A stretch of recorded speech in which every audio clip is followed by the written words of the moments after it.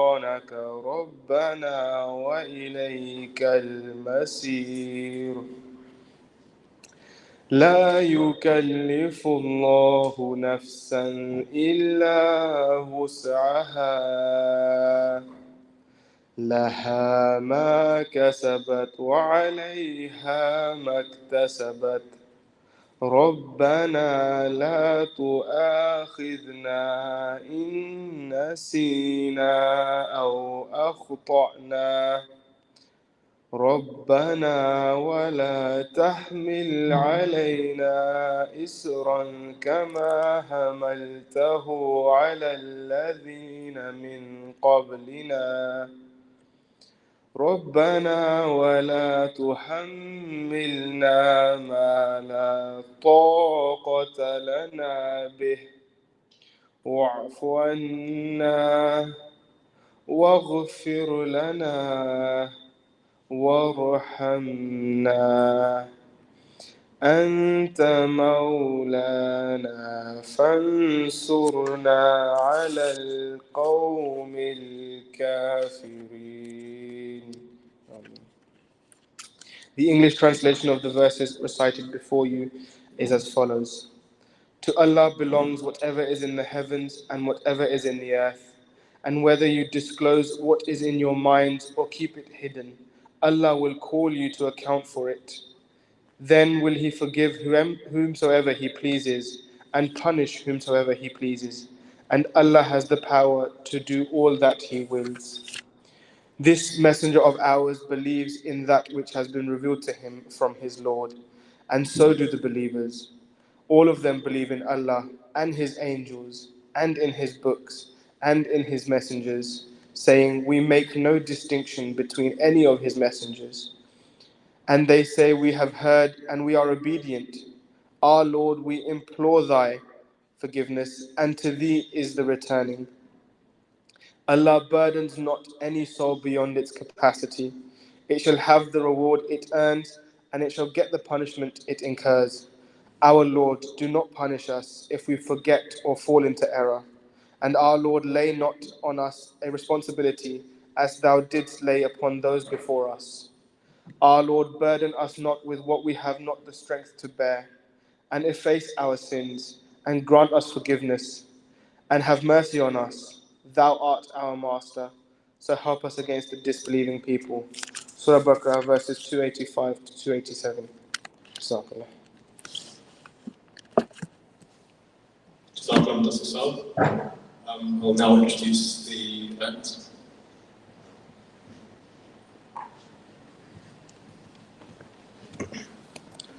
أعوذ بالله من الشيطان الرجيم بسم الله الرحمن الرحيم. Assalamu alaikum, my dear Khudam and Lajna brothers and sisters. Jazakallah everyone for joining. So my name is Sarmad, service Mutmin Murtoba, and I'm not going to lie, I'm not a doctor or I've ever served in anything vaguely related to the healthcare profession. But I did share my first year halls with medics, and that work hard, play hard attitude always fascinated me. That and the shared understanding that we'd all be at uni till at least our mid-20s. However, with medicine, dentistry and healthcare industry in general serving mankind so directly and in multifaceted ways, it's no surprise that Hazur Talib bin Asrul Aziz has ever more encouraged our young Khaddam Lajna into these fields.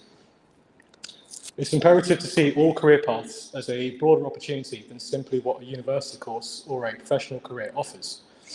Today's event aims to inspire with the possibilities that exist within the healthcare sector, from clinical research to the pioneering work of Humanity First, as well as present an opportunity to network and share stories that no doubt you will find commonalities with. As a young MD medic or prospective student, there are questions about ethics. Where do our limits lie between our religious beliefs and legislation? There are questions about career paths, the role of serving Jamaat as a doctor, and the sacrifices that might entail, and how to inspire future generations through the most appropriate forms of research. I also hope that we have some guests in pharmacy, nurses, radiographers, and other parts of the healthcare sector to aid this knowledge exchange. Today's event showcases the vast breadth and variety of researchers and practitioners that we have amongst our Jamaat, and our aim should be to transfer this energy to our younger brothers and sisters from year 10 upwards. Last September, the Murad Tuba department launched Apex Make Me a Medic, a mentoring scheme based off Hazura's challenge to students to reach the apex of their chosen professions. With 18 sign-ups and several successful applications, this program will go into its next phase this month, and we will encourage everyone here to spread the word to prospective medical, dentistry, and related field students. I'll now invite Malik Takreem Saab, AMSA President and Head Organiser of the event, to introduce the program. We are running a tight schedule packed with talks made easy by the fact we started bang on time. I look most forward to learning from all the fascinating talks today. Jazakallah. Assalamualaikum, and Jazakallah myself for that introduction. So, my name is Malik Ahmed, serving as AMSA President this year.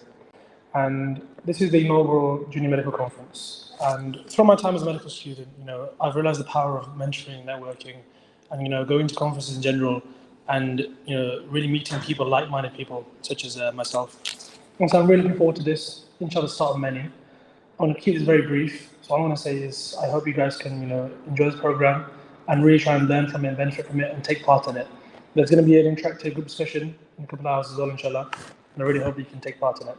I'll briefly run through the program, but don't worry, you have programs in front of you on the tables, and also you will have regular reminders by the announcer.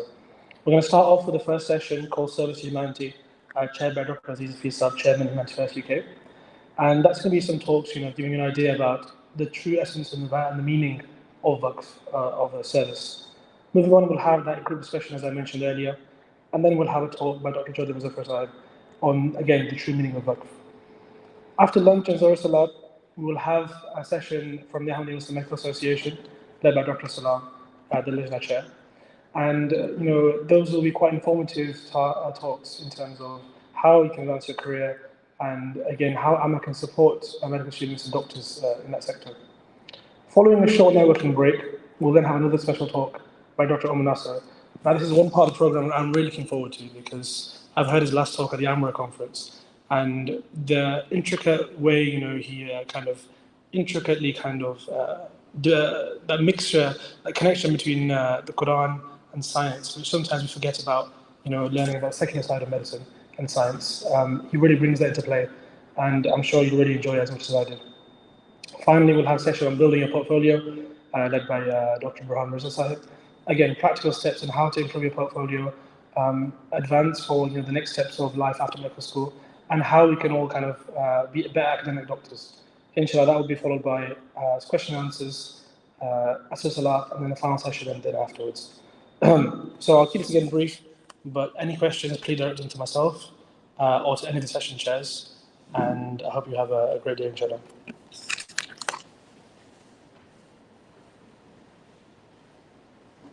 So now, if you could all please join me in silent prayer.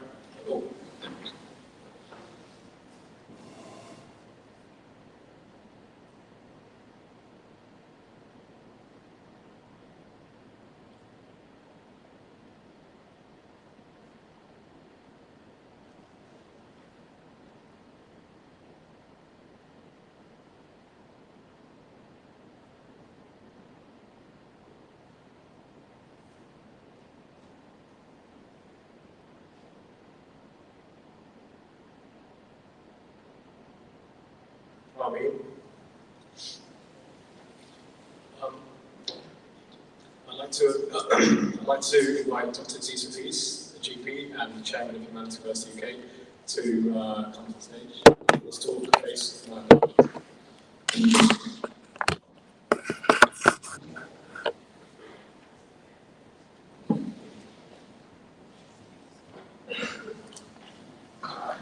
Assalamu alaikum warahmatullahi wabarakatuh.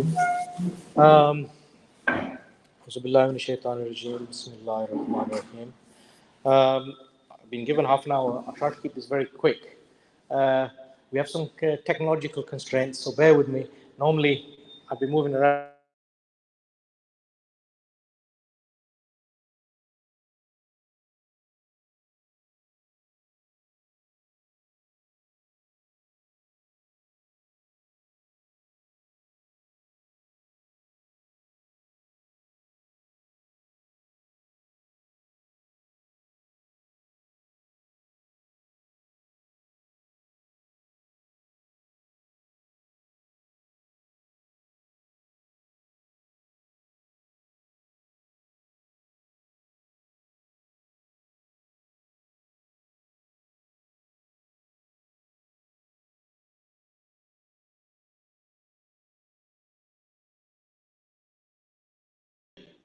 show you how serving humanity is the most addictive and powerful and amazing service you could do, and how it is a way to see, and the title of my talk is the face of my beloved.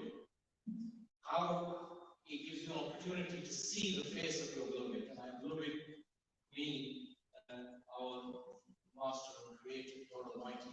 The Prophet as a small couplet in Urdu, my Urdu is not very good, states that these are the days for showing or seeing the face of my beloved. And I hope we will be able to share some things with you. I'm going to share with you a couplet. I'm just pressing the arrow.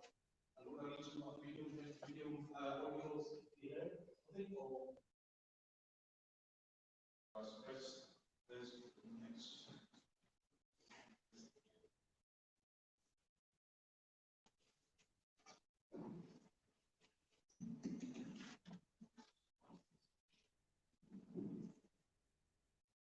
Bear with us.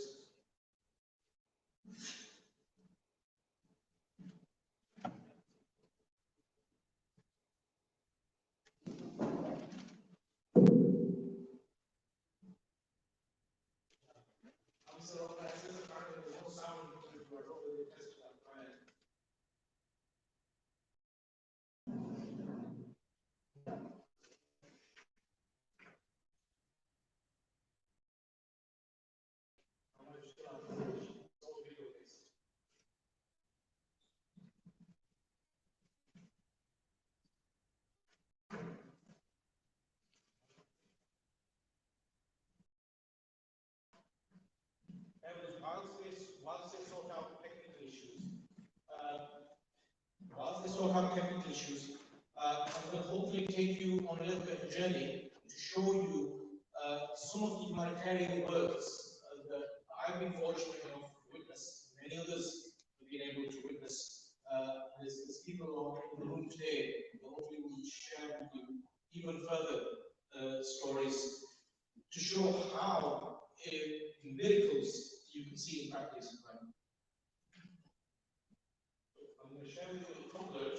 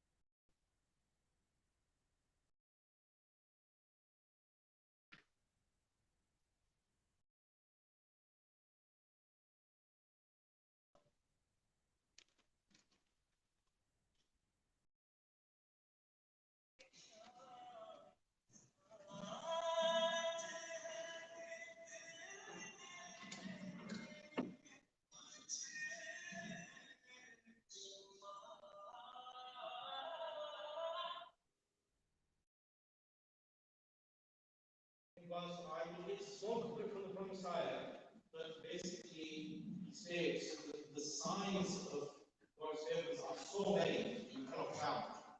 He ends by saying that our faith is not based on mere fairy tales, stories. So I'm going to share with you some stories, some real life stories. I hope it gives you insight to humanitarian service, particularly those interested in serving humanity, whether it's a medical field or non-medical field. When we go to the next slide, again, that's my idea, that's not an official translation, by the way. Do you want me to control that? Or we may have, there's further videos, so I don't know whether we'll have challenges with the rest.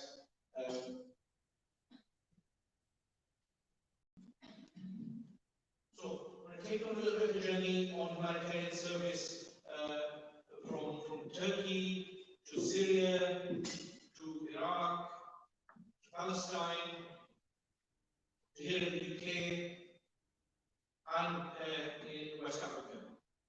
So, what I want to share with you is one of the concepts is this concept of influence. There's a notion these days of influencers, and you see so many influencers in social media. And let's think about what influence is, and hopefully you'll see the link between this and humanitarian service. This is probably the end version of this talk after the last time I did it was to Punch it normally involves me walking around and offering prizes, and the prizes I have got with me, so you have to do without the prize. So influence, this ability to help change somebody or an organization or a society's behavior. And these days, there are so many influences that we see around the world. Last time, last time I did this, the audience jumped up and started screaming, and we were in a hospital. Oh my Lord. And then I'll put the next slide up. They started screaming even more. Admittedly, they were young and at father. These are modern day influences. I would ask who was the greatest influencer of all time? Again, no prizes for guessing. We've got a very intelligent audience here. I'll share with you some of the answers I got last time I asked this. Somebody said Paddington Bear, somebody said Ronaldo, somebody said Andrew Tate, one young lad said the Prophet Muhammad. So there's a broad opinion of who the greatest influencer is, and if you Google it, this is what you come up with. A book written in the 70s of the most influential people in history. Why I'm mentioning this? I mention this is because here is a man that is appointed by God Almighty to actually influence humanity, influence society. We are fortunate that we are direct beneficiaries of that influence by God to his prophets, and by his prophet to his successor in the modern days, the Prophet Muhammad Islam, and in this current age, his successor, the fifth caliph of the Indian Muslim community, as if people will see the fifth, may Allah be his helper. So all this, while I'm sharing, is how this links to your humanitarian service in how you can see God in action, how you can see him in action. I'm going to quickly share with you some stories. I might skip some of the video ones if you have challenges with the video. So, the first story I'm going to share with you, these are real life stories. Some of you may have heard these before, Islam, so give me for those who have heard them already. So this is, again, it's a stock picture of a lady that has got no function in her legs. I share a story in Benin. Benin, our chairman of Humanity First Germany, Dr. Versa, was with a medical team. And they were serving a medical camp. Those of you who have seen them, they are outreach clinics in the middle of nowhere where people have access to medical work. The job through its varying organizations, whether it's Humanity First, whether it's the Medical Association, whether it's the auxiliaries, put out some outreach clinics. In this case, Humanity First was doing a medical outreach camp. It was a village that had no access to doctors for decades. There was a young girl that was brought by a mother. You can imagine, it's hundreds and hundreds of patients. Okay? She brought them to the doctors and said, my daughter does not walk. You know, she doesn't walk. Please make her walk. Obviously, they're not going to be able to make her walk. And the doctor, one of the junior doctors that was approached, spoke to Dr. Spencer and said, look, it's very easy. And he said, clearly this is outside our capacity. There's no way we can upset the lady. What we can do is let's pray. Let's pray. God is all powerful. Let's pray. And we're all educated, intelligent people. There's many things in science that we cannot explain. Or they may be explicable, but not explicable because it's current age. Ultimately, they do have explanations. So he prayed and prayed and prayed. And what he did, he picked this girl up, and let go. And powerful, anguished prayer. The leg boy, she fell to the floor. He picked her up again, and he let go, and she fell to the floor. So at this stage, you can imagine the people around thinking, what sort of nasty people these are? This is no way to treat a child. He picked her up again, let go, and she stumbled, and just held her own, and was able to start taking some steps. Everybody's in shock or in tears. The mother, the people, everyone. And she walked perfectly well over the coming few hours. Obviously, everybody was in shock of how they could witness by themselves. Things carried on. They were very grateful to God Almighty for even witnessing such a thing.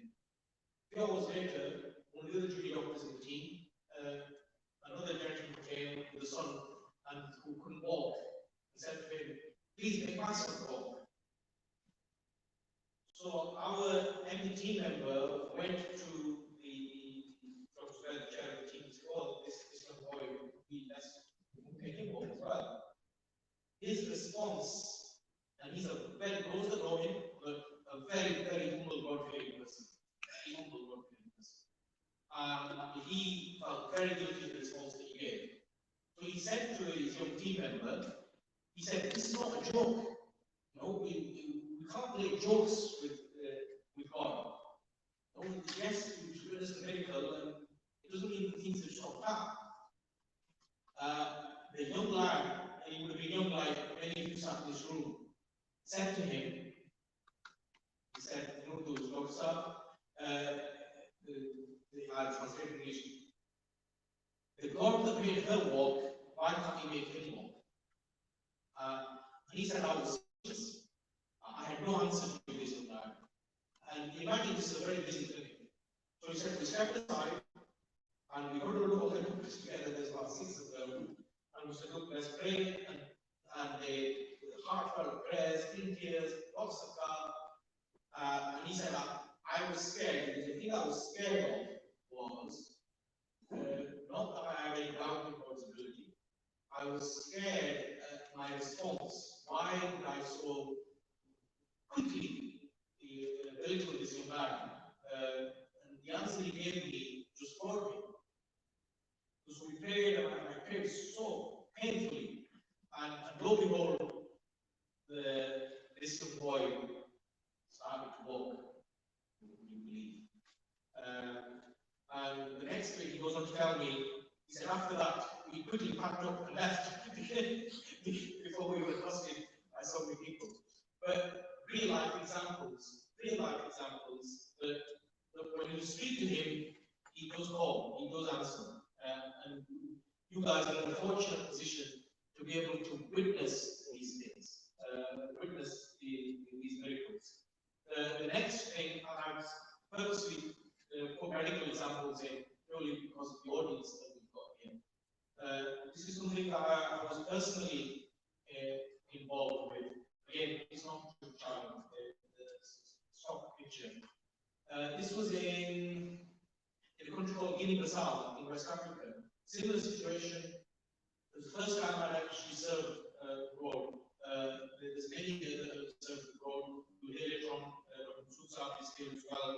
Please take the opportunity to speak to these people, to hear the opportunities that you have out there, the work that you can witness. So this was my first time. Big clinic, about 200 patients throughout the day, only one doctor. These people have not seen a doctor for 10, 15 years. I reached this child. She was under 1 years, 1 or 2 years old, from what I can recall. And I recall for the doctors amongst you that she had, for all intents and purposes, septic shock. She was really, really sick. She had a widespread infection to our body. We had no tools at our disposal, practically nothing. The nearest hospital was 5 to 10 hours drive. They didn't have much there in terms of facilities. She was so sick high fever, heart rate really high, breathing rate really high. All the signs show that the body is now reaching its end.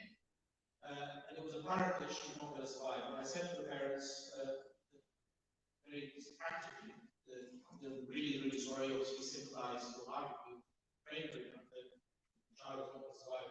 My focus then was that she is allowed to pass through puberty, and we, as you had first come out, help the family with the next stage in life. I prayed very earnestly, and it's a lesson for me as well, that sometimes we think that we know everything or with our skills that God has given. But these events show you that your skills are nothing in the face of God's grace. I have nothing at my disposal, nothing. I remember sending a very quick letter my phone to prayer. I remember being to God saying, God,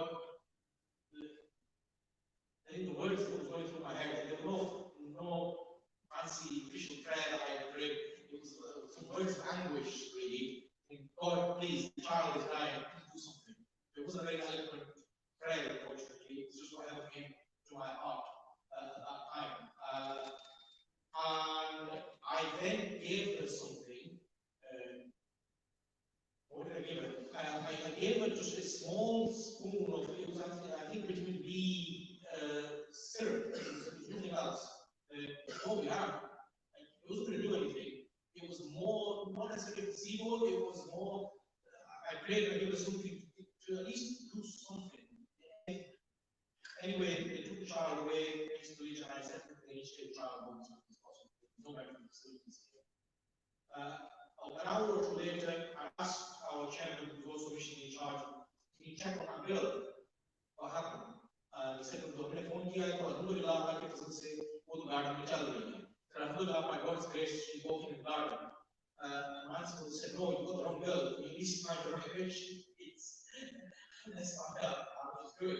And I hope we give her a bit of money and things to show it's a very, very poor family. He checked and he came back with the same answer. By this time, I was quite frustrated. I said, please, at least let's get the right people here. And this young girl was here and said, yes, know the girl, we know the family. She's one of our job members. Yes, she was playing in the garden. And to this day, alhamdulillah, by God's grace, she is alive and well. I remember Naila was her name, is her name.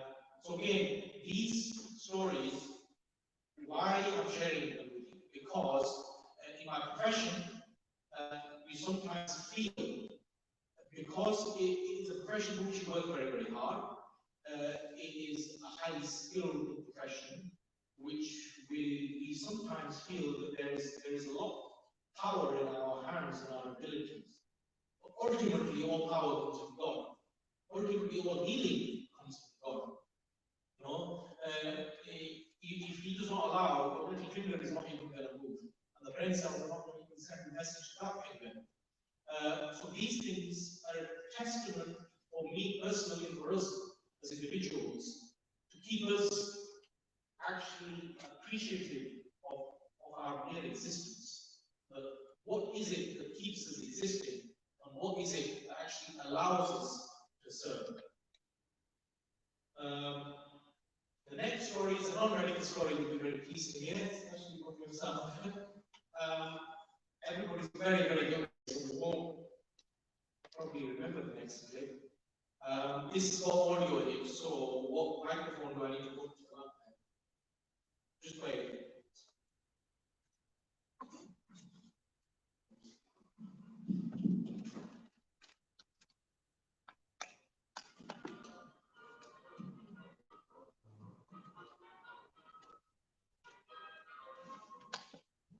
There was a prize for guessing. There's only one person in the room that I know who will answer this. It's Sutton, right?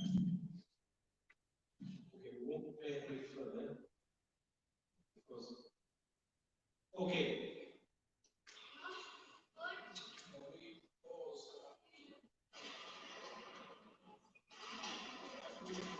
That's next week. That's next.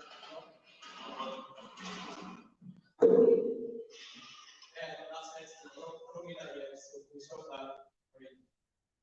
Sorry, where were we? Rewind. So, why am I showing you that? Who can remember that clip? None of you. I'm supposed to remember this, then I'm impressed. So that is a clip from a film in late 60s, 70s called The Great Escape. It is a classic true story of a group of World War II prisoners that escaped from a prison camp in Germany, Nazi Germany. There was a prize for guessing why I showed you that clip, but I won't prize to give. So instead, I'm going to show you the next video. This one.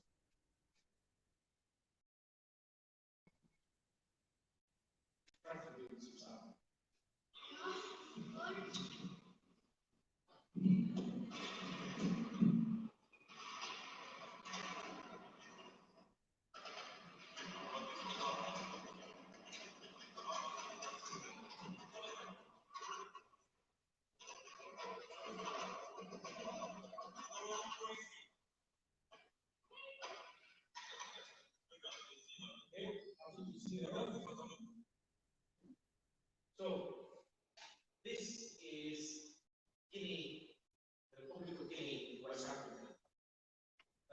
Those of you that know that part of the world, frequent civil wars, frequent military conflict. This is some of these handheld mobile phone footage from a battle that went with two factions in about 12, 13 years ago. So why am I sharing with you this? So I'm going to share with you a true story of an escape. A true story of an escape. And this is, I've shared this a number of times before, so again, forgive me for those that have heard it before. I'm preparing other events. So our chairman of Humanity First in Guinea Conakry, Ahmadi also missionary in charge. So this country gets ravaged by these regular fights, and this was going on. This literally is a scene outside the mosque's window. Raging battles. Next country is Sierra Leone. I think it's about 150 kilometers drive to the border. So the Jamaat had said to him from London that he needs to escape. He needs to leave with his family, wife, 2 or 3 children, and his wife was 9 months pregnant. So the only way of getting out with these mercenaries that you pay and they take you out, and it was about $5,000 per person. So probably about 25,000. The Jamaat said, yes, fine, you pay the money, you go. And you get out as quickly as you can. He went to these group of people, and when he heard that the instruction was that he needs to leave, and that cost is no issue, he came back. His wife asked him what happened, and he said, "My life is not worth $25,000 in Japan's money, so I'm not going." So you can imagine the thought that's gone through this family. You know, wife, children, she's 9 months pregnant. We all have a different connection with our maker, but we're all humans. Nobody wants to die. And she was very understanding. He said, "Let's pray. Allah will find a way. I'm not spending the Jamaat's funds on at least that much." Anyway, 2 days later, suddenly the noise stops. They've got bullet holes in their bedroom coming from the windows. And there's calm. And they get outside from the basement. He goes outside on the streets. And literally, this is Guinea that you can see now. He walks around and he finds a gentleman. And he says, "I can take you to the border." And he's only going to charge $100 for the whole family. So they get everybody in the car, and after a few hours, they are across the border.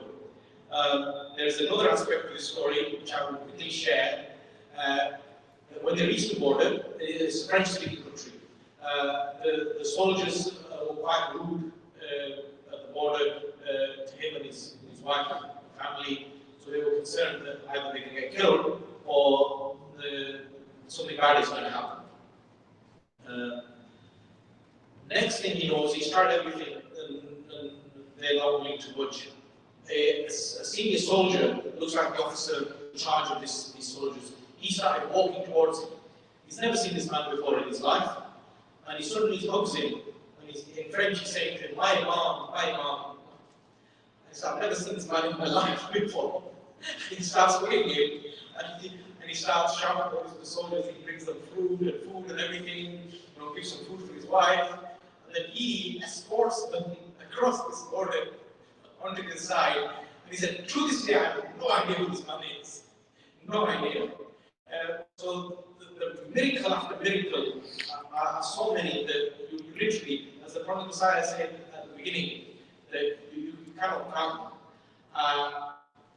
This type of activity actually allows us to witness. So somebody asked me once, why do you go and serve in parts of Africa or parts or in heritage settings? I said something, I said, because I'm selfish. He said, what do you mean you're selfish? I said, I'm selfish because I want to see God's favors in action. And this is a chance for me to see and enjoy the ride. And literally, it is that. So next, I'm going to take you across to the Ukraine-Polish border.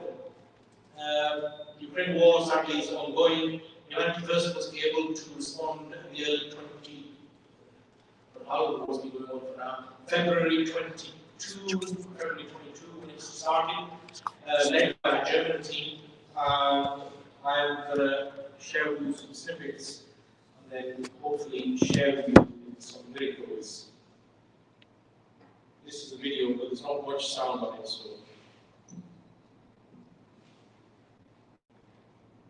There's a prize in this video. Why on earth am I showing this video? Because of the prizes, I will share with you so the link up, and my question for the prize was, how much is that oven worth? Without checking on Google. It's £400. So random question. And the prize that the youngsters got was a bottle of Prime, which you guys are not going to get. So why am I sharing this with you? So this is the Ukrainian-Polish border. At this border, there is a coach, 50-seated coach of elderly men and women coming from eastern Ukraine, the Donbass area that you will have heard of, where the intensity of the fighting is quite extreme. They traveled for 20 hours to go to Germany, being repatriated there by the German government. And the German government asked Humanity First to receive them at the border and do a quick medical assessment on them to make sure are they safe to carry on the rest of the journey to Germany. So we arrived there, and I'm going to quickly show you next video. Next video has got some sound, so it would be good to play that if we can. Shall I click on next one now?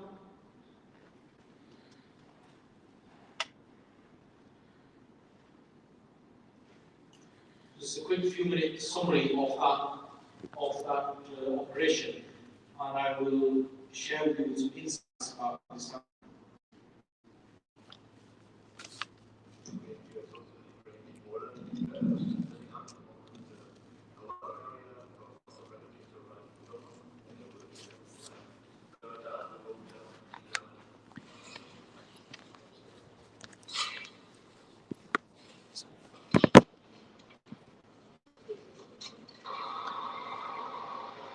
These are all the refugees. This is one of our doctors. A lot of old people with injured, a lot of pain, and it was very hard.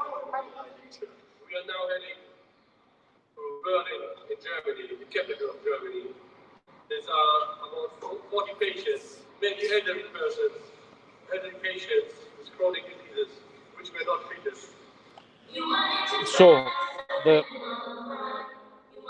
the moral of the story is when we arrived there, our job was purely to medical check. At the time, one of my colleagues that you see there, there was about 4 of us. This border is not like a typical border. There's literally nothing around. he said, look, we should be less, we need to sort some refreshments out for them and some food. And in those that know me, my Yorkshire slang was, look, you're having a laugh. It's not going to happen. Let's just do the job that we're supposed to do.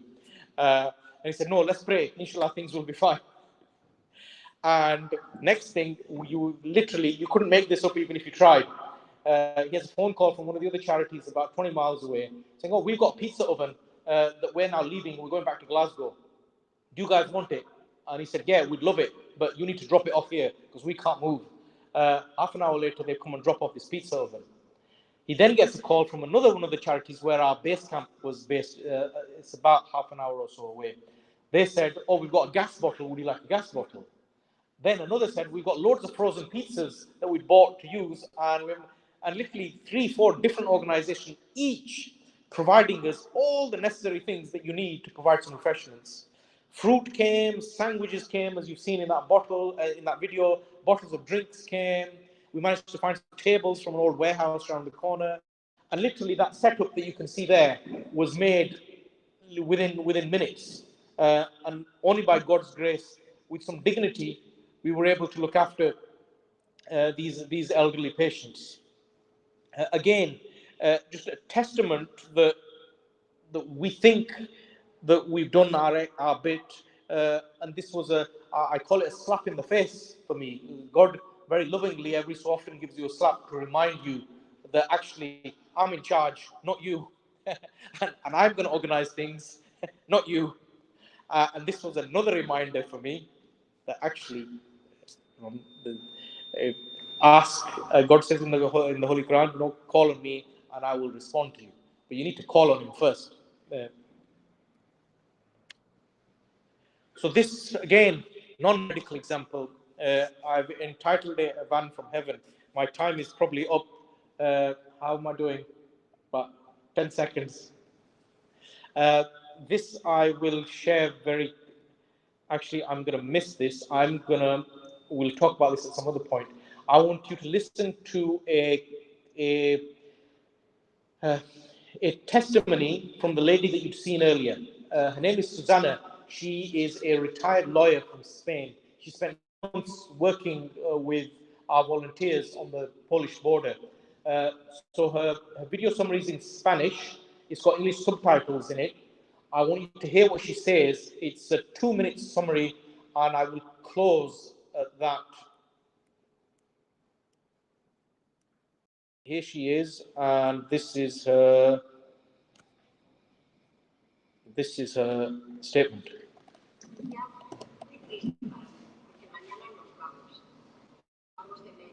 Después de 3 meses, de una experiencia que es muy difícil de describir. Primero, por la cantidad de emociones que vivimos aquí estos 3 meses. Podría contar un montón de cosas acerca del trabajo que realizamos en Médica, del trabajo que realizamos con los refugiados, de los envíos que realizamos a Ucrania, pero también sí que me gustaría hablar un poco acerca de nuestra experiencia con Humanity First, porque algunas otras veces ya me preguntaron qué destacaría de estos 3 meses, y claro, si tengo que referirme a los refugiados, si tengo que referirme a Ucrania, es muy difícil que destaque una emoción, pero sí que les estaba siempre lo mismo, que para nosotros fue un auténtico sentimiento conocer, creo que fue ya el primer día o el segundo día, a Humanity First. Bueno, hasta tal punto que establecimos una vinculación tan estrecha, de tantísima confianza, porque yo conozco muchas otras organizaciones a lo largo de mi vida y la verdad es que me sorprendió la dedicación, la forma de trabajar de Humanity First, la transparencia que tiene, cómo combina, lo dije muchas veces, cómo combina sus creencias, cómo combinan el rezar y el hacer, es decir, rezar y actuar, que para mí es esencial. No entiendo una cosa sin la otra y muchas veces tengo vivido esa otra forma de actuar, que se queda en una cosa o en otra. Sin embargo, aquí se combina perfectamente ambas actitudes y para mí es algo, no puedo describir con palabras lo que eso supone, hasta tal punto que nos vamos muy tristes, pero al mismo tiempo muy contentos por el vínculo que establecimos con Humanity First, que yo creo que, bueno, podría decir casi que esta experiencia aquí cambió nuestra vida, no solo por el trabajo que realizamos como voluntariado, sino, ya digo, por haber conocido a este grupo. No sé qué más decir. Susanna spent 3 months with us, people like, and you can see the impact that it had on her. I'm going to close with a quick 30-second video on Morocco. I don't know whether you've been able to set that up. It's literally a quick 30 seconds, and we'll close. I hope that was helpful. It's a whistle-stop talk. There are countless things that many people can share. I wanted to handpick a few. I hope they have been of some insight for you all. And my ultimate aim has been just to share with you just a taste of some of the miracles, some of the appreciation and realization that there is a creator, and he talks and he listens and he shows you his work. And we are very fortunate. You in the medical profession are fortunate enough to be able to just have a little bit of taste of that work in action.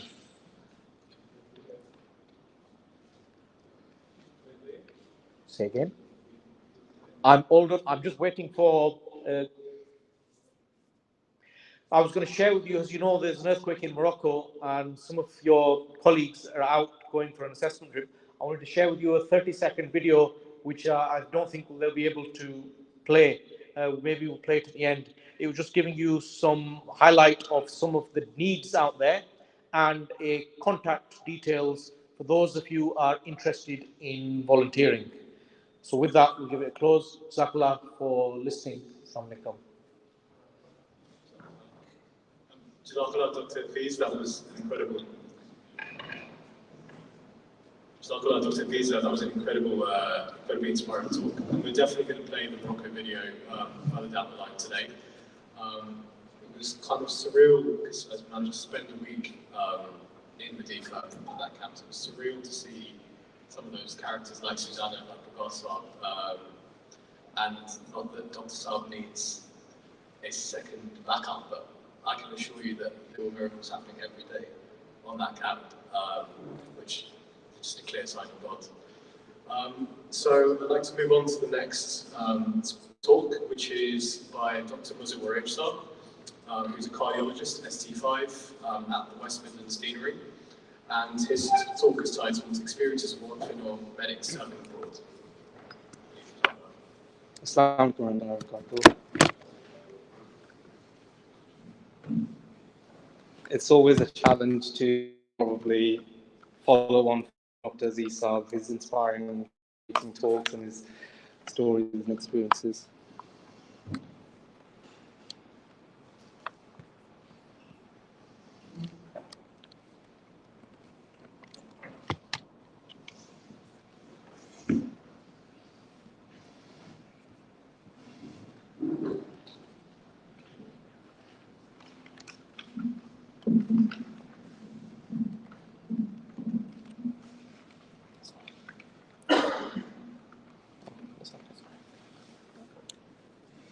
My name is Mazhar H. I'm a college trainee in West Midlands, and earlier this year I had the opportunity, by the grace of Allah, to be part of the Humanity First Global Health team that visited Uganda for the second time. The first time was before COVID. And it was a really enlightening experience, and this talk is mostly just pictures to give those who haven't been abroad just a flavor of the experience that I had, to encourage you to, inshallah, volunteer and get involved, because It's honestly an amazing experience that you'll never forget for the rest of your life, and making friends for years to come, inshallah. And before I went, when I was applying for study leave, for annual leave for this, a number of my colleagues were asking, why are you going abroad? And also when I went to Uganda, a number of people asked, why are you going abroad? And so I wanted to start off with the reason that I gave them. Allah says in the Holy Quran, Wallahu yuhibbul muhsin, and Allah loves those who do good. And He says, Allah ya'muru bil adli wal ihsan. Verily Allah enjoys justice and the doing good to others. And also He says, Hal jaza'ul ihsani illa ihsan. The reward of goodness is nothing but goodness. And this speaks really loudly for me as a Waqfino, to be able to go and serve people who need help. Prophet ﷺ says, whoever relieves a Muslim of some worldly distress, Allah will relieve him of the distress of the day of resurrection. And the Prophet ﷺ says, serving humanity is itself a form of worship. And he said, this is the journey of pain the promised Messiah Islam had to help others. He said, my state is that if someone is in distress whilst I am engaged in obligatory prayer and I hear the grief, it is my ardent desire to break that prayer and to try and help that person and to shower them with as much love as possible. And to fail brother in the time of need or difficulty is utterly immoral and wrong. So when I was signing up for this trip, my expectations were that we'd land in Uganda, we'd go straight to the hospital, we'd be working from day one, seeing patients, and it would be a very difficult trip, and there would be no time to do anything else, and it'd be a really tough trip, and we'd have to find our own food, we'd have to look for accommodation, we'd have to, and I wouldn't know how to get in contact with my family, but I was so wrong in terms of what the actual experience was like. So when we got off, straight from the airport, we were confronted by a whole team of people who were there to take us around for the whole trip. And there and then, I got to know people straight away, and I felt at ease because these were MD Muslims, part of the Humanity First team in Uganda, and some of you guys may recognize Jamil Saab, who was acting as a liaison between us and the Uganda Humanity First team. They got us to do interviews straight there and then, the scorching heat, and then we were able to make our way to the main mosque in Kampala. And the members there, they never let us pick anything up, and you can see Bashir Saab on the right, in the right picture, pushing some heavy equipment. That Osama Saab, who bought some dental equipment. So I'll just use it. So this is Osama Saab, who bought some dental equipment for us to use in the camp. So we went straight to the main mosque in Kampala, which is the capital of Uganda. We rested there overnight, and just after Fajr, we got ready to set out to Mbale, which is about a 5 to 6 hour journey for the medical camp. And the medical camp was 3 days. So this is Jamil Saab, who is part of HF. This is Mibur Saab, who is Naib Abin of Uganda, and also he's the head of HF Uganda. This is Osama Saab, who's a dentist in London, and Dr. Zakia Saab, who's a GP in London, who's the head of Humanity First International for Uganda. And this is Hamidu Saab, who is one of the members who looked after us and actually cooked a lot of the meals that we had. This is myself. So after 5 to 6 hours, we got to the India Muslim Hospital in Mbale, and I think if you can squint and look, you can see that it's offering scanning, laboratory, surgery, X-ray, emergency, immunization. Most of the hospitals in Uganda are cottage hospitals. There's only one major hospital like what we have in the UK, and that's in the city. And these hospitals are different buildings in a area with different sort of roles. So this building, which is like an outpatient building, then you've got buildings with um, wards and other sort of facilities. And when we got there, this is what we were confronted with. So these people have been waiting for hours and hours for us to arrive to see them. So on the left, the two pictures are people waiting in this 35 degrees hot sun, direct sunlight, waiting to register to get a seat, to be able to have a 10-minute interaction, and then wait for hours and hours. And it was honestly a endearing sort of experience where these people are waiting for like 4 or 5 hours just to have a 10-15 minute conversation with us. And they'd wait there with no sort of fighting or complaint or any sort of distress. They'd be waiting there for hours and resting. And it just opened my mind to how much these people are deprived. They would happily wait for so long because they've never actually seen any doctor before, or they've seen a doctor 10 years ago, and they can't afford any medication. So they know that we were able to give some medication here, so they would come along and wait for 4 or 5 hours just for a month's supply of medication that they needed.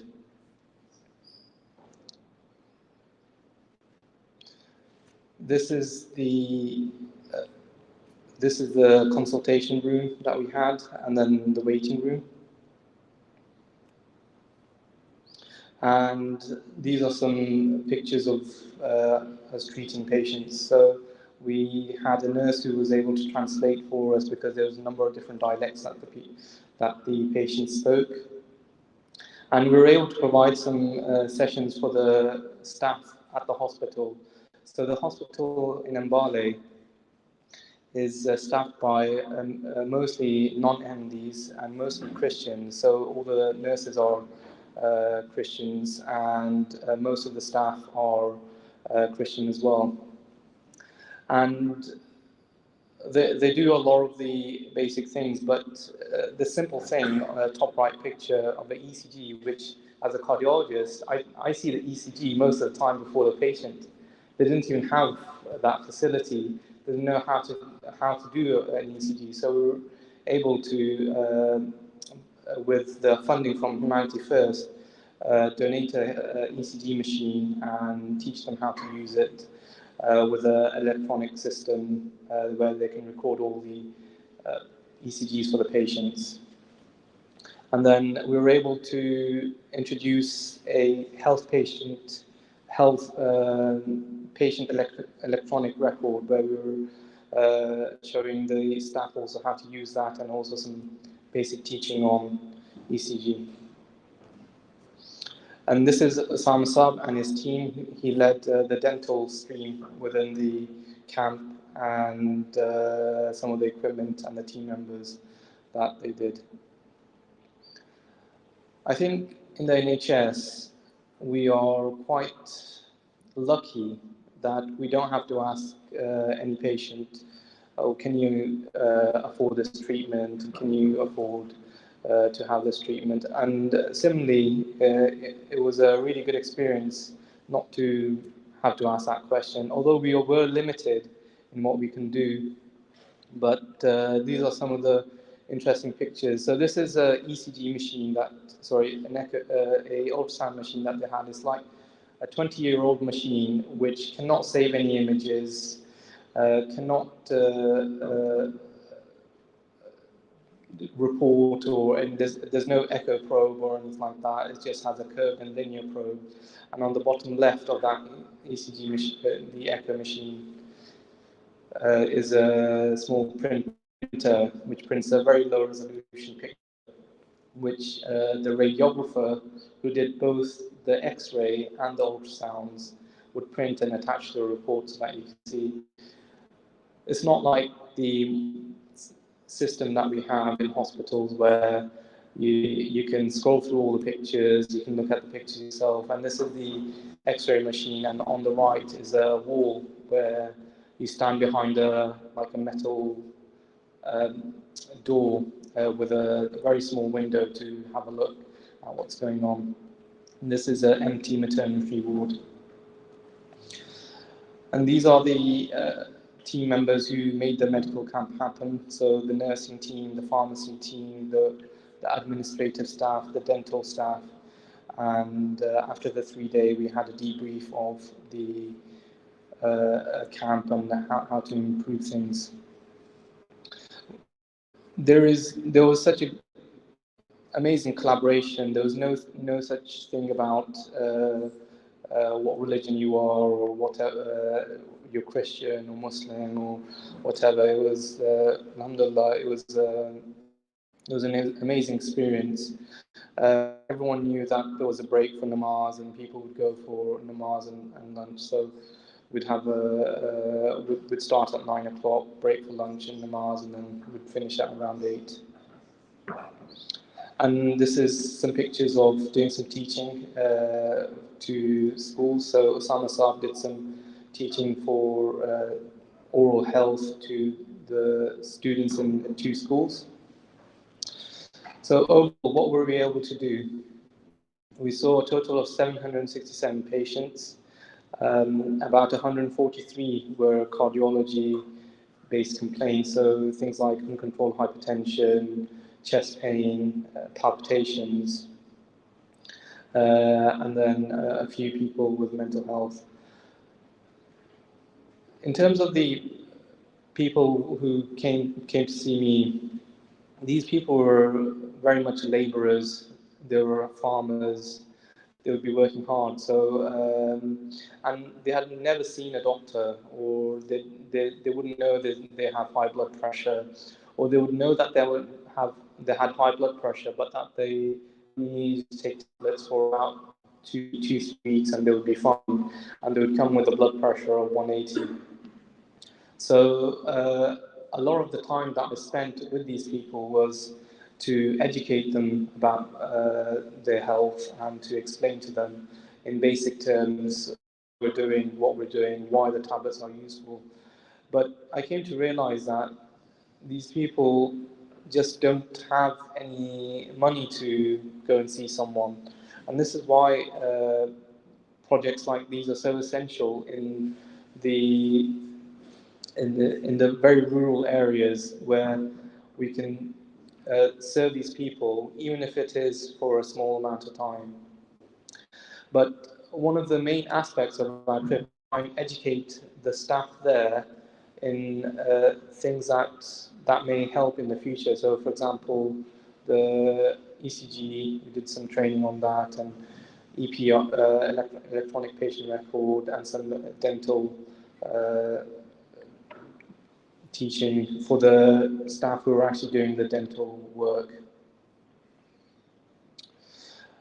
What else were we able to do? So it wasn't just work. So we got to visit some amazing mosques. So this is one of the main cities, Jinja, the mosque from the outside and the inside, and this is the Kampala main mosque, an absolute spectacle in the main city. One of the things that I remember very specifically about the Kampala Mosque is that this is the main center where Amir Saab resides as well. And it's a simple thing like a microphone. The Imam had to hold the microphone because it didn't have like a stand for it, or no wireless microphone. So they would lead prayers with a microphone in their hand, and they would go to sajda, and they would be holding the microphone. So imagine how awkward it would be to do that. So it really showed that these people are doing so much with so little.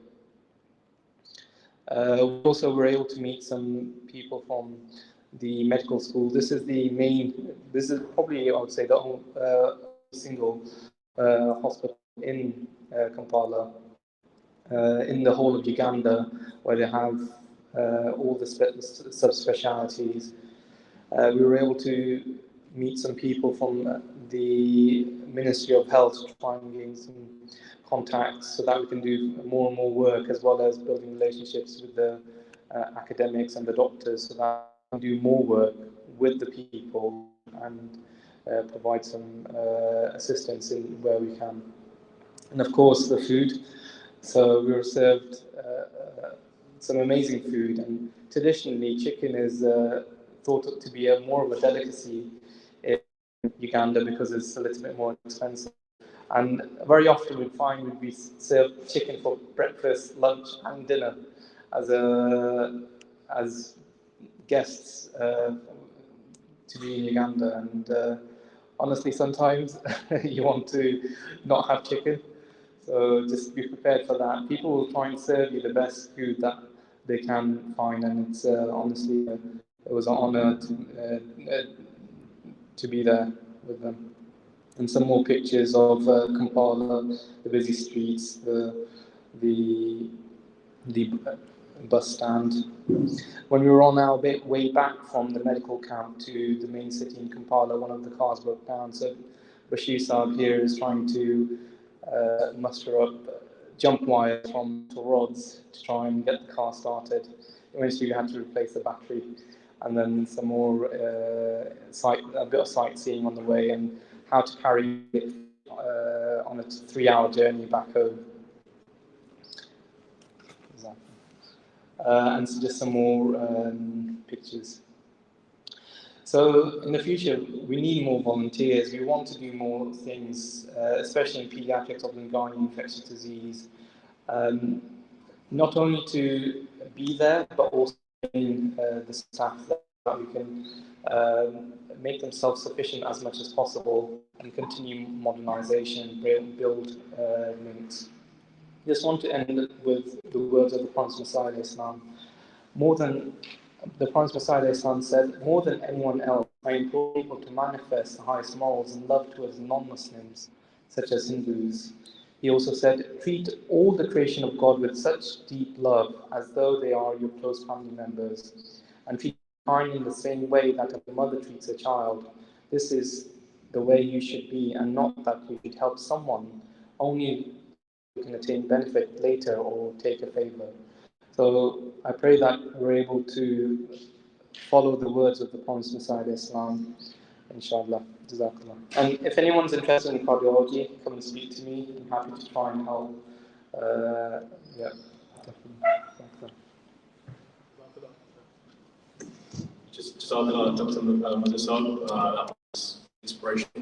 Just really immersive. Felt like I was there. So thanks for sharing your stories.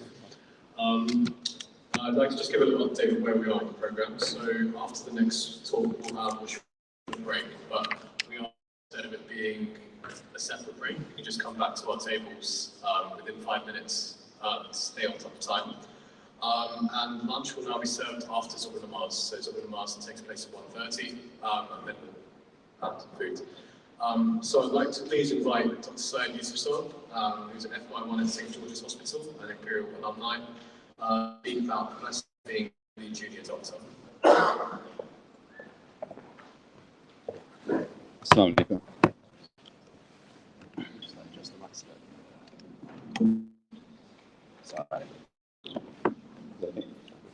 A'udhu billahi minash shaitanir rajeem. Bismillahir rahmanir rahim. In medical school, I distinctly remember this lecture, I think it was in second year, where they told us that you're doing a painful procedure on someone, you give them a heads up that's going to be very painful, and psychologically that sort of relieves the pain. So I thought I'd start my talk with a disclaimer that I don't think I'll be able to follow up on the previous two talks. Nonetheless, if you could, bear with me on that. I'm very grateful to Takreem Saab and Humayun Saab, President Amsa Takreem Saab and Vice Chairman Ahmad Humayun Saab for asking me to give this talk today. I'm currently an F1 at St. George's Hospital, and I've been asked to discuss the blessings of being an MD doctor. Now, if you ask any non-MD NHS doctor, what's it like to be a doctor? The three words you often hear are difficult, valued, and burnout. And I think any junior doctor here who sat in a junior doctor office anywhere in the hospital will be able to tell you often you'll hear a lot of complaining. But if you were to ask myself or my fellow MD doctors here, I ought to think, and I certainly would describe this job in three words as the best job ever. And in reality, I think the reality of being a doctor is that it's incredibly rewarding, and every day it's a privilege to carry out the work we do.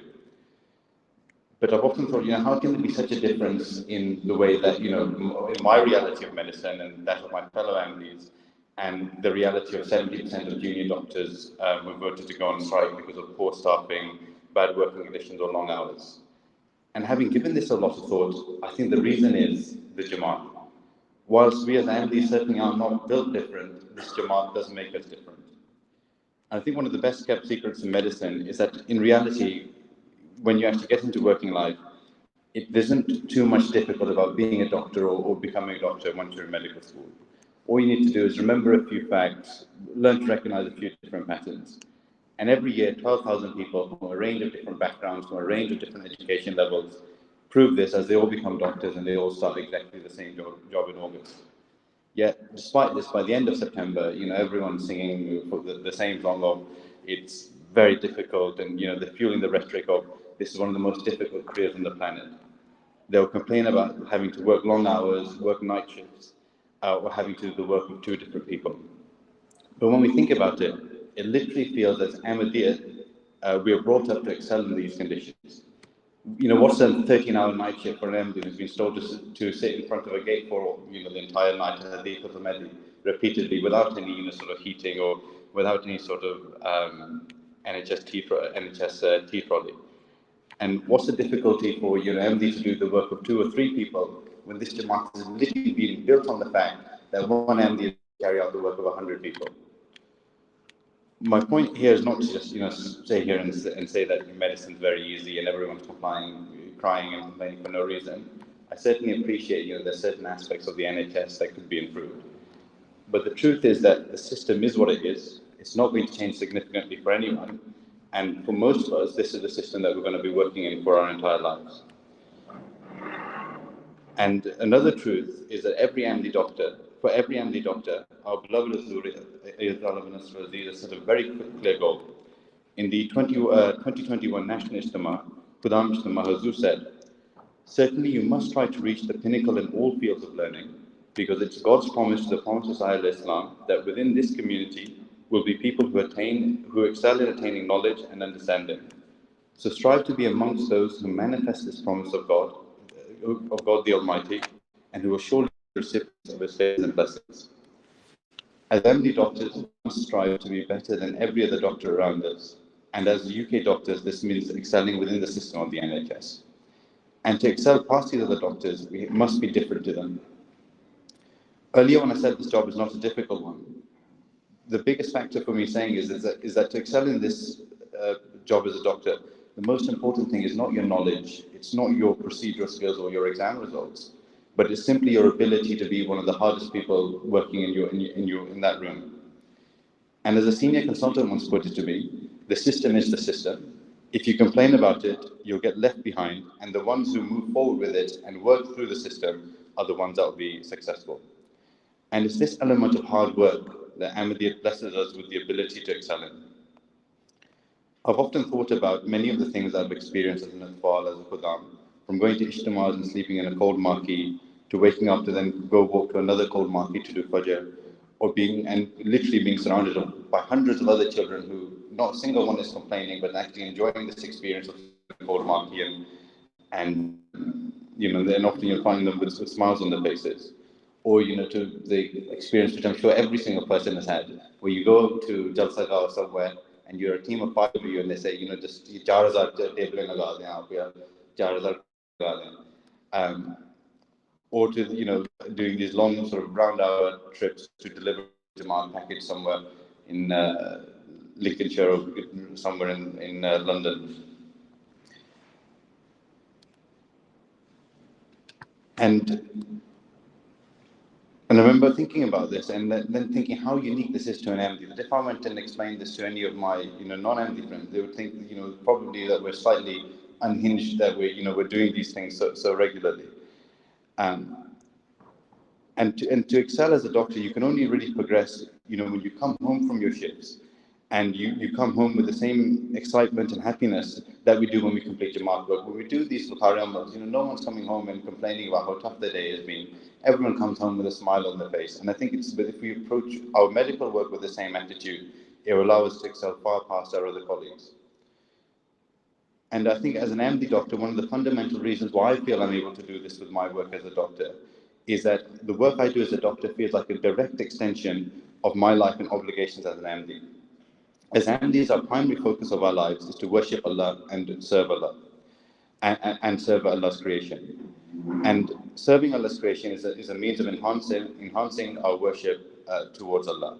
And this has been highlighted in chapter 5, verse 32 of the Quran, when Allah says, "And whoever saves a life, it is as if thou hast saved all of mankind."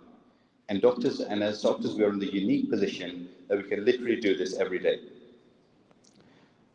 And before becoming a doctor, I can't recall the number of times I heard in medical school that F1 saying, there's no real medicine in F1, we're paper monkeys, we don't actually really do anything about fulfilling forms.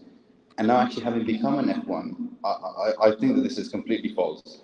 And how much you actually get, how little you actually get to do as a junior doctor is largely given. The doctor that is confident in their ability to talk to seniors, to talk to patients, will be trusted by the consultant and will get the chance to do more and more, to the point that some consultants may even fully let you see patients completely on your own as an F1. In a practical example, if you see or suspect something is wrong with a patient, you formulate a good plan, communicate this well to your seniors, no one will have any problem with you going forward and treating that patient. And the more you do this, the more you will get the ability to sort of work on your own and work as a proper doctor.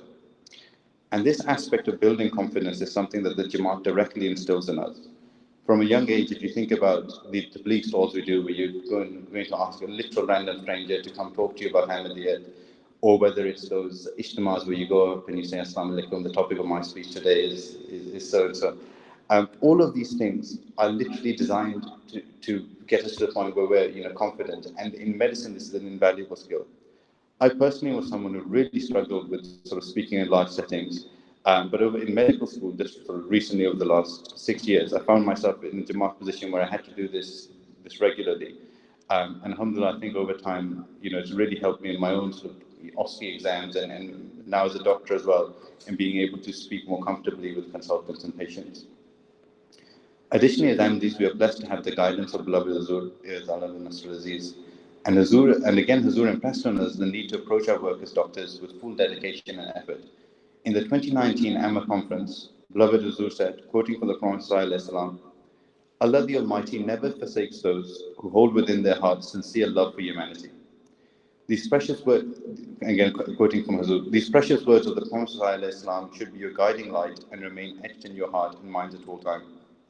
They should underscore the fact that through Allah's grace and mercy alone, you have been able to acquire the knowledge and proficiency through which you can help serve humanity in a way that others cannot. And so you must utilize these skills for the sake of alleviating the suffering of mankind. Thus, it should not be that MD doctors utilize their expertise only for the sake of earning the riches of the world or for climbing the professional ladder. Rather, it is imperative that each and every one of you sacrifices significant periods of your lives for the service of Jamaat by utilizing your expertise and training for the sake of humanity. Only then will you fulfill the rights of mankind according to your capabilities, and only then will you be accounted amongst those people who have acquired the highest morals as outlined by the Prophet. As MDs, these words of our Khalifa show us that we are truly blessed to have the profession that we do, and that every act should be performed thinking of the blessings of Allah that have allowed us to achieve the ability to become doctors. And if we are those who continually complain about our work, we will never reach the goals that our Khalifa requires of us. And again, I would reiterate that in my humble opinion, the only way to truly excel in this career is not simply by avoiding complaining, but to come home after a shift smiling.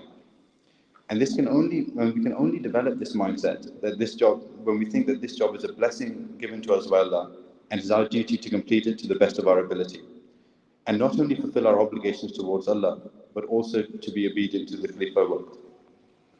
I will end with one final thought. All through medicine, from the start of medical school to finally becoming a consultant, this career is unique in the fact that it's essentially a constant competition. Whilst we work in teams, we are constantly competing against each other, one another, to move forward in our careers. And even at medical school, this idea of competition runs throughout with the decile system and the ranking system. And this system has been the same for decades now in medicine, but has become a source of complaints for many junior doctors. But again, we as Ahmadis need to understand that the system of competition is here to stay, and Islam does not tell us to shy away from competition, but to embrace it. In chapter 2, verse 149 of the Quran, Allah has said, "Vie with one another in good deeds." And in a Friday sermon on 27th October 2017, our beloved Hazur expanded on this verse and explained that for Ahmadis, this means to lead others in good works. As Ahmadis, we are again blessed in terms of our ability to excel in our field and in our worldly careers because of the unity of the Jamaat. This Jamaat is blessed worldwide with thousands of doctors, and every one of these doctors is willing to give up their time, to give up their knowledge and expertise to help fellow Ahmadis.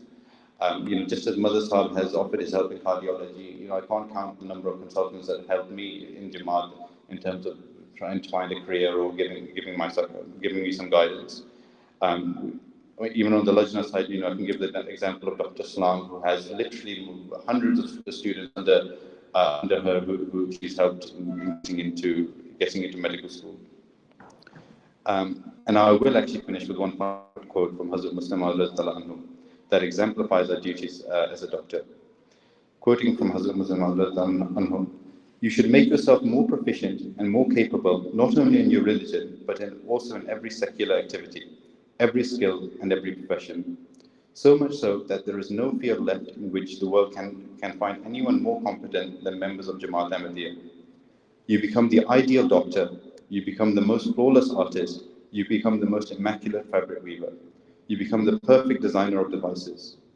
When you stand up with the determination and the resolve and spread wide into the countries of the world, then God's angels will shower favors upon you, and whatever work you do, even if it appears to be a secular task, you will be rewarded for it. It is because every step that you take will be to complete the promise of God, which is that this Jamaat Ahmadiyya will become dominant in the world. Thus, the blacksmith who tries to outstrip the rest of the world in forging iron for the sole reason that there is a promise of God that Jamaat Ahmadiyya will dominate the world, and he wishes to partake in the completion of this prophecy, then he is not forging iron, but he is in fact engaged in worship. Among you, the engineer who is trying to overcome the world in advancement in engineering for the reason that there is a promise of God that Jamaat Ahmadiyya will dominate the world, and he wishes to partake in the completion of this prophecy, he is not an engineer, but he is in fact engaged in worship.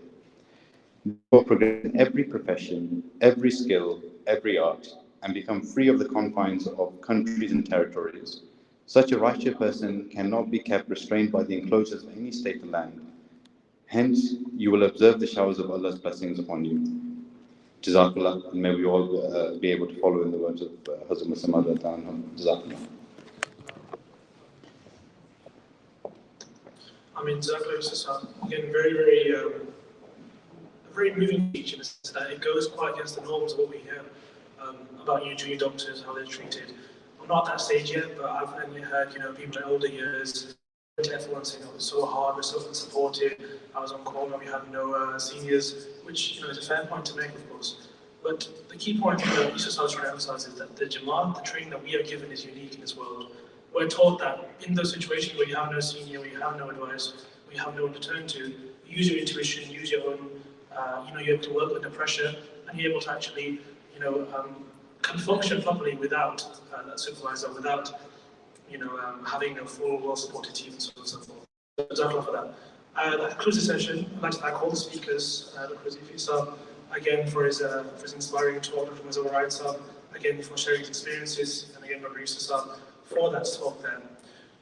We're going to take a short 5-minute break. Refreshments will be served at the table to you with tea and biscuits, and after that we will carry on to the next segment. We're going to change the program a little bit. So first we're going to have the talk by Dr. Muzaffar Chaudhry Sahib, 15 minutes, and then we should have a group discussion, followed by namaz and lunch after namaz, inshallah. So please take a 5-minute break, and we will see you shortly.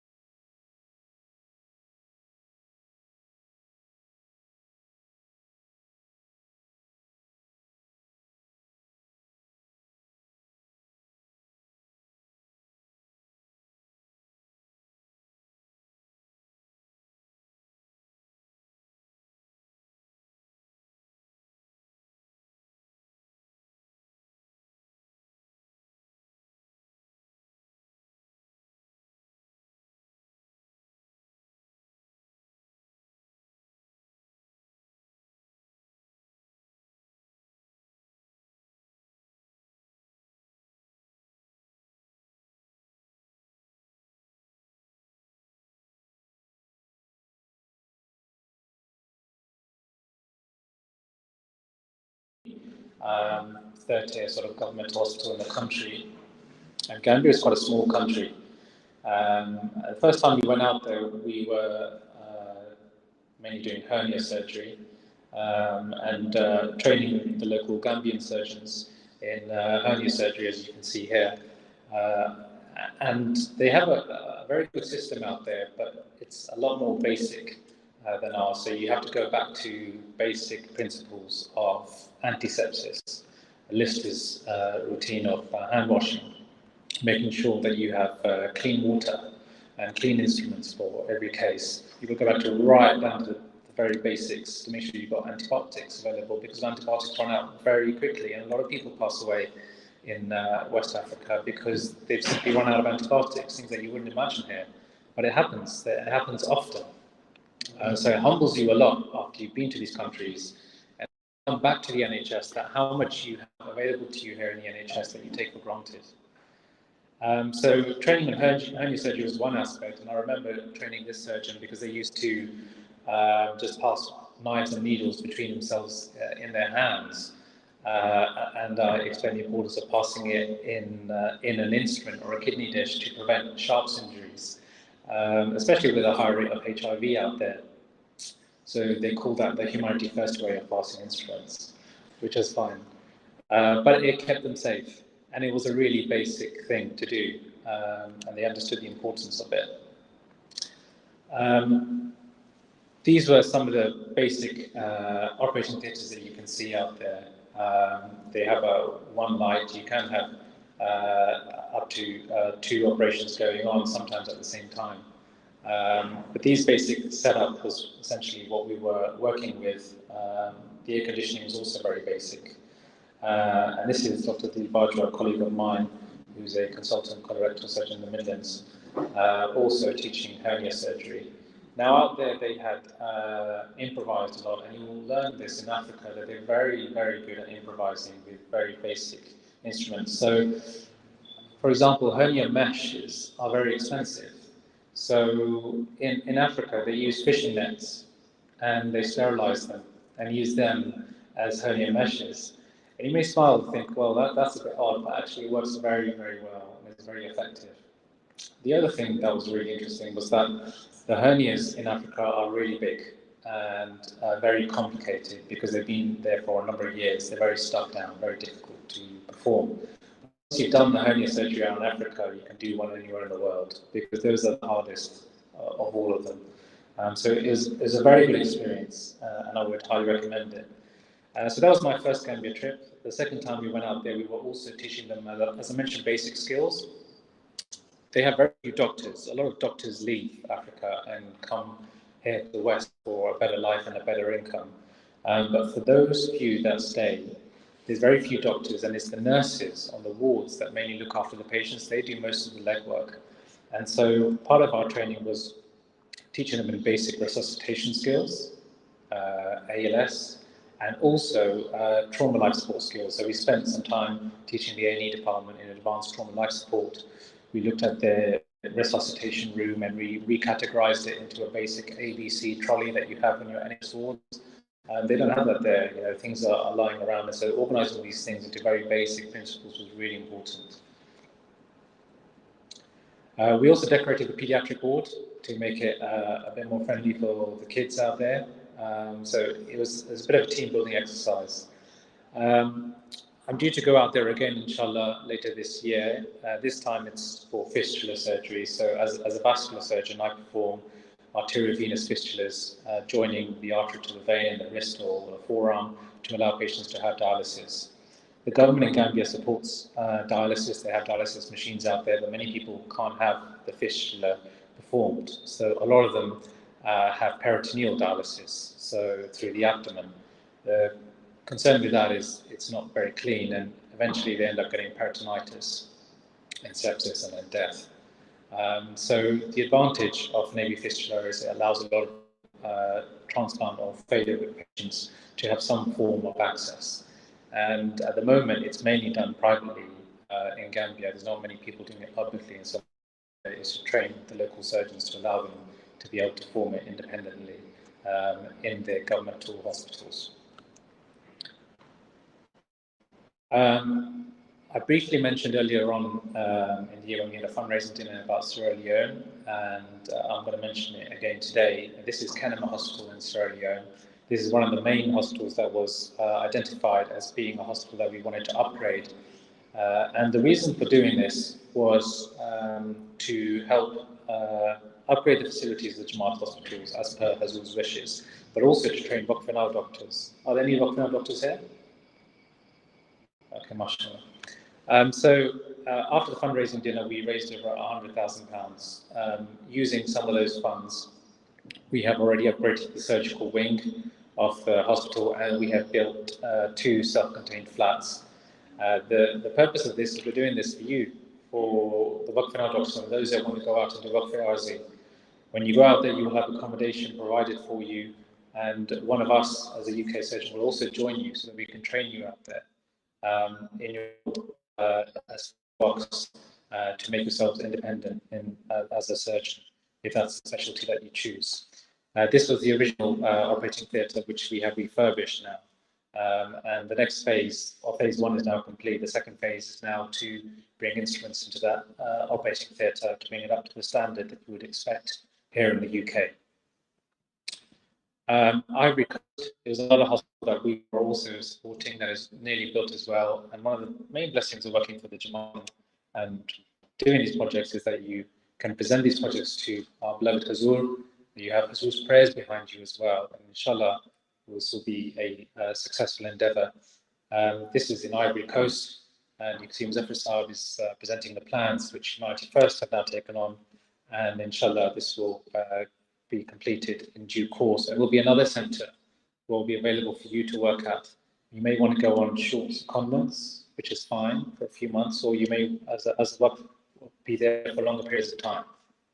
But you can see that we're starting to build up training and also an establishment for yourselves as the future medics to be able to work out there and abroad in settings that will be very similar to what you have here in the UK, inshallah.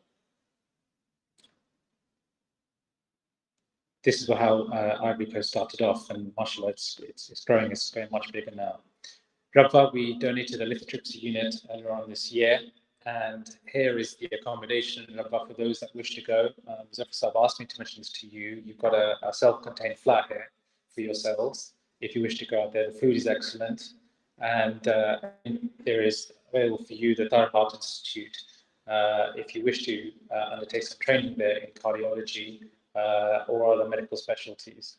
And this is available for you year-round. All you need to do is just get in contact with us if any of you do wish to go.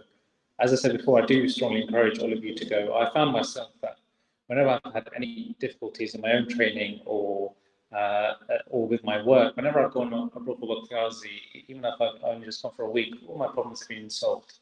When I come back, everything has been sorted. There is a real blessing in this. The Kidney Transplant Centre in Rabwa is one of the other projects that we're doing for those that are interested in nephrology or renal transplant or transplant surgery. This, inshallah, will endeavour to be started up at the end of this year. The funding we've already established for it. And this is going to be one of the major hubs for renal transplant in Pakistan, in Rabwa. And again, for those of you that are interested in this, I would strongly encourage you to go to experience the training there, which will be second to none, inshallah. That was a brief summary of my talk, just giving you an overview of my own experiences and what I've done, where I've been abroad to, what kind of experiences you can afford yourself, and why I would strongly encourage you to go. And because it not only humbles you as a clinician yourself, when you see how people manage abroad, but it also, when you come back to the NHS, it makes you take for granted how much you have available to you here in the NHS, and how much, when you go abroad, you have the prayers of Rasul behind you as well. When you do go abroad, or if you do go abroad, if you need any advice, if you want any support, we will provide our email addresses for you. Do get in contact with us. Make sure you write us to Rasul whenever you do go abroad or plan to go abroad, because with it you have Rasul's prayers. And you'll see the blessings of Allah and the shifa that is available to you as a result. Thank again, very insightful talk. One that's actually it's quite close to home because in January 2022, I had the opportunity to go out to River and do a pluralism for about a week and a half in the pediatric department actually. And like I said, the process for applying and kind of getting all this kind of stuff is very quite simple. Get into contact with AMA. I think Dr. Thomas said much of today. But even through AMSA, you can request that if you have a certain time that you'd like to dedicate, the longer the better, of course. Then AMA can organise for that accommodation and you have the shadowing experience in Pakistan, in Fazlimur and Thailand as well, I believe. That's right, and also inshallah in Africa as well, from the accommodation that Shirley has been built, we will have that. Even if you just go for 1 or 2 weeks, I think it's a very good experience to have. Inshallah. And even from the practical side, not just from the demand side, on when you apply for integration on your portfolio, as Dr. Rahman will inshallah mention later, these kind of things really stand out. Because as a medical student, the experience you have, you can't really get until a lot further down the line. You have to apply to work with the Red Cross, Friends of MSF, and so on and so forth. Whereas the Jamaat is, AMA in particular, offering that experience and very easily as well. So definitely recommend. That's right. And it also makes you very unique. When you go for your interviews for whatever training posts or as a registrar or as a consultant, it always comes up as a question because it makes you more interesting, it makes you unique, and the employer wants to know more about you as a result, wants to know what experiences you gain from it and what you bring to the job as a result. So it makes your CV stand out. Definitely. Again, that aspect of standing out, I always tell my dad when I'm doing these things, for RSC and these kind of things, he sometimes thinks, concentrate on your studies, do get high marks. I'm like, that's right, but it's good to have a variety in your portfolio. It's good to have a wide variety of unique experiences that make you stand out from the next person that's applying for jobs or CT jobs and so on and so forth. But some kind of stuff like that, very insightful indeed. I hope the audience found it insightful as well. If I could request Dr. Burhan Reza and Dr. Mukhtar Ahmad to join me on the table now. We're going to move on to the next session, which is a group discussion. The structure I'm just going to explain very briefly. There are some discussion prompts in front of your tables, and there's certain people leading the discussion on your table as well. If they're not, feel free to lead them yourselves. And there are some questions, directed to medical students, some for F1, F2 doctors, some for registrars and consultants. But we're going to answer them in rounds of 3. So the first question on each section will be discussed in the next 5-6 minutes or so, inshallah, between yourselves. Ask and answer these questions. See if you have any kind of thoughts on them. And after about 5 minutes time, inshallah, we'll discuss this with the panel. And before we begin, if I could ask the panel to introduce themselves as well. Assalamualaikum. My name is Dr. Mukhtar, junior Dr. in Hampshire. I also founded the medical lifestyle help some people get into medical school. So if any prospective medical students here, by all means come and have a chat.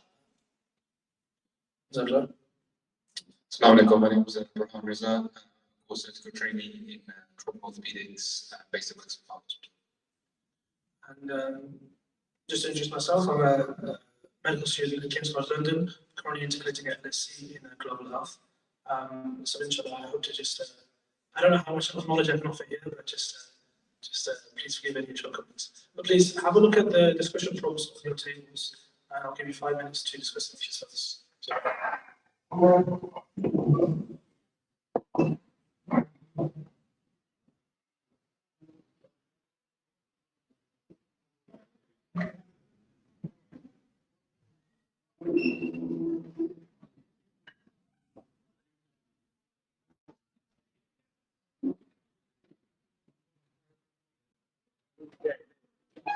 Just one more thing on the leisure side as well.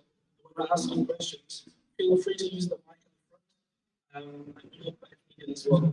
So please use that mic for your presentation.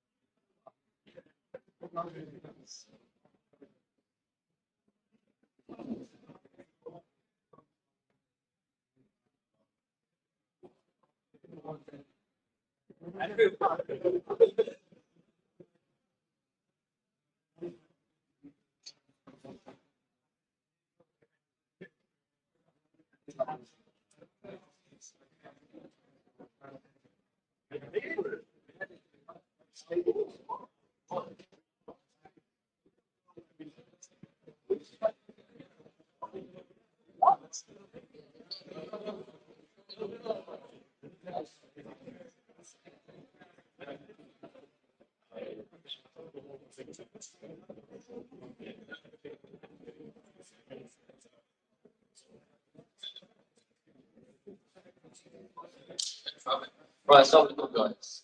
So what we're going to do over here, like anyone wants to see. So I've come and joined the medical and the prospective medical students table. Really discussion going on here. One of the interesting questions that we've had raised is what do you do in a situation where you are greeted by a colleague from the opposite sex, for example, female, and they present a hand to you for a handshake.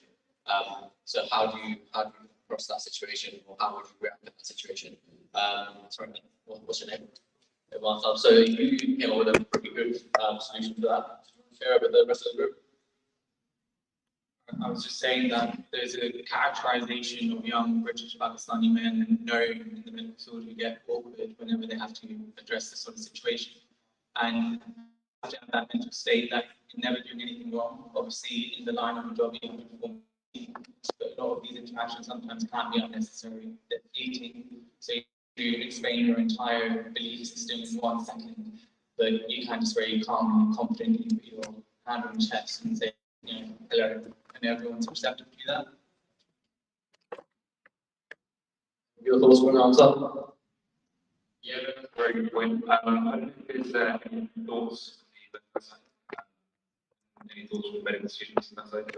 There's a standing mic over there. Please feel free to use it now.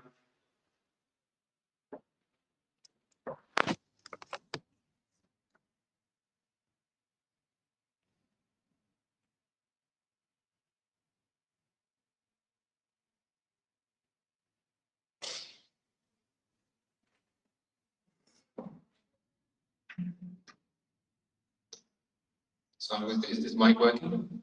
You guys have nothing to say?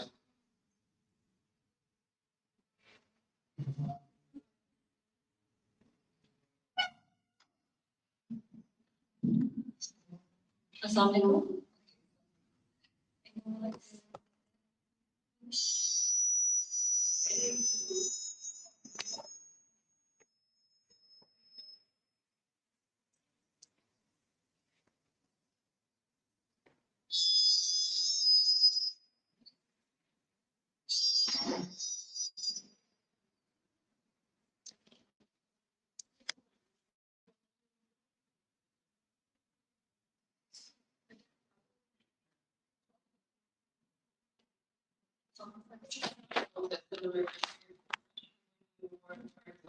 Medical procedure and something, and you in particular being very hands-on with the consultant and expects you after being very hands-on with the patient and then shake their hand and go away. And oftentimes if you what I've found is that you are very calm, put your hands together, they do tend to realise that not everyone does that. Things like this deal with that what would make the least situation. As regard the society, Shamar, I'm sure students will be interested to know more about the cardiac society, and there are other societies which are related to the, like a diabetic society. These are the societies which pays you more and pay you in the way of your CPD points, attending the conferences, and go forward for the research through those societies. And if you are one of the like office bearer of that is definitely being counted in your FY1 and FY2 and other parts of your education. Zakla. Zakla, for that, I think that's interesting to see that perspective, and certainly it's good to see that consultants and doctors are receptive to that side of it as well. One of the questions that we had was balancing demand work and hobbies alongside the workload of F1, F2 doctors. I'm not sure if any of the doctors have thoughts on that. We're going to go ask the group now. And after they speak, I'm just going to share a little nugget that I came across whilst rewatching actually Hazur's address to Amma in 2019. But I'll let these guys share their thoughts first. One of the things that I've found that to be useful is that regularity in prayer makes things a lot easier. So if you're going, if you can make time for anything, I don't go to Mars every night when I'm not on call or doing anything. There, I get to track our numbers and plan for any sort of events that are coming up. There's certainly always going to be programs that you're not going to be able to go to, but it is, and everyone knows that you can make programs, but it's sometimes laziness that comes in place. There is lots of time. You just have to be a bit more organized. I think everyone can get this. But the more you get organized, the more you realize you can get better and better. Every year you get better. And I advise people to start off to the mosque and be regular in the prayers. And then, Yeah, I would also very agree with that. I think one of the things that members see a lot in the comment is that you need structure and order to your day. While you're a medical student, sometimes you go to lecture, sometimes you go to placement, sometimes you wouldn't. When you're working full time, you have a pattern. One way to really ensure that pattern is fixed is, as Mother Sub said, is being regular with your prayers, but actually being regular in your prayers at the mosque. So just like you have like 8 to 5, you get up, go to work, you have a lunch break, you get time. It's very good and very important that you incorporate going to the mosque for congregational prayers, and that way you're incorporating a way of balance life. And doing demand work is one way of doing that. So I totally agree with those words as well. And yes, and the point that I wanted to mention quickly is that when I was directors, one point that Azure kind of made it easy for me. I'm a lazy person sometimes. Azure simplifies things so eloquently that you don't have to think about these things. Azure said the weekday should be for medical work and your studies, and your weekends and free time, set that into Demand work. And for me, instantly, that made so much more sense than trying to Demand work alongside medical work or miss out essays and kind of rushing the last minute. It simplified that. I could set up lots of time I could devote to Demand work and then lots of time for academic work. Something useful for me. We're going to have another round of discussions now. So the medical students, if you could focus on the question, is there anything that you wish someone told you before you started medicine? The junior doctors, focus on the question on 3 tips for our medical students for how to prepare for FY1. Yeah, we'll discuss it. We're going to go to the listener side for a couple of those questions, so please be prepared.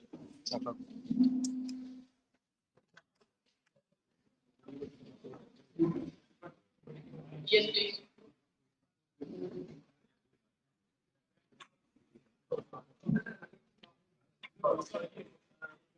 In 5 minutes, shall we?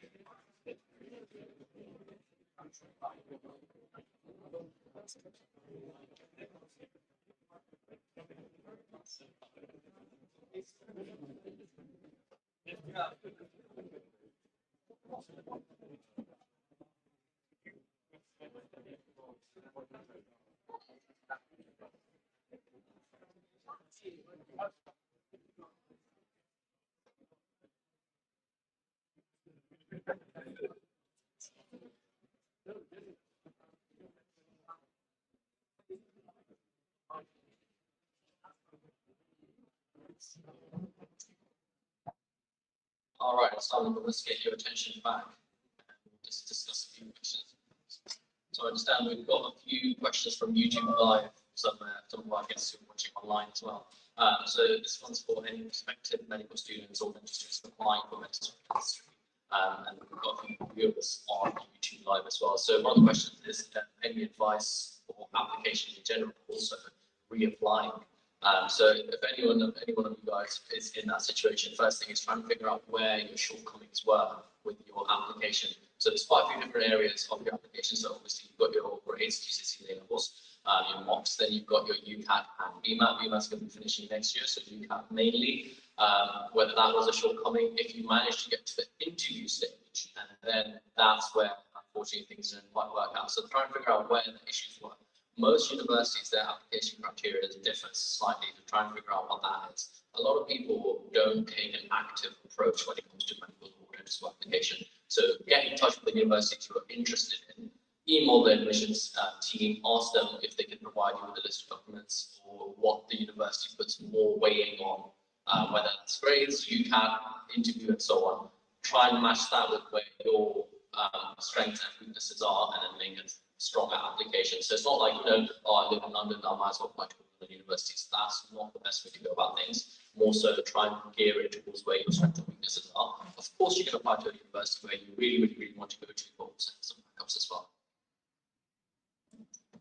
Okay, so I think we'll get some answers from the medical students and their questions. I'll come over to the table first. So what do you guys think about the question that we asked? So the question was, what would you tell a medical student, well, someone who's about to be a medical student? And one thing that we really thought was important was prioritizing prayer. If you go into a new environment, it's very easy to, fall out of habit. Prayer as a habit is essential as a Muslim. So that was one of the things we thought was essential to remember as a medical student.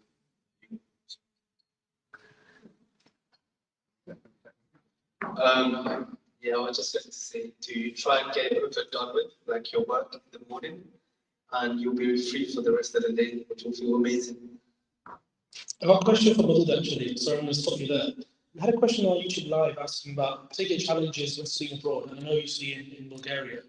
Any kind of challenges you face and how you overcome them? Well, of course, I didn't know anything about the country, and when I got in contact with the citizens and guides in Bulgaria, in my city, before even coming there, they helped me out with everything, booking a hotel, taxi, and how to UDS. I could just ask as much as I want, and that's a great blessing of the joy. Yeah, that's amazing to hear. I mean, I didn't know that myself, but I know there's a lot of medical students abroad in Plovdiv, in Sofia, in Bulgaria as well. Yeah, that's very good. I think one more thing that we wanted to talk about is we've got two main doctor tickets there. One question that's always gets asked myself as well, and I know a lot of medical students, current and prospective, would like to know, is the seniors amongst us. What tips do you have for the current medical and prospective medical students? Should we go with one idea each from one table? I would highly recommend joining a society, especially like AMSA.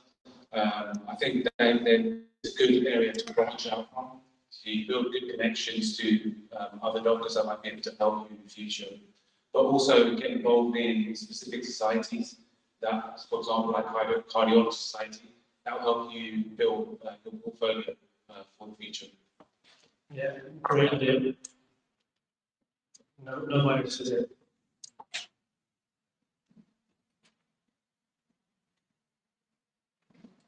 So I would calling over there is something that I think is very important and get to know. Particularly, I think what I found is that your Andy colleagues, Andy brothers, are very much more likely to help support your progression.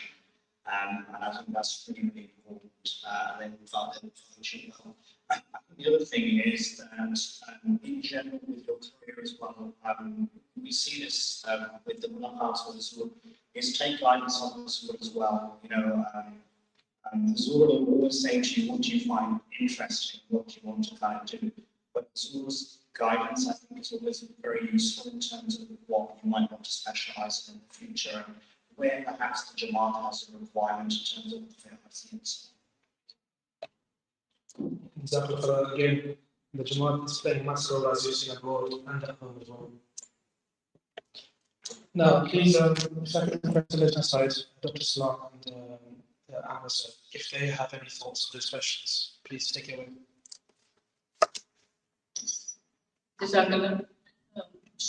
On my part, I would like to add involvement in the quality improvement project, and the research is really important, and it gives you good rewards for your fight.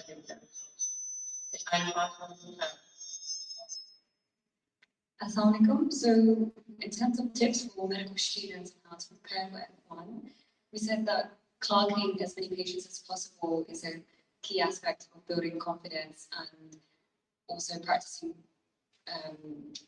repeating background to your senior consultants helps with confidence as well.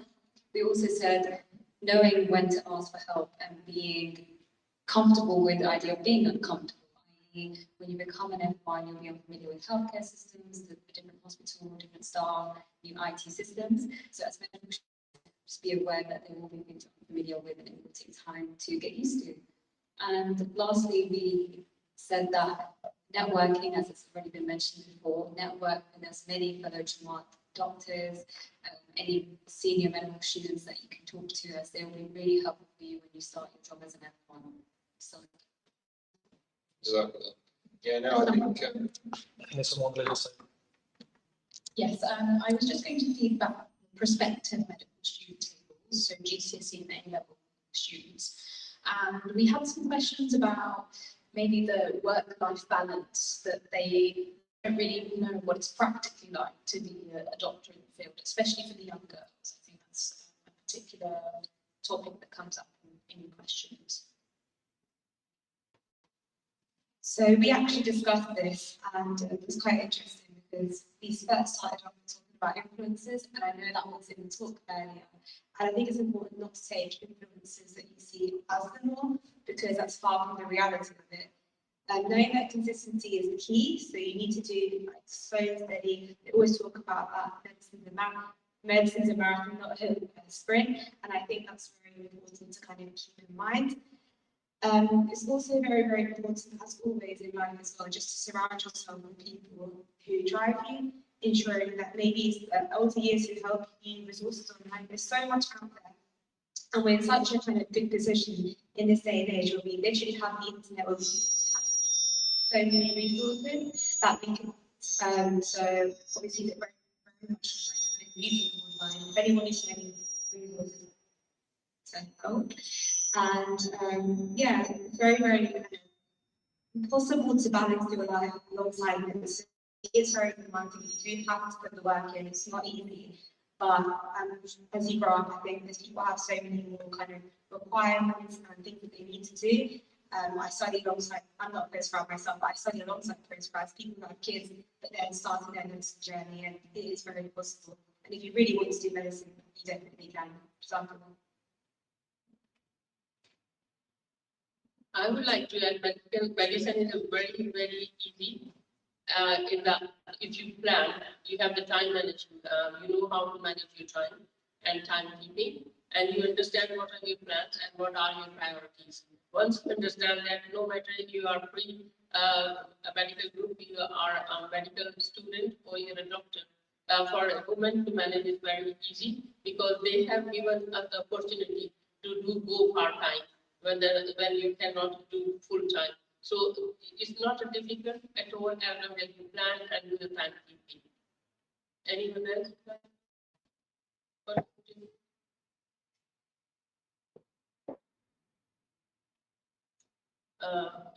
There's no one else to contribute at the moment.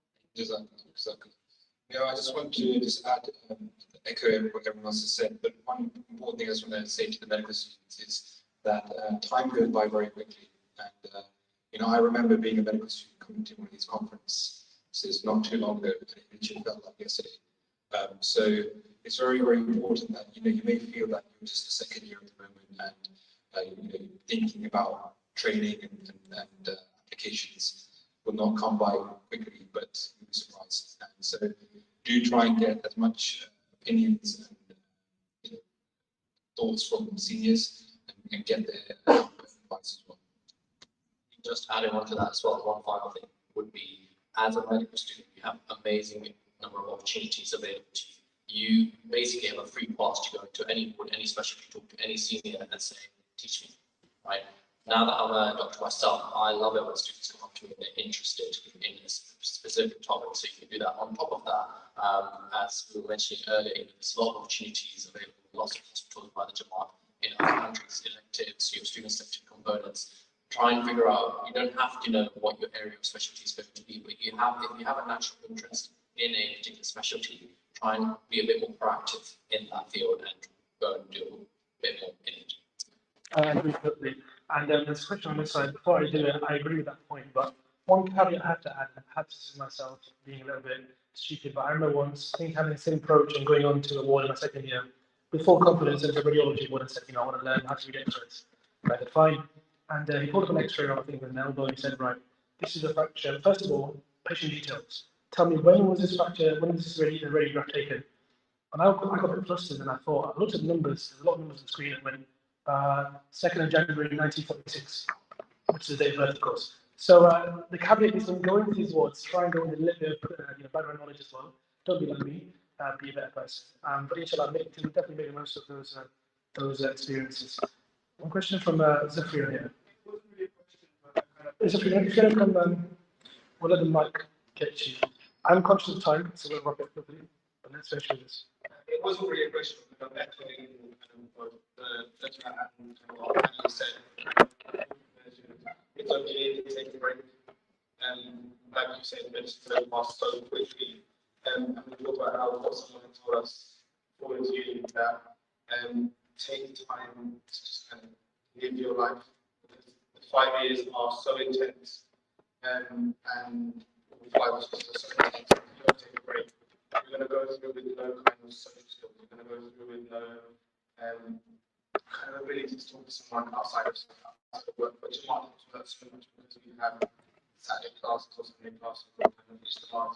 So kind of take time, take a break, and always just kind of have fun with it. Definitely. Not too much fun, obviously. But societies are important. I remember joining DKT, would be in my first second year. Bit of a mistake, some might say. But again, that was an experience. That was a unique experience. And joining societies, academic societies, non-academic societies, exploring what the university has to offer within boundaries, of course, is so important. Makes you a well-rounded individual and makes you stand out again, once again, from everyone else. I'm conscious of time. I'm going to leave it to the doctors to give the final thoughts and if they want to add anything else. I think there's a great comment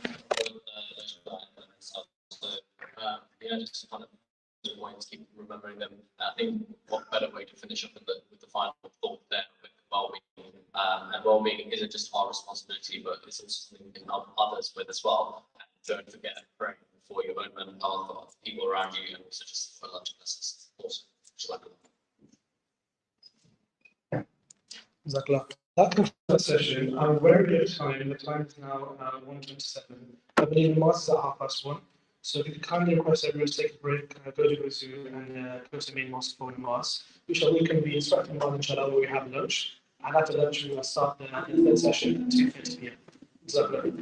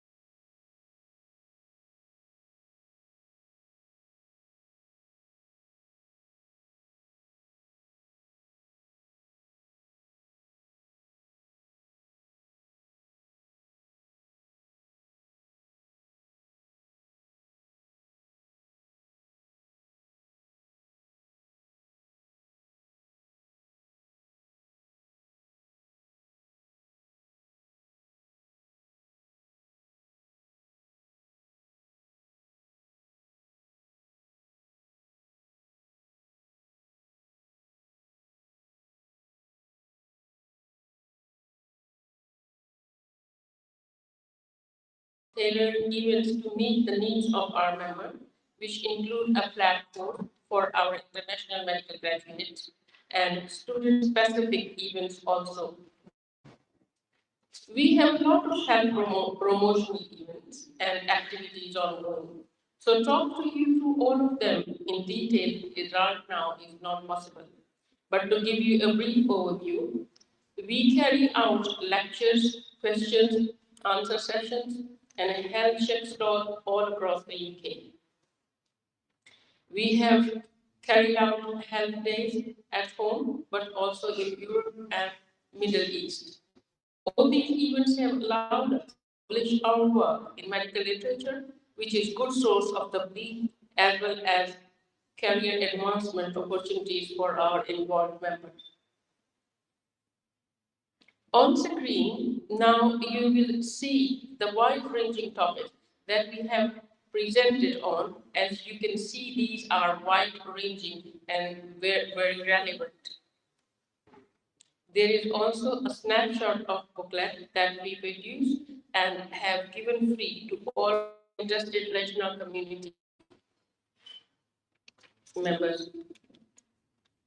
Usually we distributed in our Al-Ajna Ijtimas and meetings and Halqa meeting, and we send this booklet to all the Sadran to be discussed and information given to the Halqas all over the UK. We also collaborated with other Jamaat groups such as Humanity First. I would like to take a moment to show you this map. Here you will see the various locations across the world where our national members have done work PRZ in the recent past. Alhamdulillah. I hope that more of you will get in touch so that we can expand this further, inshallah. I would like to bring a couple of quotes to your attention. I strongly believe coming together is a beginning, keeping together is progress, working together is success. Most importantly, Hazur ATBA said at his speech to our association at our AGM in 2019 that our members should do Waqf RZ with a full quote on the screen. I would appreciate if you could read and try to grasp it.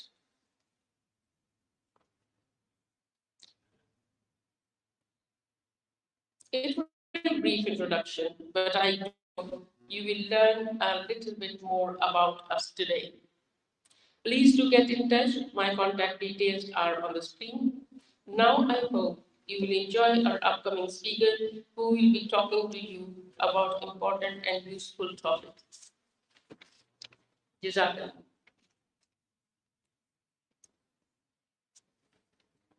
I would like to invite my first junior doctor who did her electives in Pakistan. She will come and give her expression and power presentation. Jazakallah.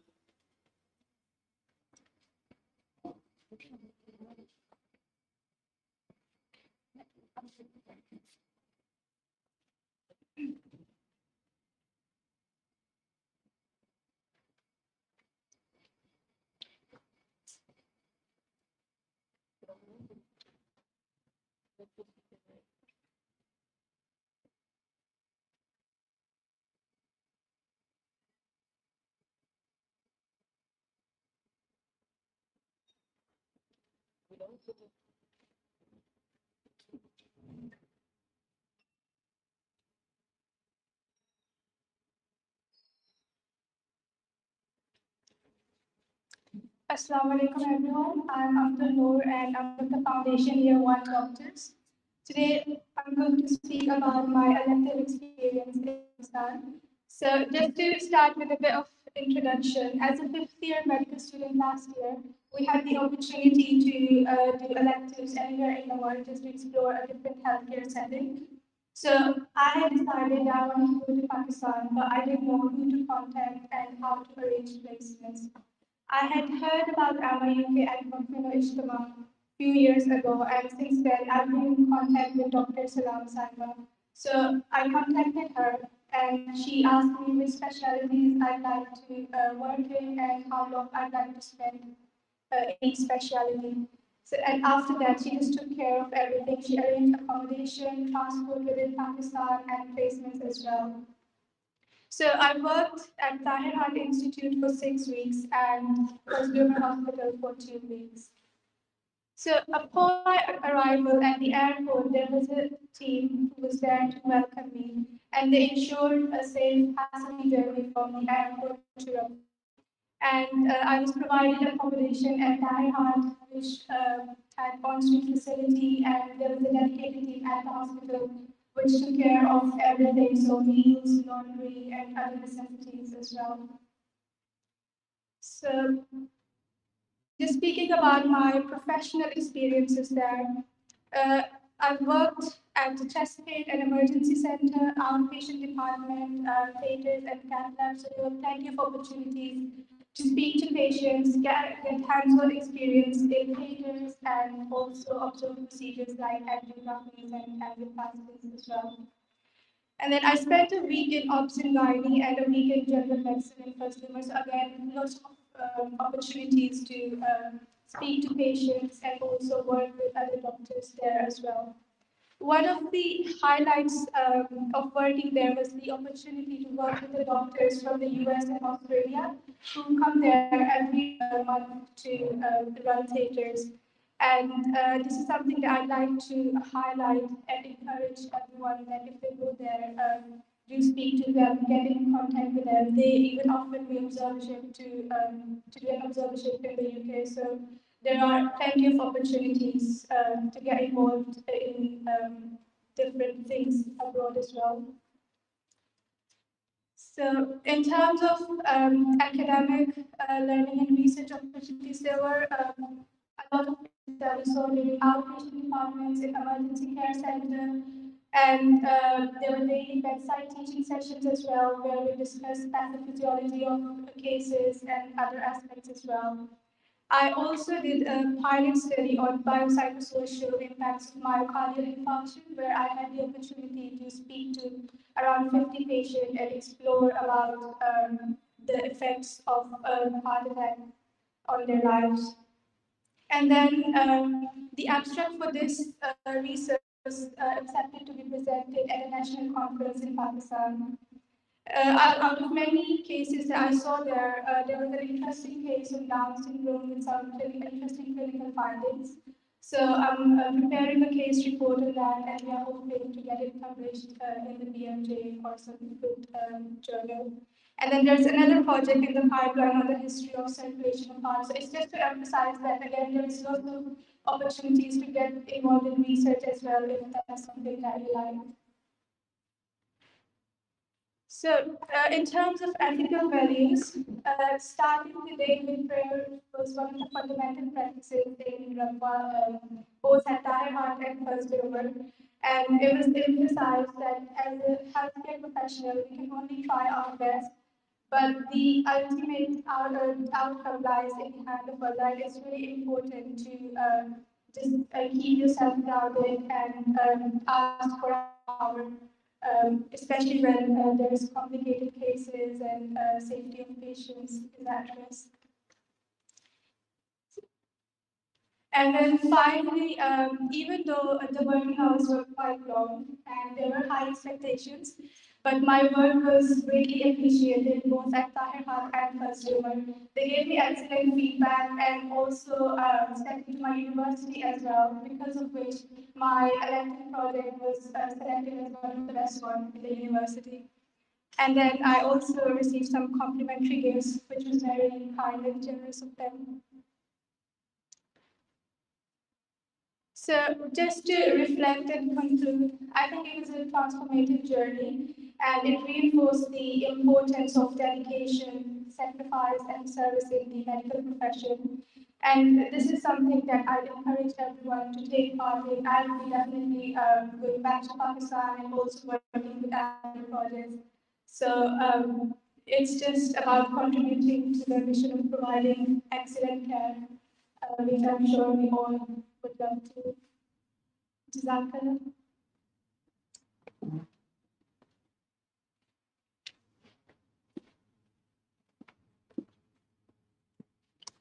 I would like to invite Dr. Nida for her speech on career progression.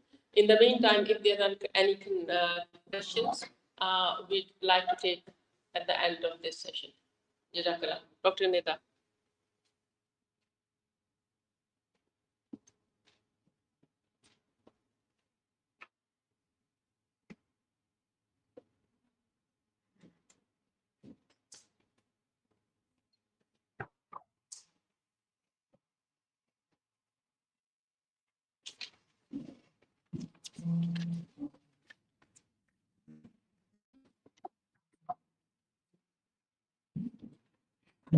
Assalamu alaikum warahmatullahi wabarakatuh. I hope everyone at the back can hear me all right. Just wait if there are any sound issues at any point. Today I'm going to be talking to you about career progression pathways. So, alhamdulillah, I'm really pleased to see the wide-ranging experiences that we have present. We have, brand new junior doctors. We have medical students who are interested in medicine. I want to try and make it more interesting for everyone and try and make it as relevant to everyone as possible. But by the nature of this topic, it is somewhat bespoke to everyone's individual needs, their individual wants. So please do feel free to follow up with Emma afterwards, just to get a bit more tailored advice about what your intended situation needs and how we can help you get across from them. Being a doctor means different things to different people, and you need to think early about what it means to be a doctor for you. And the best way to do this is by knowing yourself, knowing your strengths, knowing your weaknesses, knowing what you enjoy. Because once you have a good understanding of that, you're then able to navigate the pathway to get to where you want to be. I've put in this funny slide just to really, but then also to get you thinking that you need to have a realistic approach about what you're signing up for. This isn't necessarily a bad thing, but you just need to appreciate what it is you're signing up for, so that then you can have a realistic view of what you're going to want out of this career. The key thing is prep. If the only thing you take away from this presentation is this one slide, then you're well on your way to being successful. So there is huge variation in this career pathway, not just in terms of being clinical or being research, but then within that, you could be a physician, you could be a surgeon, you could be a combination of the two as well. You could also have a career which is part clinical and part academic, so you can really make it your own. On top of that, the landscape is always changing as we're doing more research and making new advances. So, for example, a discipline like interventional radiology, that has changed so much over the last 20 years. So that makes this very interesting career to be a part of. Not just interventional radiology, just an example about how your landscape can change. So you need to be aware of that. And then, of course, it's worldwide career. You can literally pack up your bag and go anywhere in the world. They'll need a doctor, and you can make a career out of it. When someone says, I'm a doctor, then I can actually a whole host of skills, knowledge, and different commitment types. So it's really important to understand, even if it is just broad strokes, what the system is and how you can navigate yourself through that system. This is a very brief summary about the various stages that you go through as a doctor. This is just to give you a structure that we can then build on in the next slide. So do try a minute just to understand where this is coming from.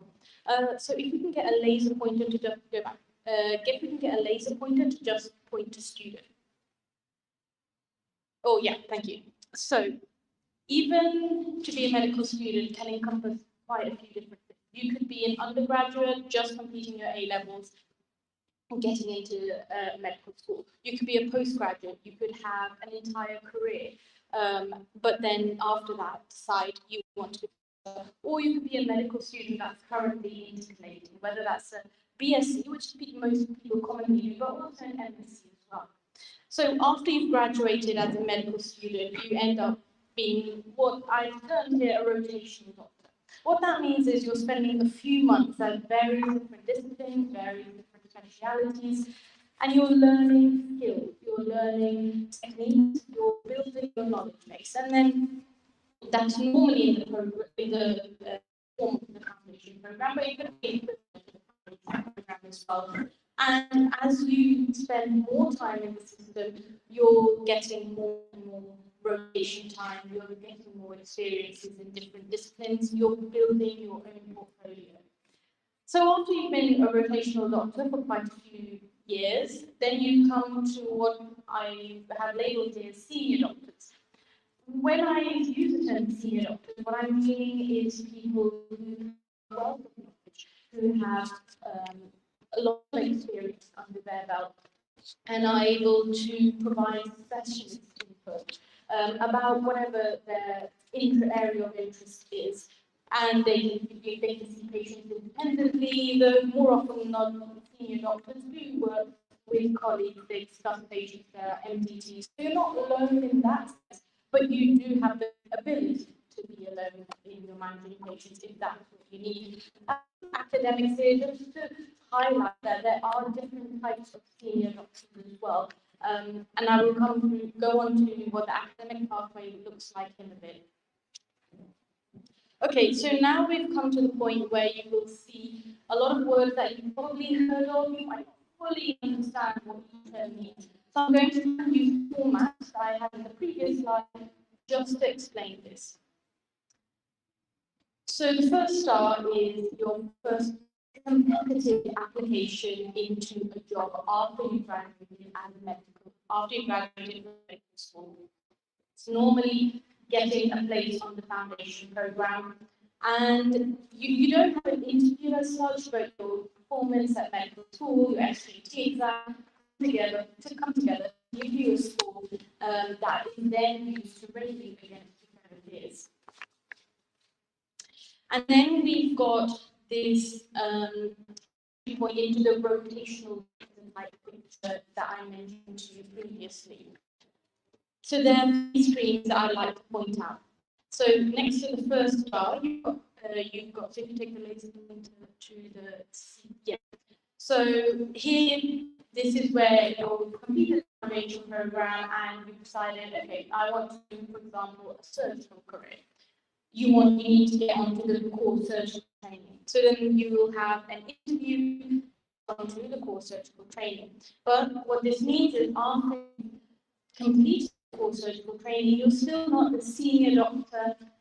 You've still got another competitive pathway to apply to get a position on before you are where you want to be. Now, where the laser point is right now is those specialties that are running through specialties. That is to say that after you completed your foundation program, you can apply to the ST1 in that speciality, and then by the end of that training, you are the senior doctor.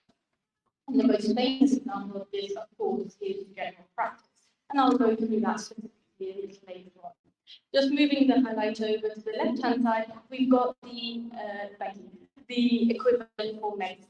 So that is, again, you are competitively applying for a potential position as an internal medicine trainee year one.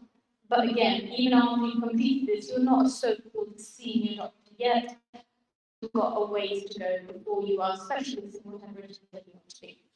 Just on the left-hand side, I've also highlighted here the non-training roles.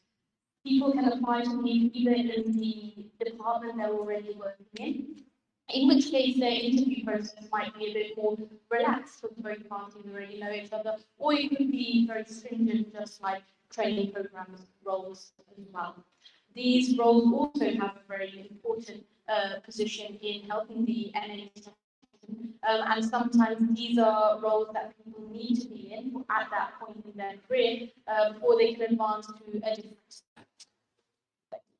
So we're now where the stars are. This is where the entry point is to the senior doctor roles. noting, of course, that GP, as I mentioned earlier, you just do 3 years and then you're a general practitioner. Coming on to the example again for core surgical training, at this point where the star on your right-hand side is other side, sorry. So that is where, if you're, for example, interested in urology, you would then apply for a number in urology. And then you would complete your urology training, and then you would be a consultant urologist. And then similarly for medicine, if you're interested in, for example, gastroenterology, you would apply for a role as a gastroenterology trainee, and then you become a consultant gastroenterologist by the end of this year. You've also then got your SCF, so your senior clinical fellow role, and your so these are the non-training roles, and again, these can be somewhat more informal if both parties already know each other and already roughly have a sort of verbal agreement that we'd be happy for you to come again. So the process might be informal, but sometimes they are just for each star, barring the star right at the top, there will be specifications that you have to meet. There will be a job description. There will be certain qualifications or experience you have to be eligible for those roles. And then on top of that, there will be competition ratios, somewhat based on the location you're applying to. That will influence how difficult it is to get the place that you're interested in.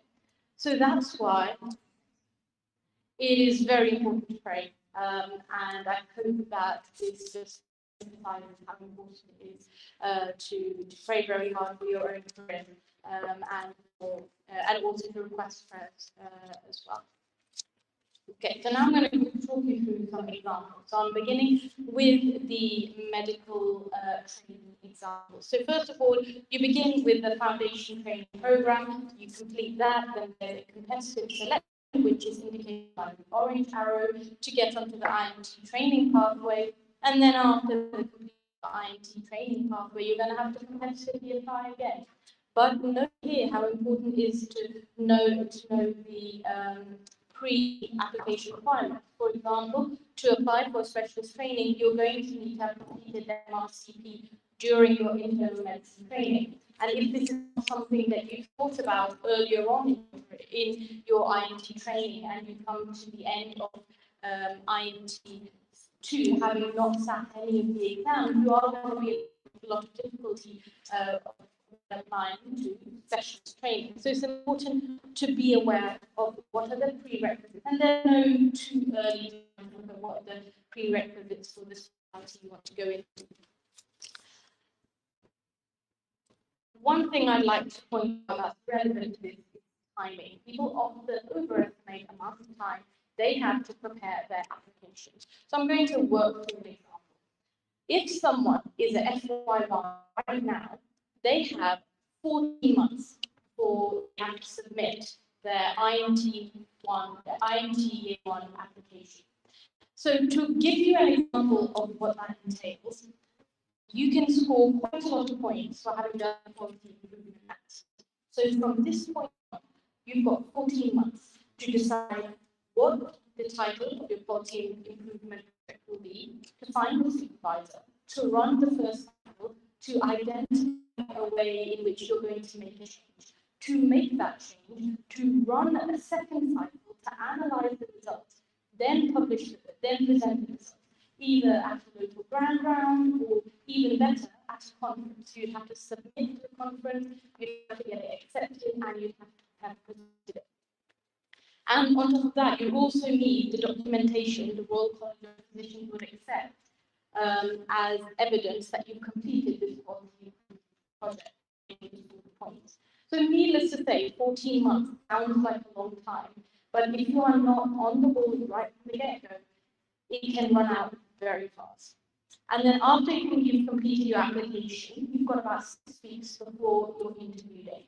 So if you have done no preparation for your interview until after your application is in, you have to go from being a novice at interview to presenting yourself in the best light possible. And that is quite, so therefore you have to be aware that you have to prepare for something that you may or may not get this time around anyway.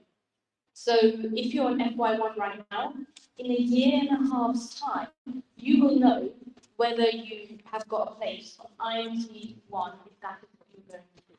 So those time frames should make it very clear just how little time there is to, not be preparing for the various steps that's going to come up. So talking about the GP training pathway. So again, completion of F1, F2.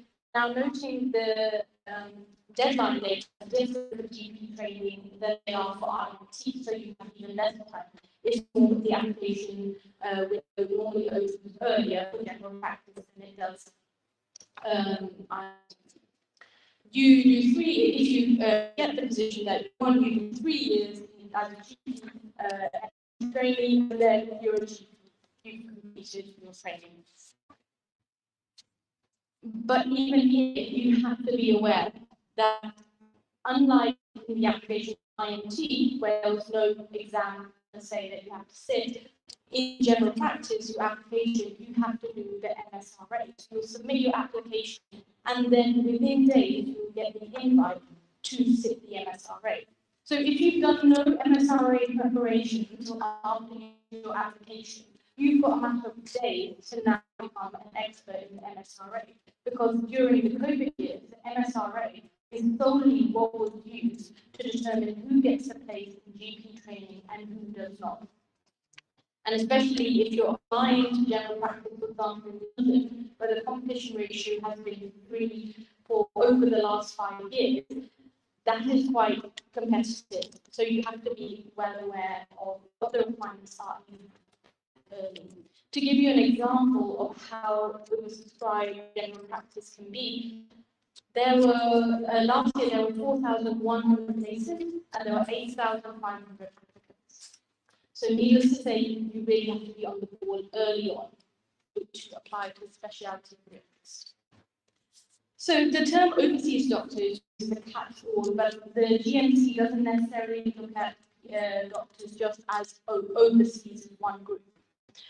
The location of your primary medical degree is looked at, whether or not you've done an internship is looked at, and also the type of registration that you want.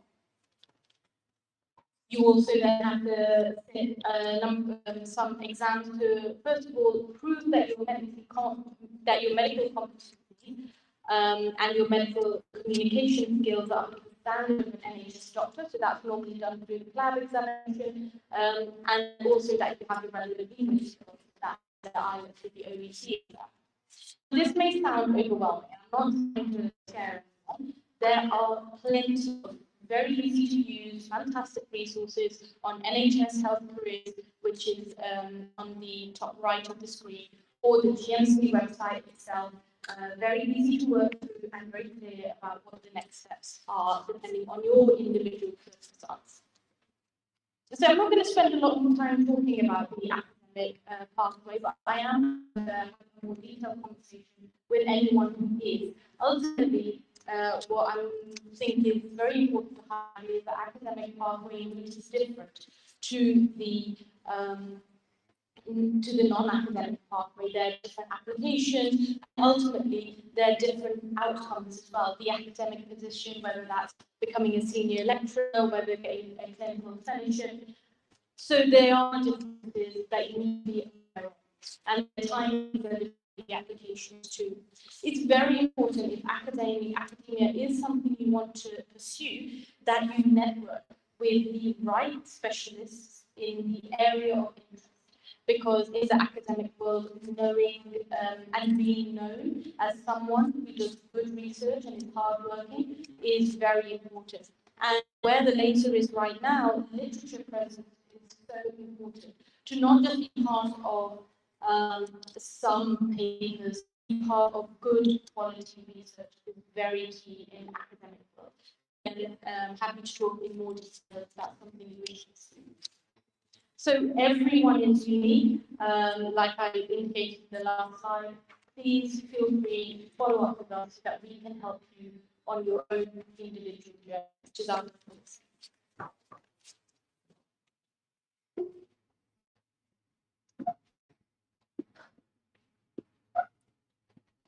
Jazakallah, Dr. Nida, for this full of information speech. I'm sure most of us have learned lots of points from your speech. Now, I would like to invite Dr. Aisha Ahmed and Dr. Sarah Khan for their electives which they have done in Ghana, and I'm sure they will explain to you in detail. Thank you. Dr. Aisha.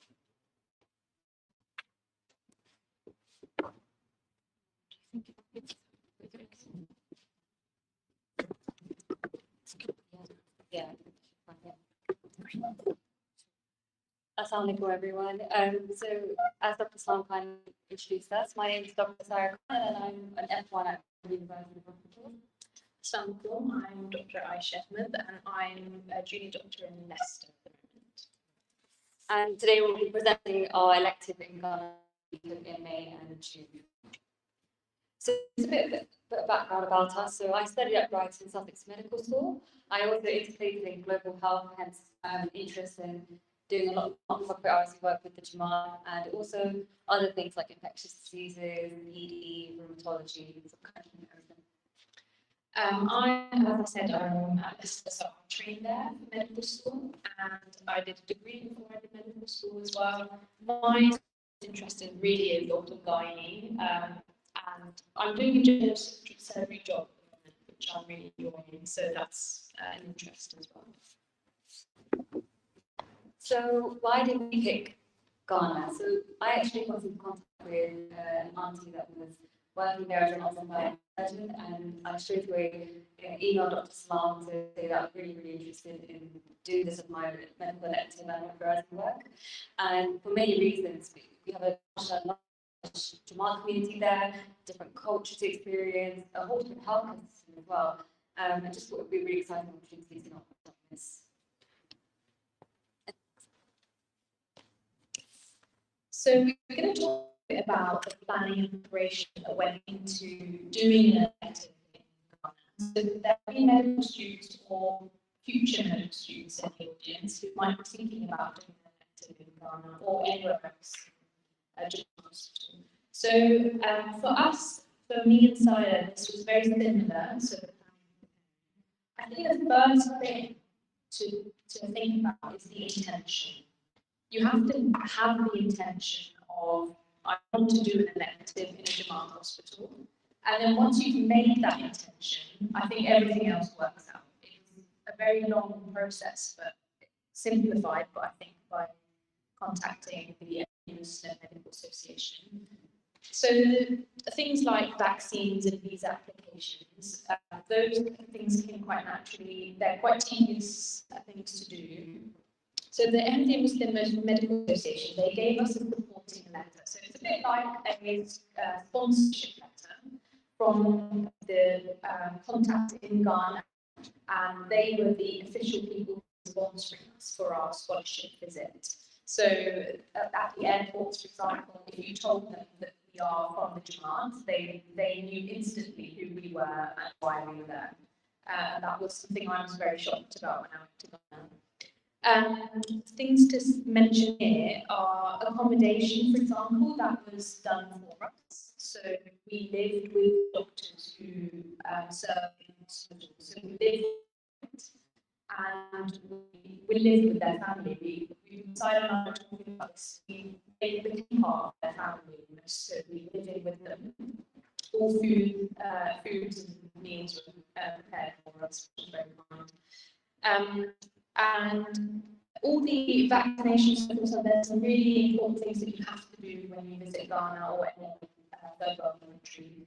I think there's one thing to mention here is I'm very grateful to my parents for letting me go to Ghana by myself. So I was traveling by myself, and you know, mums especially, they're worried about much advantage, things like that. So they were really genuine things that we had to think about. The medical school itself also has us lots of risk assessments, and malaria is, of course, one of the risks we were thinking a lot about. To have an idea of how we mitigate those risks, whether that's prophylaxis. So lots of admin, but actually, once you've made the intention, wanting to do an elective in a Jamaat hospital. All of that was easy. I would also add to that we both went on our own at different times, and we both had the same experience of having a very secure, safe, and welcoming invite there. So it's really, really enjoyable. So just a little bit about Ghana itself. It's located in West Africa. We went to, both of us went to the capital city, and we were able to stay at the mission house there, which we'll show you pictures later on. And then we went to Ahmadi, which is one of the second largest cities. And actually, our hospital that we were based in Lagos was in a rural town called Asokore. And in general, when we both first arrived there, everyone was super welcoming. Everyone was very helpful, very polite, and suddenly we felt like the next month is going to be really enjoyable. So just to say a little bit about the hospital, I think it's very similar to one of the presentations earlier about Uganda. So very similar setup. So this Hindustan hospital is one of the very early hospitals in Ghana. So I think the second hospital, hospital in Ghana. It's in Asokore, which is a very small town. There's almost nothing around it. The hospital itself is 68 beds, so very small compared to the hospital we might be working at. And it was very similar. So the buildings connected. Male ward, female ward, children, very small room, almost as a children's ward, maternity ward, and ward. So it was, I say ward, and basically just rooms. So it's a very simple setup. It's a 24/7 service, so people come from all over the area, so from different countries, Ivory Coast, Niger. So people come from surrounding countries to see a doctor here. Usually through word of mouth, they know that there's a doctor here, and they provide free or very cheap service, and very, very good service as well. And except from that, I'd just like to point out, we'll go into a bit detail about this soon, but it was a very deprived area, and it's something that will absolutely change your life when you go and work with people who are so deprived, have never seen a doctor before. They wait hours and hours just to have to speak to you for 2 minutes, and it's incredible. It's something you come back with.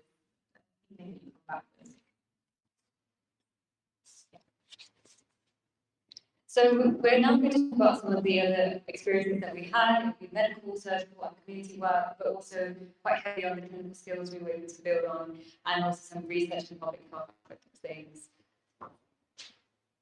So in terms of the medical work, we've got quite a few pictures here. One of them being, Aisha and I got to be really hands-on with outpatient clinics. We were to lead the environment, see very common non-communicable conditions like hypertension, diabetes. But what was more fun was actually getting in touch with the cultural foods and understanding what kind of countries their diabetes is, and telling them not eating that much food so people can really pick up on the local cultural problems around.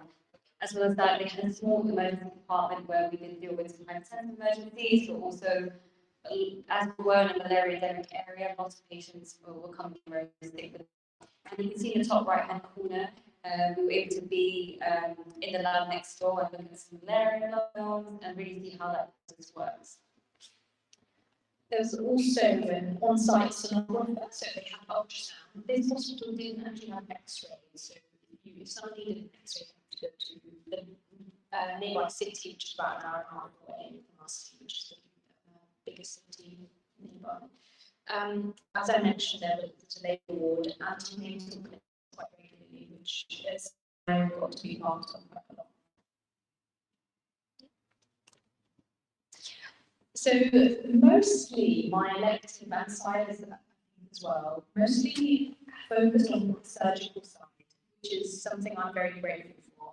It's something that as a medical student I didn't think I would enjoy. I didn't think I would like being in the surgery context, but actually on this elective, the surgical side was the most fascinating. So interestingly, there's one theatre and there were 2 spaces to do surgery. So there are often 2 surgeries happening at the same time.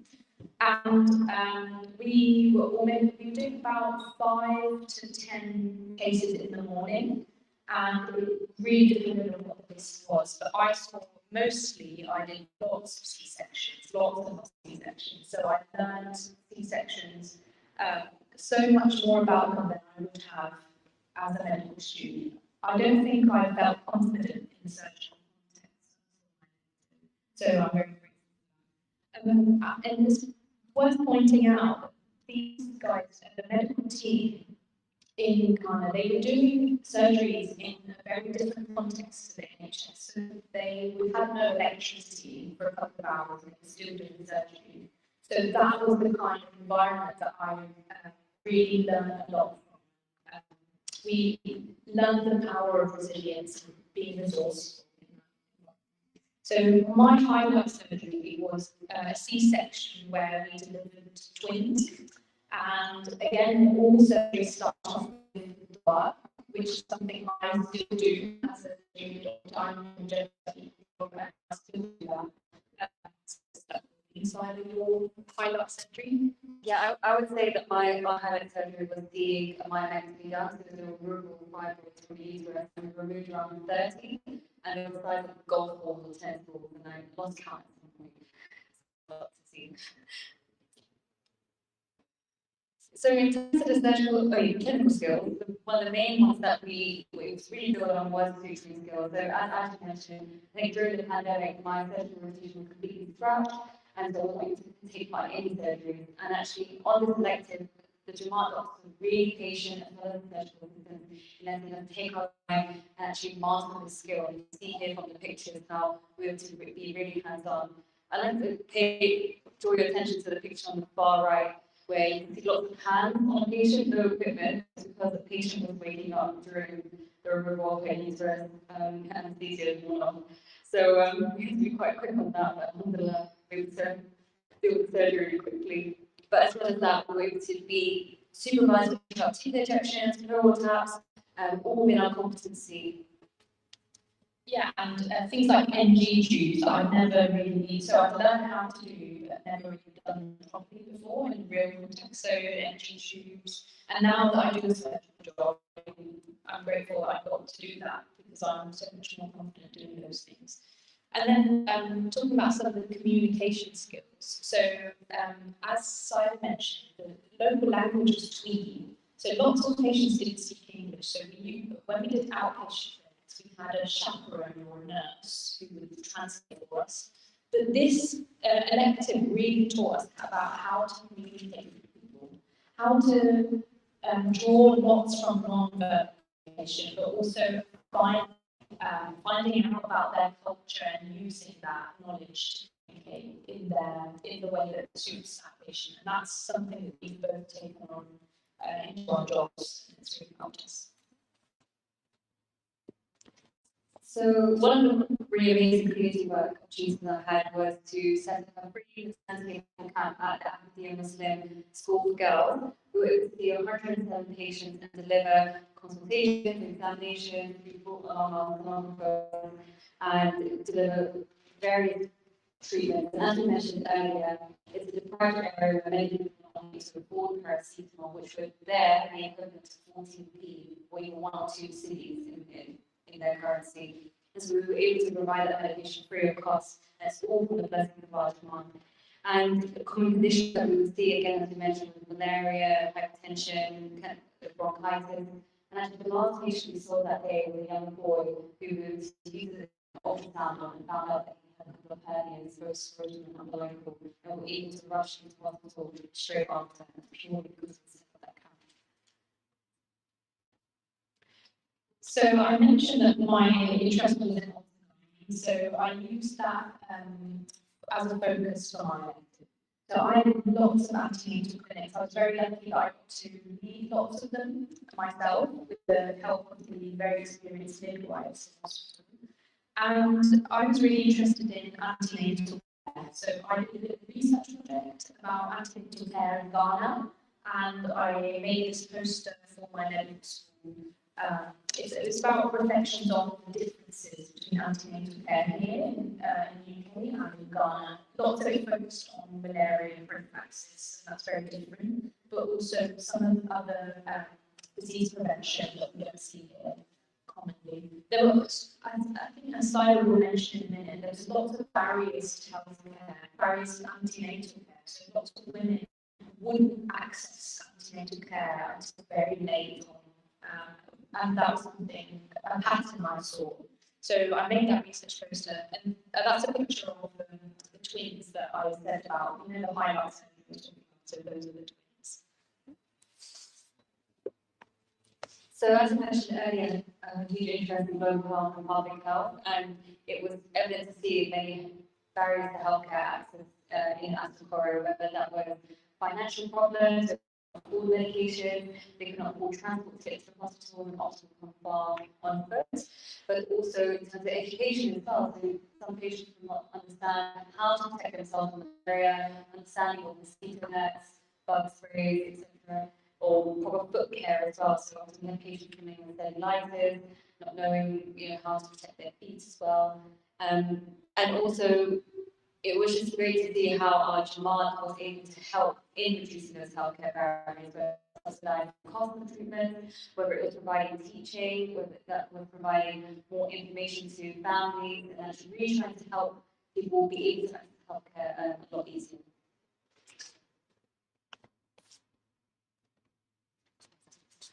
And so moving on to non-clinical things, in terms of Jamaat work, we were able to get involved with attending Jummah, main classes, health and fitness walks, and you can see here the pictures at the top right is the mission house in Accra, in the capital city, and in the bottom right you can see the mission house in Kumasi, which is the second largest city, and some of the homeopathic clinics that we had. And really, it was amazing to see how active the Jamaat there is. Actually, very. We also did some fun things as well. So it wasn't. So whilst we were in hospital, we were there. We were working quite a lot. So in the emergency C-section, 4 a.m. we go. So we were working a lot. But there was a time we got to travel. So I went to the top left picture. That's Cape Coast, which is a very historical, quite famous place in Ghana. So it's part of the Gold Coast, which I was traveling on. So I went to things like that. And yeah, trying their local food is incredible. Yeah. Yeah, and I also got to visit Kumasi too. I got to visit Kajenta Market, which is the largest bazaar in Africa, playing around outside the hospital, playing football, and also one of the pictures, the Jamaat very kindly as a farewell gift giving me a Kensington cloth, which is an honourable thing, which is very, very sweet. Altogether, a very nice experience. So overall, thinking about what we want to tell you about our elected, and for me, the one thing, if I could tell you one thing, it would be that I learned the true spirit of love. And we've heard a lot about this morning as well. I think later on we'll have more on this, but we talk a lot about it, but actually going there and working with the doctors, I really learned what sacrifice means. And that's something that will stay with me. It stays with me through my job now as well. And I'm very grateful for the experience. I would also add that as Ahmadi doctors, we generally are built different into this healthcare system. We have a lot more competence, a lot more communication, opportunities to network, and if possible, I would encourage all medical students and future doctors as well to get involved as much as you can. Now have an interest in, more and more. So that's it from us. Just something like anyone with questions afterwards.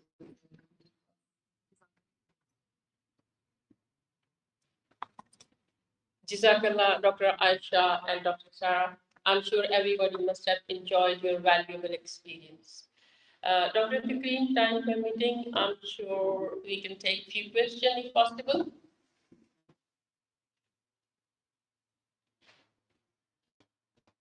Yes, absolutely. If you like, we can start from the left. If anyone has any questions, come to the mic and share them with us, and we'll move on to the Khudam side. In the meantime, if you have any questions. All speakers are here.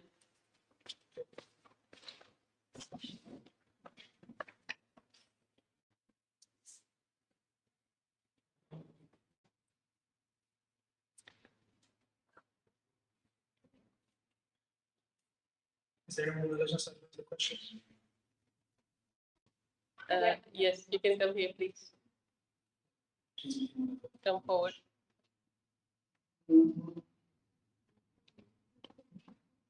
I don't really know if this is a good question, but I'm really nervous as a 16-year-old.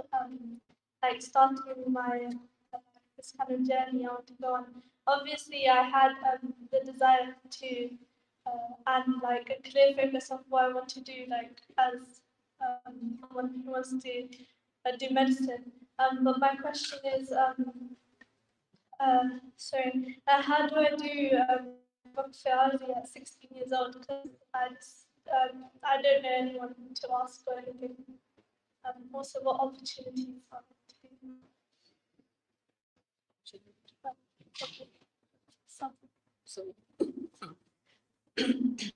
Jazakallah. So if I, Lajna point of view, if I say, I would like you to wait a little bit when you are 18 and you have chosen your career pathway, then I'm sure we'll be able to help you that how you can go and do the work PRC into your as a work experience. If there are any suggestion from men's side, we are happy to take that. Any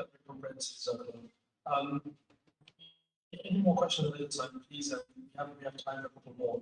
Then I will just move to answer. So please fire away.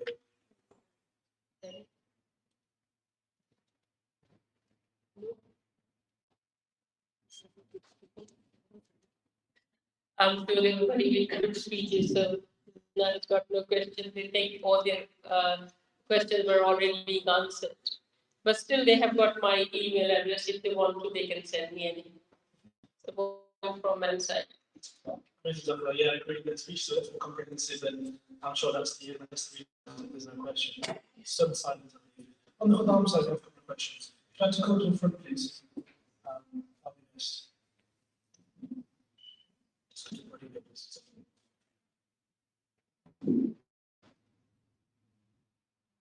Assalamualaikum. I'm starting medical school next year. I'm just wondering how you get involved in research. I saw that after you guys went to Ghana, you were able to publish some sort of research or reflection. So how would one get into that if you're a medical student in medical school?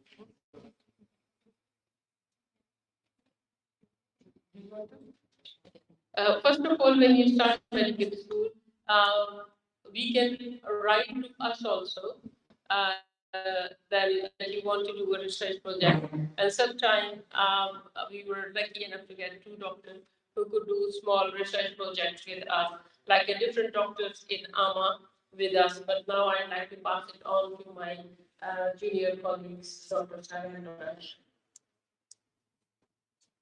I think the only thing I'd add to that is before you go to your elective, before I went to my medical school really wanted us to make it clear and objective.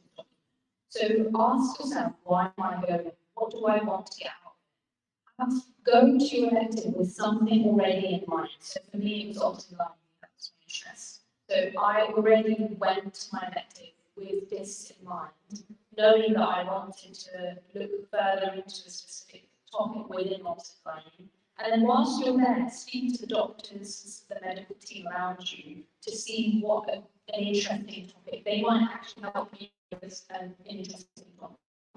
Or you can think yourself, suggest a few ideas that they can enhance. So that's my I would also just add to that, during medical school, there are opportunities to carry out research productively, and you can't work on your own.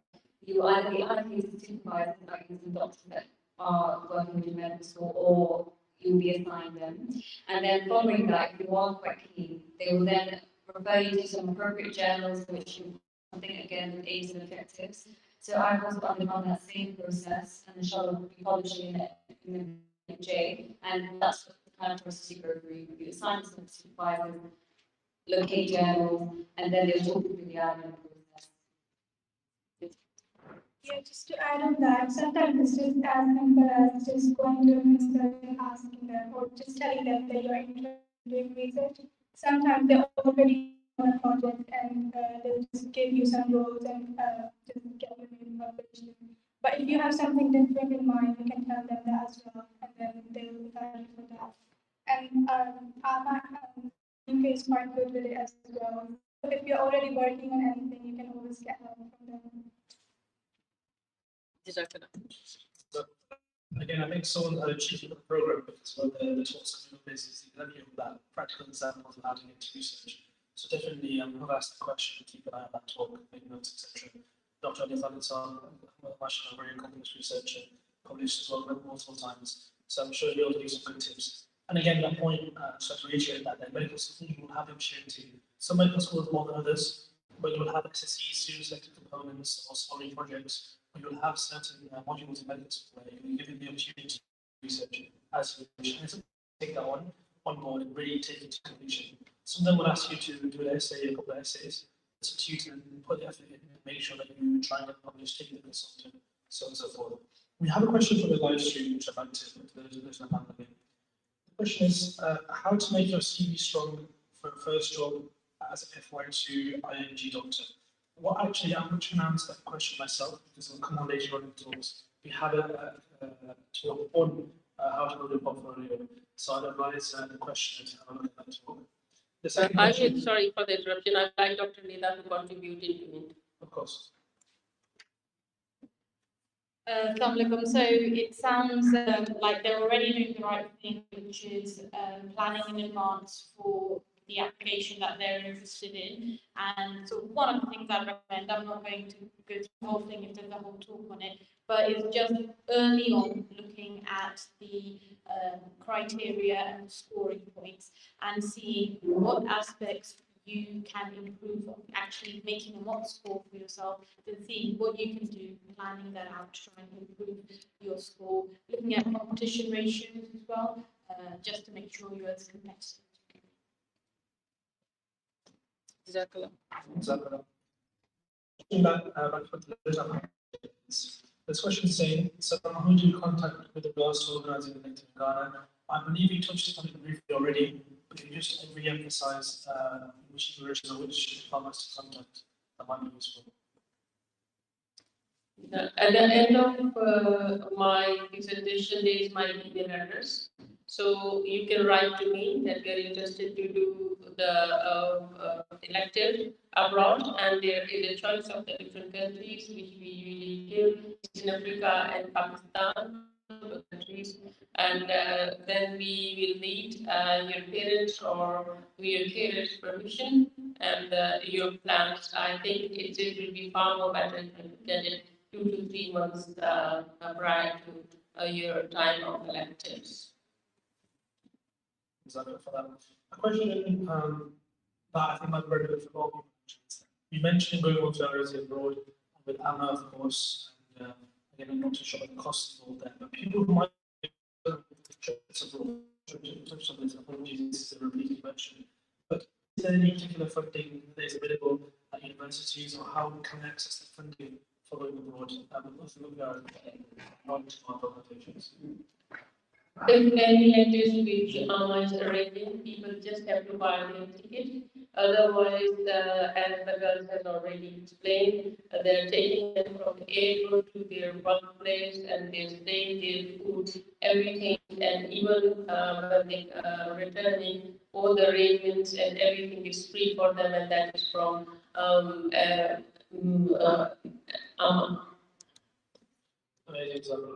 So again, I think I'm very thankful to Demand for arranging all this, arranging everything as well. And it's only due to sacrifices made by the doctors, consultants, and the people that we are able to have this kind of opportunity. And it's almost a very state you take advantage, or you are blessed to have this opportunity, and later on in life, you're able to that and pass on the next generation. so it increases that kind of knowledge base. I'm just going to, there's no more questions from the outside. I would like to, sorry, I would like to say something. It's not that the financial sacrifice is from the area of the medical association itself. It is from the, because these lectures are approved by the Khalifa, and then they get the permission, and then information is being sent, and then everything is organized there by the country and their medical association or community there. We have another question actually, which is the program. Again, someone may wish to answer this as doctors and experiences, not necessarily related to content of the presentation. But there's a question that how does one overcome the feelings of what we might call imposter syndrome in medical school, or feelings of wanting to drop out, and how to manage that in medical school, and in fact even burn out across life as a junior doctor. I think it'd be interesting to get perspective on that as well.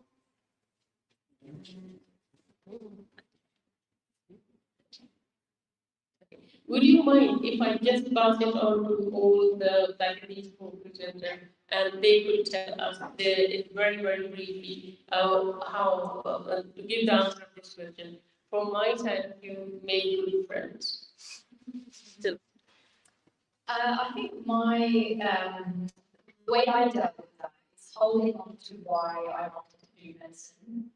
It's very hard when you're facing the challenges of medical school or your F1 job or whatever it is. So I, for example, do a very on-call heavy job at the moment, lots of nights, lots of on-calls. But I always hold on to why I love my job. I absolutely love my job, and why did I do medicine? That's what I want to do.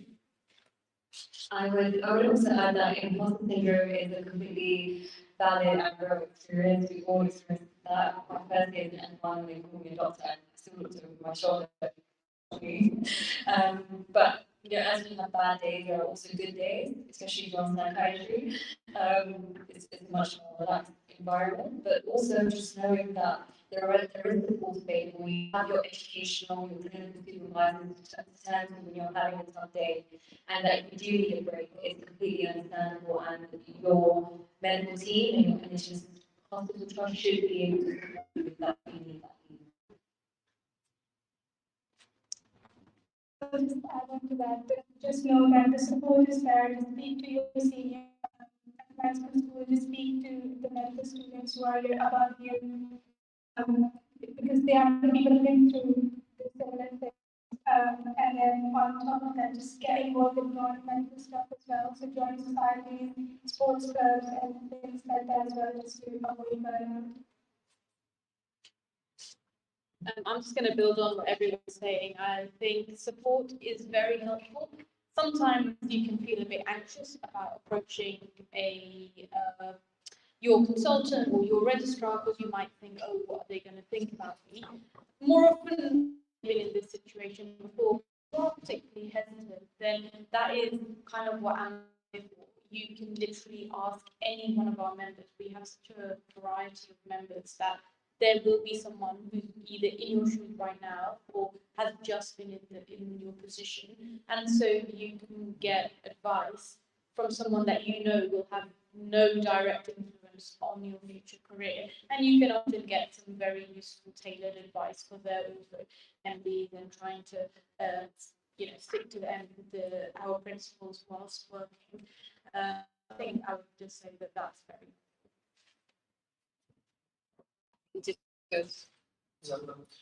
Concluding questions. I thank Dr. Salam and all who spoke today. Very, very insightful, very knowledgeable, and very useful presentations. So on behalf of everyone here, I'd like to thank you. And I hope the participants also enjoyed and kind of taken away something from it.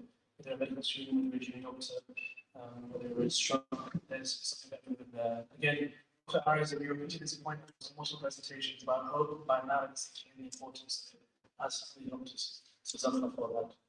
Jazakallah for having us. I'm going to ask Dr. Sam now, to say a few words on behalf of Ahmadi UK. So from my answer, inshallah, will introduce himself as well, but he is serving as the Vice Chairman of Ahmadi UK. I'm which you guys don't know, is the Medical Association, well, co-hosting this event, of course. And Maya has been at the forefront of leading student support and supporting students across Ghana and giving opportunities for them to succeed in their academic careers and accept the law as well. So, just like a question to say this.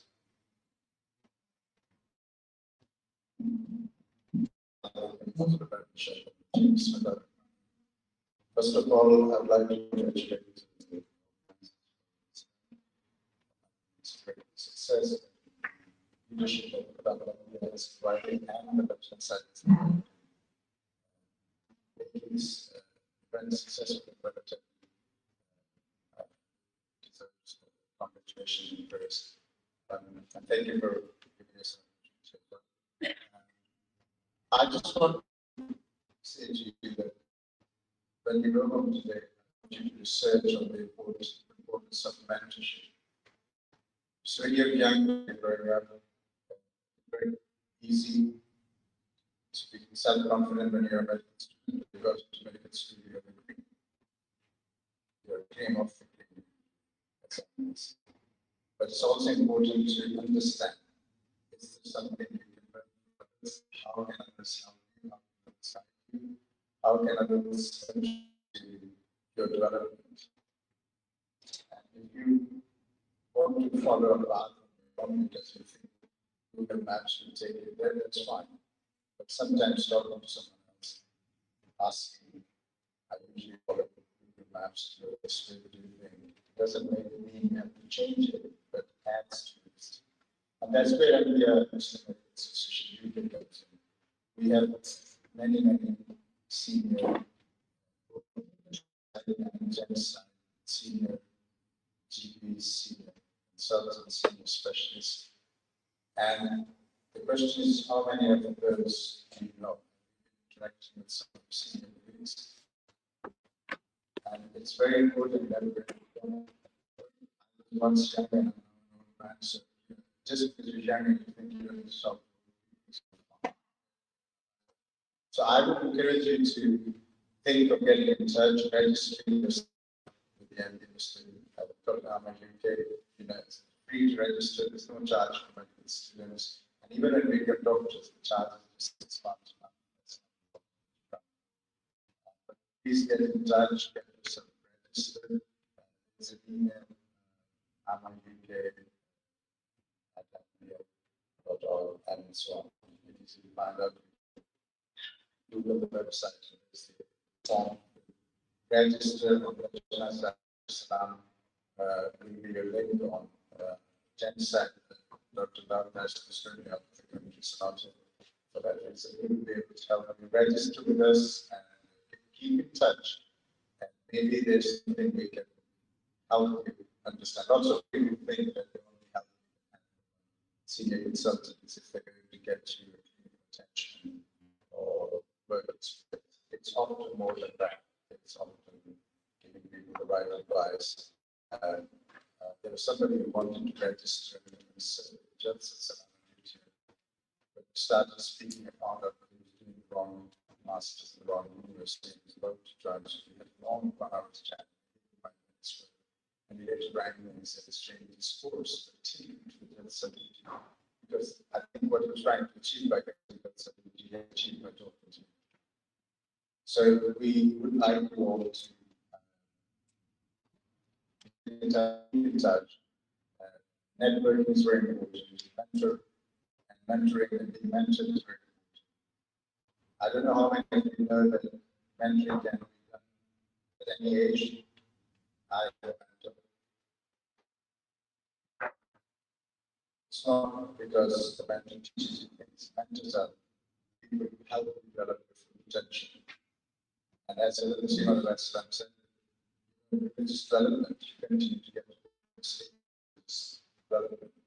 It's a continuous struggle and development. Similarly, professional development, you're never there to really keep getting that.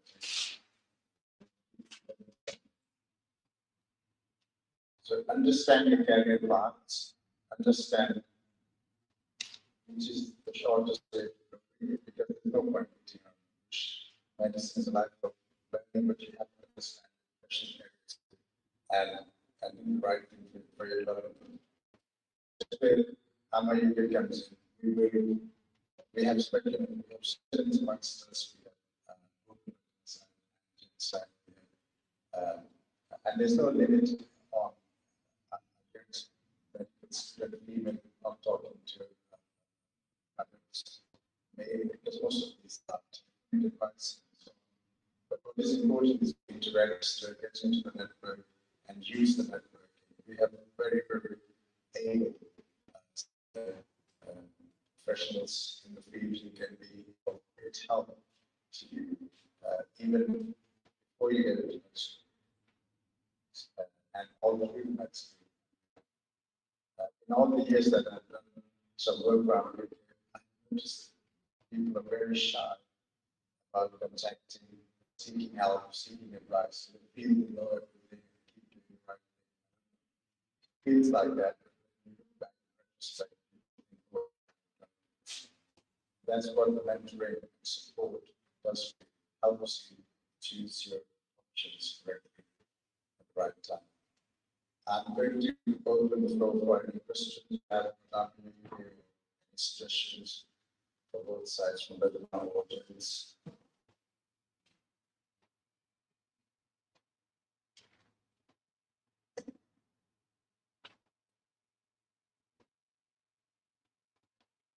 That was very comprehensive, so that's why there's no question. Just to reiterate, we have a 15-minute break now, networking break calling it, taking breaks, and also calling it. This time for instructions at 4 p.m. sharp, which are the next sessions. Again, there's been a slight variation in the program. So the next session will be the building portfolio research teaching session chaired by Dr. Rahman Reza. And those three talks will happen next. The talks by Dr. Purnas will then be held after the session.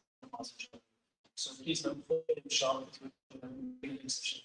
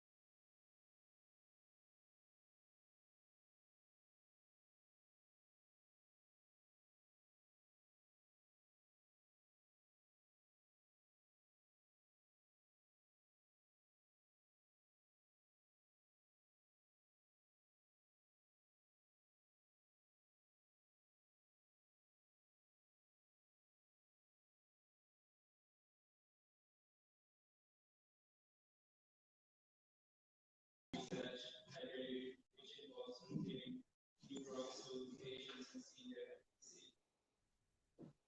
So we are encouraged to research by background in many instances. This is just an example. Currently, the creation of the heavens and of the earth and the automation of the night and of the day, they are signs for mental understanding.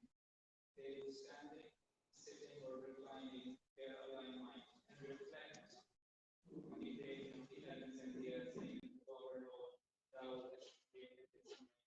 There is a lot in the Quran reflection about nature, from stars to the human body.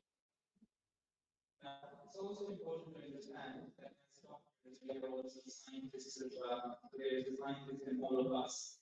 And research is not just for academics. By academics, I mean people who have done a PhD and perhaps they're in a junior position at a university. Research is important for all of us, and there's several reasons for it. We've already discussed that Quran forces to do research. Plus, it improves patient safety, it's very important for our CVs. And there's points available on a lot of training post applications when they apply for our foundation post or core training specialist registrar posts. There are points for research, publications, and posters. When we apply for consultant jobs, so there's a lot of competition, and if you've done research, that is very mentioned in that regard as well. Now, if you publish research, you will also be better at evaluating published results, so you can evaluate papers, and that will benefit your patients too.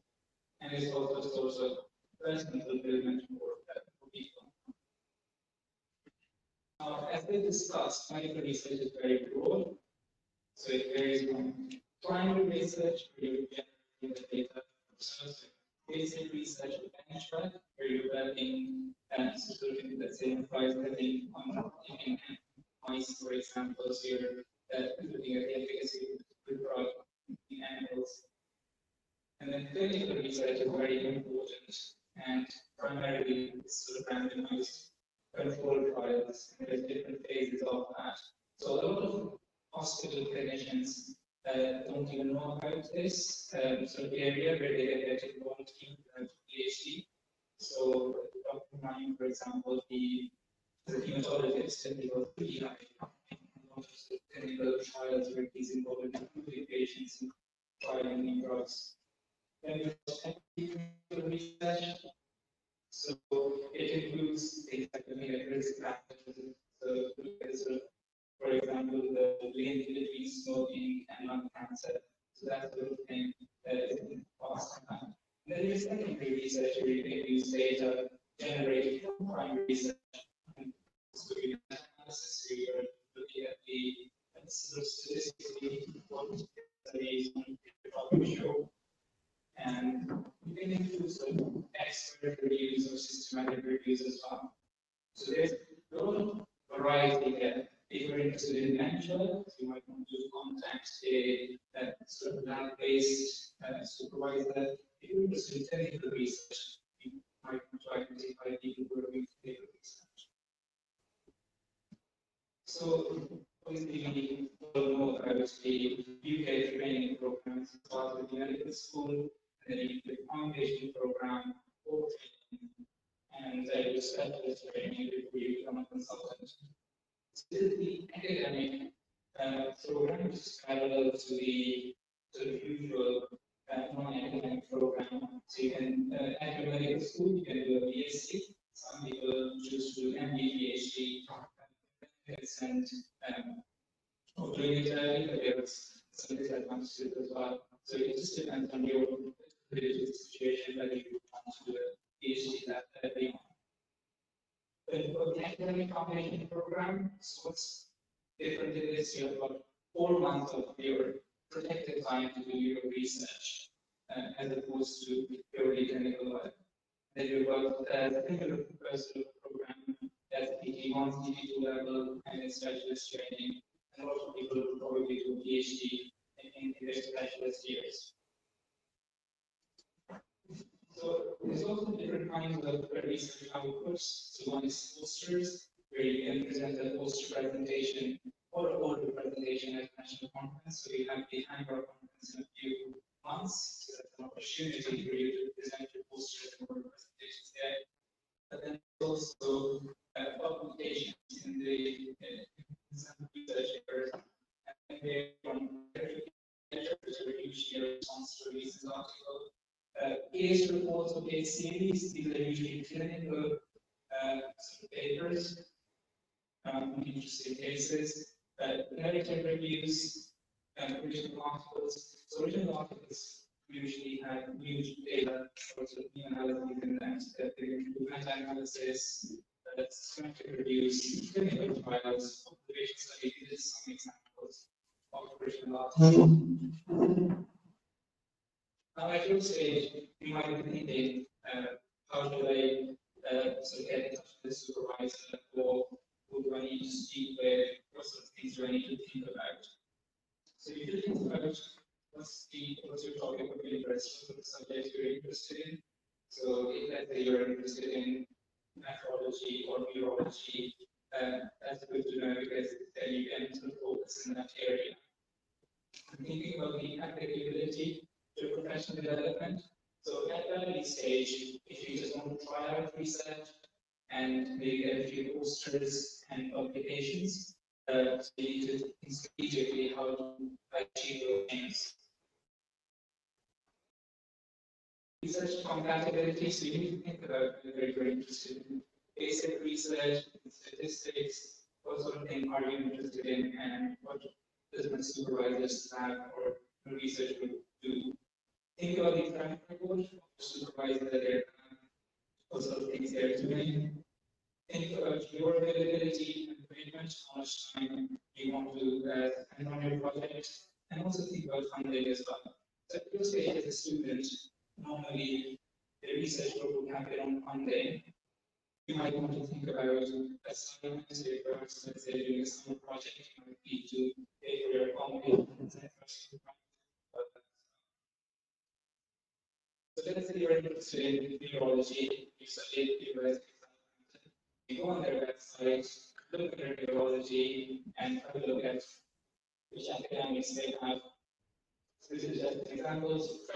Professor Walsh is doing research in patterns of health use on older people, etc. So you might be interested in contacting her. You can get your contact details from there. It's also important to think about the kind of outputs from that group. So you can do compartments. You just set them and you can see publications they've got. And look at the abstract. Where it was like the abstract is like a summary of the paper. You can look at what changes it suggested, what is defined, why is it useful, so all that stuff. And it's important to see the publication are from, because you want to get involved in a group which is actively doing research, but also recent publications.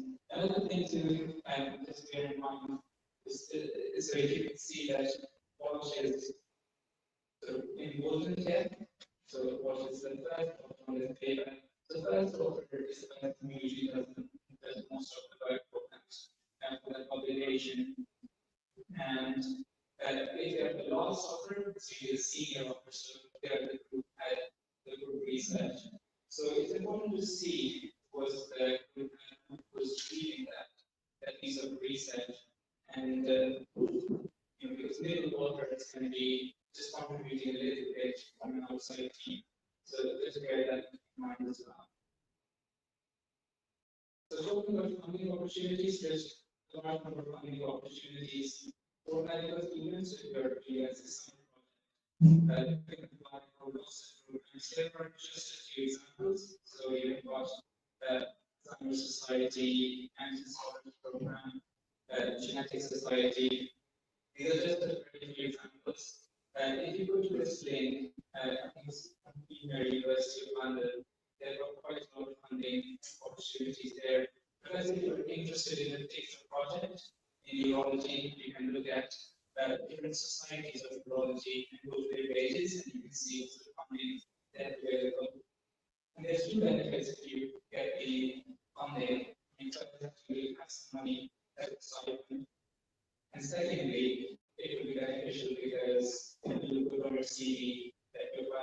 areas of funding we got it. So a few important considerations. So tangible recognition is important. So if you do a research project, whether they result in any poster or publication, it's not as good. So it's important to think about including those outputs. So results in publications are not always guaranteed. Not all research projects to be successful. It's important to think, be aware of this as well.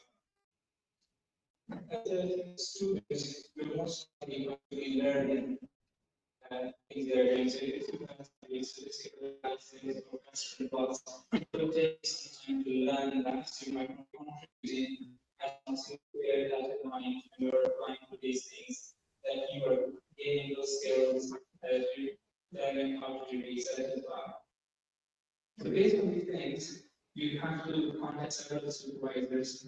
They're probably very busy people, so you just email one person and hope that you get positive reply. The chances are very low.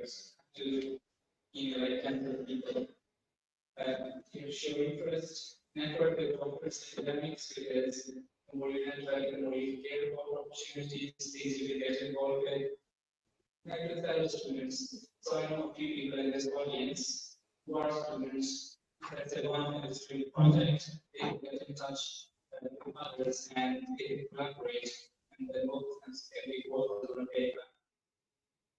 At your stage, you might have to do multiple projects to ensure you get a publication out of it.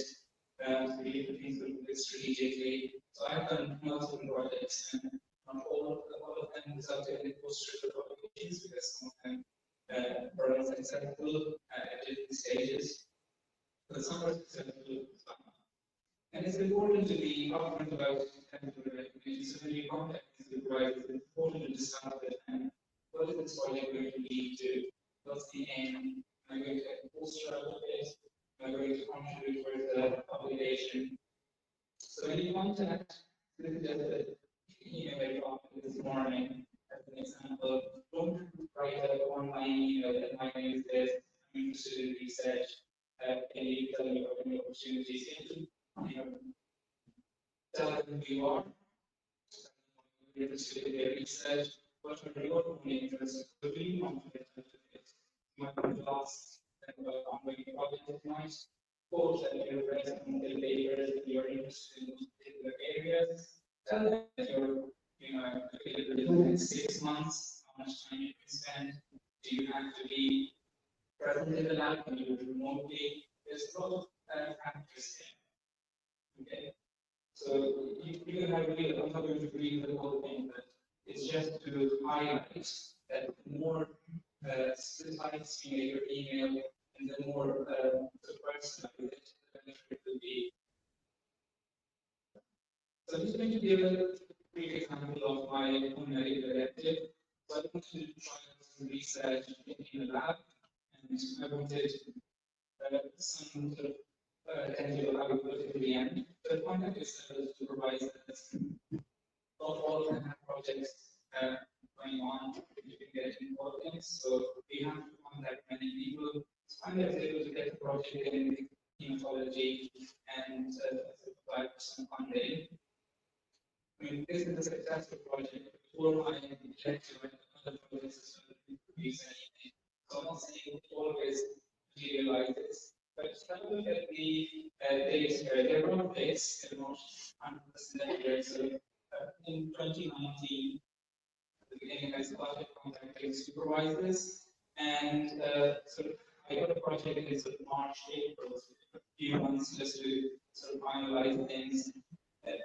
Funding opportunities were limited because a lot of the deadlines had passed. So I applied for one or two, I was able to get one of them. That was a few £100, but it was still better than nothing. So I did my project in 2019.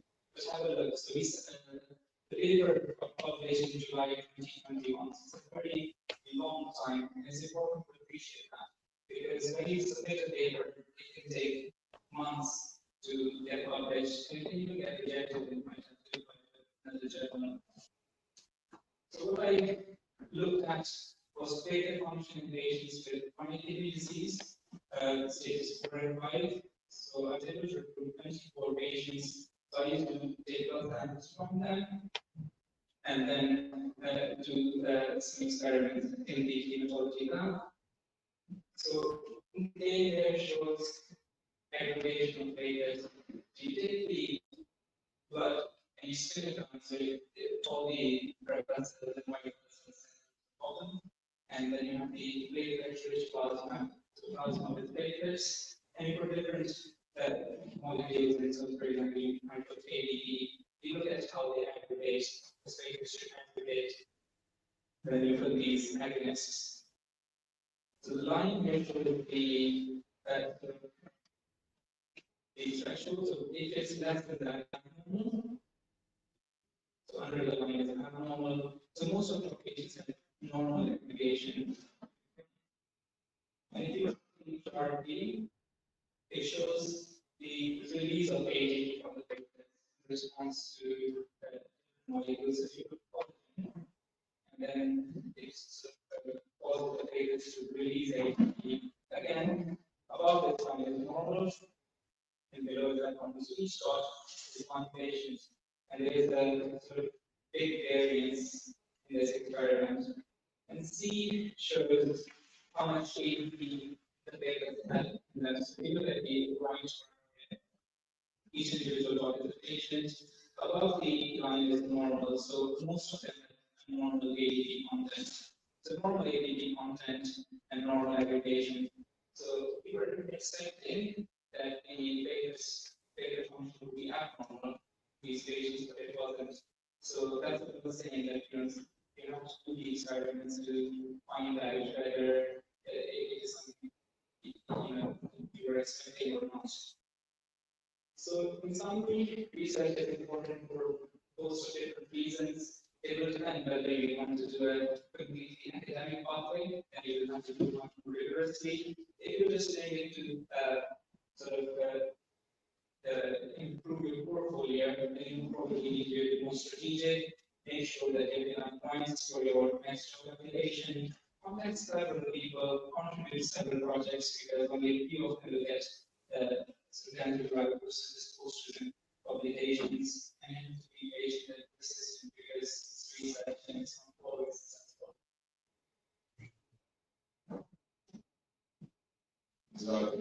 That's a brilliant talk on topic research. I think we'll take questions at the end of the session.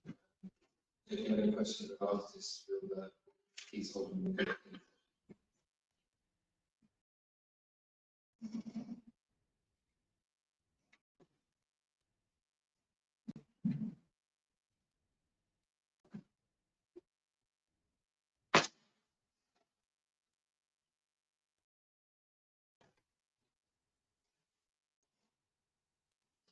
Okay, so I'm going to be giving you all a talk on portfolio operations for specialty training. So, just a quick introduction. My name is Ahmadi. I'm a course trainee for multiple years based in the Thames Valley Theory. I graduated from King's College London in 2020 and did my foundation training in Thames Valley Theory as well. So it's a very broad topic, and unfortunately, due to time, may not be enough for me to go through everything, but I will try and get through as much as I can. And as always, if there's any questions, please do find me at the end of the session. I'll be more than happy to answer. So the aim of my talk is the first, I think we really touched on it earlier on today, how specialty training works in the UK, and the strategy and approach that we normally take to go about applying for specialty training. And then we talk about the daunting portfolio. This is my main emphasis of this talk. I'll give an example of my portfolio for specialty training, and I'll briefly touch upon interviews, because we can try as much as we want, but in order for us to proceed and become either PDPs or consultants, we will have to go through interviews. I'll give you some of my experiences and I'll end up with some conclusions. So this part with a journey, timeline. Congratulations, you just qualified as a doctor. What next? So you ought to be working as a doctor somewhere in some capacity, and there are various ways you can work as a doctor in the UK. So you either go to specialty training, which is what my main aim is to be employed by in England, training, you can also do training or medical training for IMTs now, strategy training, or you can also be employed by a trust in a non-training position, where you are employed by the trust. You can work as a locum, either joining a trust bank or paid by the trust, or you can work for an agency or pay you. You can remember that you can only work as a full-time locum above the level of 2. Or as I mentioned, you can work in academia, either through a training program, so like a foundation program, or you can work to take time out to do other things like a PhD, master's, or any other academic jobs, like working as a clinical tutor for a university, or an math administrator at a university as well. So it was really seeing this slide before, and I think it's there's a lot of pathways in becoming a consultant, which we call CCT, completion for training. There's a lot of phrases that are used around what stage you are in training, and I'm sure they need to be really sorry about this. Just a couple of things that I wanted to mention is that you may get terms like clinical fellows, these are non-training phrases, and then each of those you must apply. So I'm going to do this exam or exam and or put in an application process. And this is where you may, when you're in medical school, you may not think about it because you've been through a process of getting in medical school, but that's the beginning, unfortunately, and then you will have to go through these processes at least another 1 or 2 times. So there is another website which you will look at, which is it's mainly aimed towards medical graduates applying in the UK, and it gives very good comprehensive breakdown on how to apply for either medical medicine or GP training in the UK. But as I mentioned, there are many pathways onto getting onto training in the UK. So, what are your goals? What are your goals that you need to do to complete training? You can either get into foundation training, which most people will do at the end of medical school, and proceed towards specialty training and completion of training in CCT. You can either work with a trust grade as well, that you feel you're comfortable, and you can get a crest form signed by a consultant, which allows you to apply for the next specific pathway of training. This can be a bit more initiative in the sense that you do yourself.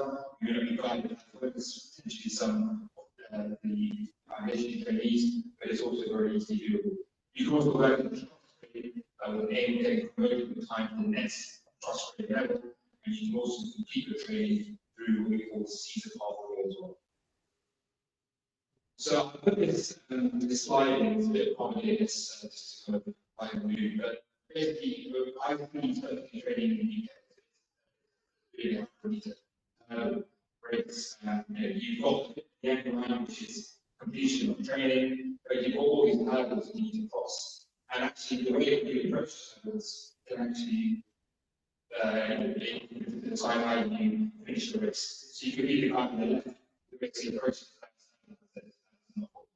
and said that maybe a second or the fourth guy who is so focused on finishing at the end, he falls over the first and is not able to complete the race.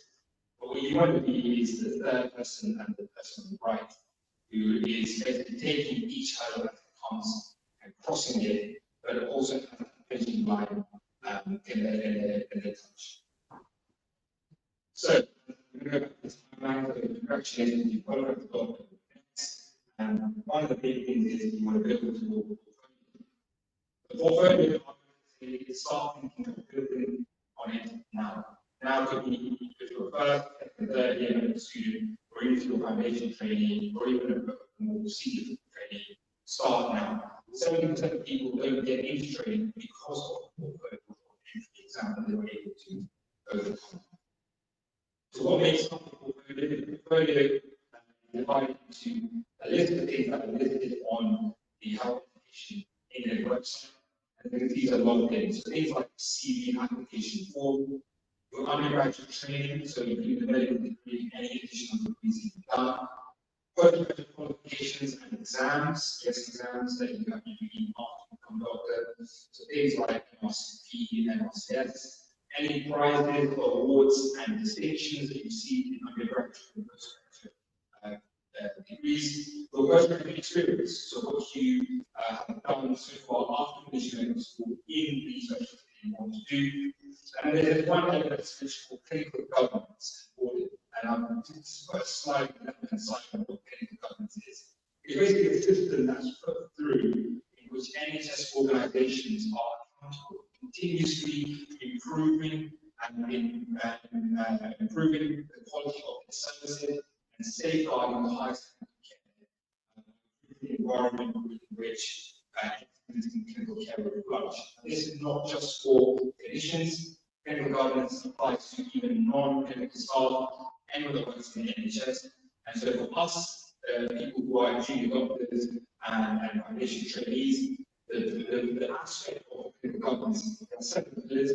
The one that we will be focused on is audits, which we're looking at standards of care, whether they're being met, and what you can do to improve that in the clinical setting. So this is something that you want to be doing while you're either a medical student or as an F1 and F2. There are some now universities that actually include audit and quality improvement as a part of the structure of the degrees. And then, as mentioned previously, publications, presentations, research, and training courses. Now, the reason I put all this up is because that is a lot that makes a portfolio. And my advice, and one thing that I'm going to touch on, is that you have to be very smart in the way that you approach your portfolio. Doing every single one of these things within medical school and even foundation training and doing them very well is doable, but highly unlikely. And so you have to really look specifically at what specialty you want to do and what are the requirements for that specialty. Every single specialty you apply for, there's a requirement and some assessment in which they will tell you which things count and how much they count for. So, for example, there may be certain specialties that don't really count postgraduate qualifications or don't count prizes and awards and distinctions. So, you may decide in your time you may not focus so much on that aspect of the portfolio, focus more on, for example, teaching publication. So, be smart. Use your time efficiently and try and do things which will score you the most points, especially if you are applying. So I'm going to give you an example of the course portfolio I was looking at, and I'm just going to give you a couple of the domains that they were looking at. So this domain, one over here is called commitment discussion. And you can see, I don't know if you have it on the screen, but essentially you score the maximum points from 8 if you were involved in 40 or more cases. So if you've been involved in 150 cases or involved in 41 cases, it's scored you the same amount of points. So, and likewise, research conferences got you the maximum points, and undertaking an elective in a certain specialty, minimum, which is minimum, will be scored you 3 points as well, or if you take a certain placement in the foundation training. So, what I'm trying to say is that being involved in 40 cases is a big task in medical school and foundation training. So once you've got that, be smart and try not to use your time not to go into the theatre, for example, to get more cases. However, I will say that these things change on a daily basis. So sometimes it's always good to just be above the threshold by a little bit, just in case they decide to change the requirements for you apply for specialty. And one of the things that I really want to focus on the teaching experience, because you've heard research, you've heard about this today. One thing that is being adopted is that you're not just a clinician and a scholar, but you're also a teacher as well. And this is something that's really highly emphasized during your medical school and also postgraduate training in how much you involved in teaching. Now, when I say that, a lot of people think that this means I must be teaching medical students, for example, or taking on junior medical students to be undergraduate. Which really when you get involved in teaching. However, once again, when you're looking at postgraduate qualifications and training, there are certain things that score you more points. So to score the maximum points in the course of training, you don't have to physically yourself be teaching, but you have to organize in which is more than 4 sessions that you can get other people to teach on that, and that counts as the maximum points for the teaching domain in post-secondary training. So once again, I'm trying to say that use your time efficiently in scoring the maximum points in your portfolio. Definitely, teaching and yourself, medical students or junior doctors, is very, very a good skill and useful. But when it comes to practically scoring scores and the maximum scores on your portfolio, look at what is actually required. And this may be the same in other specialties like IMT or GP as well. So I'm going to give you an example of my portfolio also for trading. And the reason I'm doing this is because people get very worried about portfolios, and once again, I'm always advised to start your portfolio early. However, there are certain things you can do to really help. And for me, I got my portfolio within a couple of years. I've scored 140 out of 52 for my courses for trading. And I'm just going to briefly go through each domains for courses for trading and what I did. So domain 1, which is the specialty, I scored the maximum points because I struggled in 60 days session for my F1 and F2. So I didn't even log, unfortunately, it's not that medical school because I was so naive. So I can go into data around 50, 60 times in F1 and F2, and I managed to log that into my logbook. And I did 3 national certain conferences, so I didn't attend any more than that. Literally 3, and that's all the maximum points. And I've done 10 months of social specialties in my F1 and F2. My year was a COVID year, I didn't have an elective, so I had an elective plan because we were when I was about to go. Unfortunately, got cancelled, but because of the fact that I did an F1 and F2, which had certain jobs, that counted for the maximum points. So I scored the maximum points in that domain. And in the second domain, which is quality improvement clinical audit, I went to King's, and the part of my degree was that in our 4th year, we had to do a quality improvement project as part of our university year. So I did one, which essentially designed the technical aspect of it. And we only really had to develop beyond that was twice submitted for a national conference in my 4th year. And got accepted at the course of medicine. So I presented that. And so I was able to use that quality improvement project I did in my 4th year for this domain. And so that counts as my maximum points. I did do other audits as well, but they were not presented at any conferences, and there was no need for me to do that in the maximum points. So I really achieved it through my quality improvement project in my 4th year. In domain 3, I also scored maximum points because I led a board presentation at a national conference for some primary research work that I did during my foundation training. I did it in orthopedics when I was at the University of Oxford, and I presented at a national conference for maximum points. And in domain 4, that's the one that I really worked on through foundation training, was that I knew that I'd done a lot of teaching. I did a lot of bedside teaching at primary in Oxford.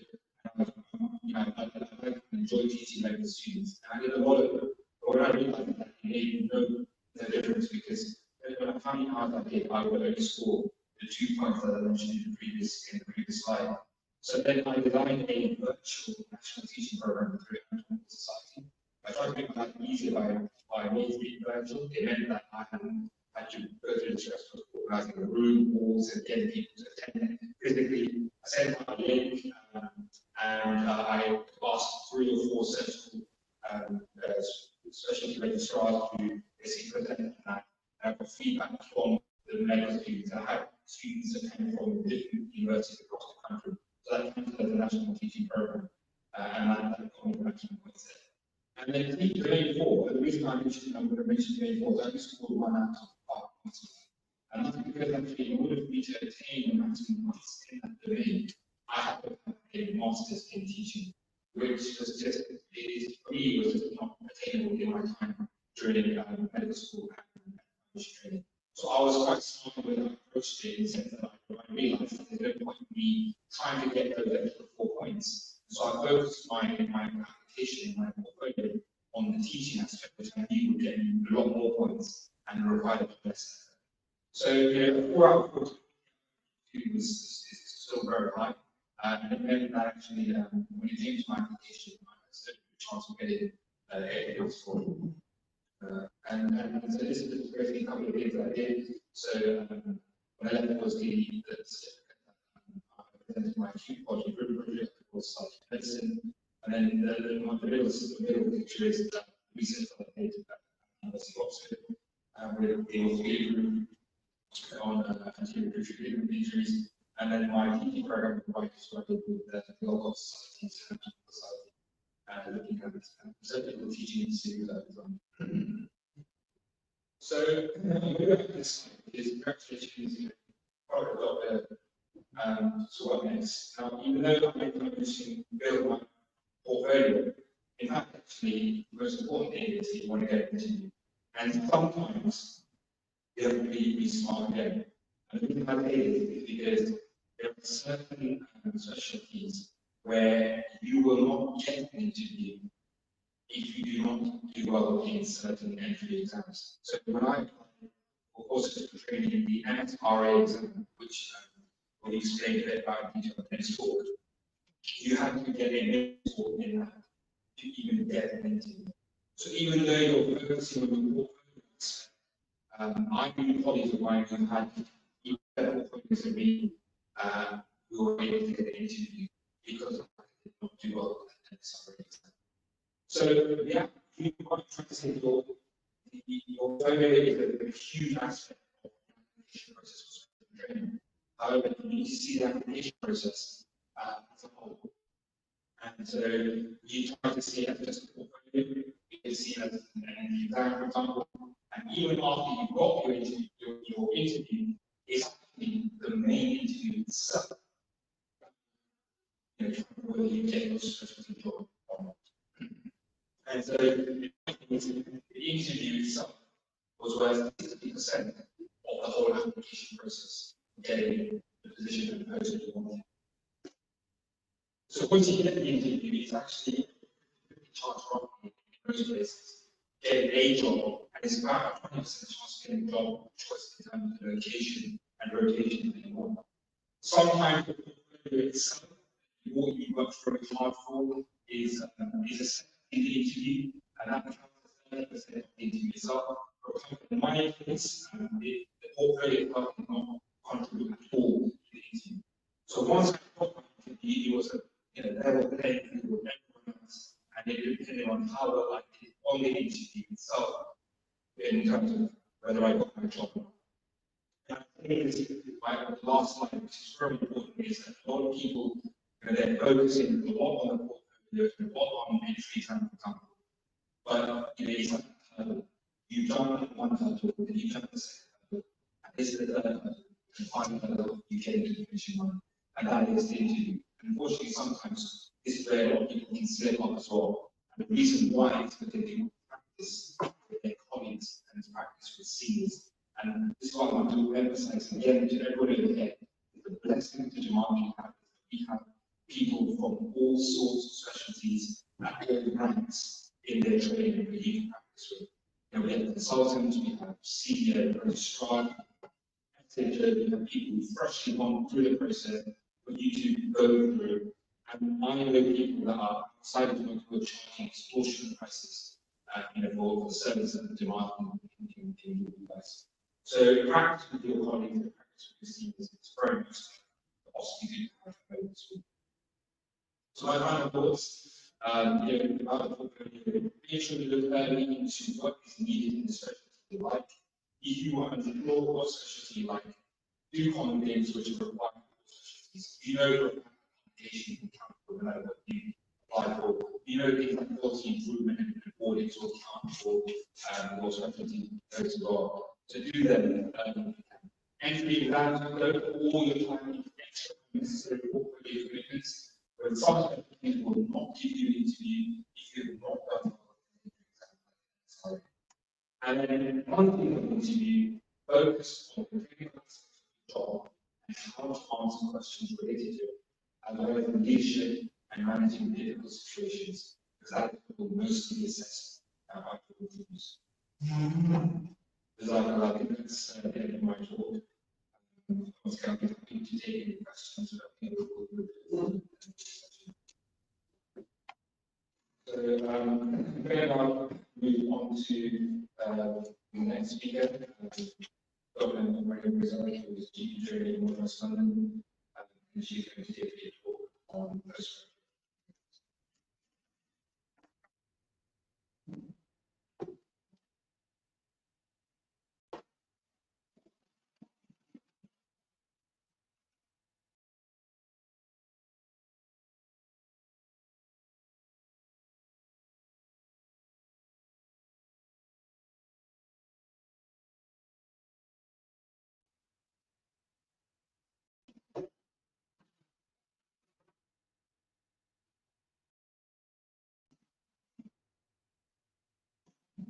The thing I'm going to do is Dr. Maria can speak on that side, and then Dr. Rahman will take the slides from this side. Assalamualaikum. My name is Mariam. I will be talking to you about postgraduate exams.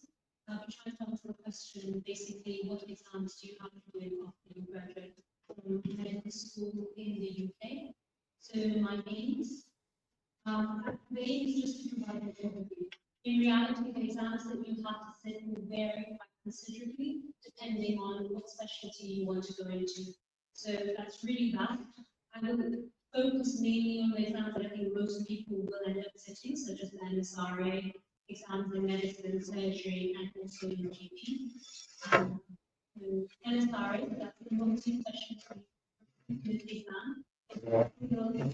It's computer-based. You sit it in a placement review center, and it is used in the recruitment of numerous specialties such as GP, radiology, ophthalmology, obs and gynae, core surgical training. How each specialty uses the MSRA varies. So for GP and psychiatry, they only use the MSRA. The better that you do in your MSRA, the more likely you are to get into training, especially to get into training in the part of the country that you want, with certain parts being more competitive than others. So I'd like to just make a point for GP, portfolio doesn't matter. You need it to get through a 2, but it is just the MSRA for GP. For obs and gynae, it's slightly different. So those that have the highest ranking candidates who are the best in the MSRA, they get to bypass the interview and they get to the straight away. If you score somewhere in the middle, you then are invited to an interview with your MSRA counting as the third of your interview score. And if you score less than that, unfortunately, you don't get training post. So again, research, because with each specialty, they use the MSRA slightly differently. So when you apply to specialty training, whether that be F2, F3, or whenever you're applying, through Oriel will then send you a link to book onto the MSRA exam. Luckily, the MSRA exam is free. So if you apply in December time, you will end up sitting the MSRA in January. If you're applying on round 2 applications, you will sit it in September. It is almost a 3-hour exam. It's divided into 2 parts. So the first one is the professional dilemmas. This is a bit like the SJT, although I'm not now, but the medical students now will not sit it. But essentially, the question involves some sort of professional dilemma. It is testing your honesty, integrity, basically whether you're acting within what the GMC wants you to act on those principles. There's 50 questions. It's 95 minutes long, and there's 2 types of questions. So one, you have the professional dilemma, and then you have ranking questions where you rank what is the most appropriate thing for you to do, where 1 being the most appropriate and 5 being the least appropriate, or you get multiple choice where you pick 3 options out of all the options which means that you're responding to the dilemma in the best way, I suppose. And then the other one is the clinical problem solving. That is also slightly similar to med school finals, but it's important to note that there's certain specialties aren't in it as much, such as general surgery. You do get urology and ENT and musculoskeletal, so there is a bit of surgery in this exam. There's 97 questions, it's 75 minutes long, it's multiple choice, so single best answers, or you choose are the 2 types of questions that you get. How you do in the MSRA is basically, it depends on how the rest of your report does. You get banded from band 1 to band 4, band 1 means that you haven't scored well at all, and band 4 means that you're amongst one of the highest scoring group. So it's medicine. So I think you've seen this on diagram before, but these are basically the medicine training, and I've done it to show where the exams fit in.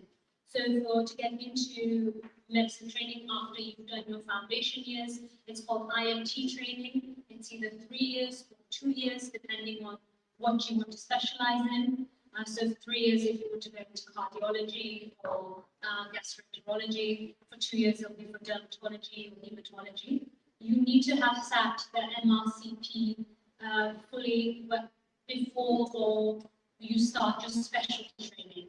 And then after your specialty training, you sit your certificate of specialty certificate examination, and that varies depending on what you're specializing in. So on to the next one. Yeah.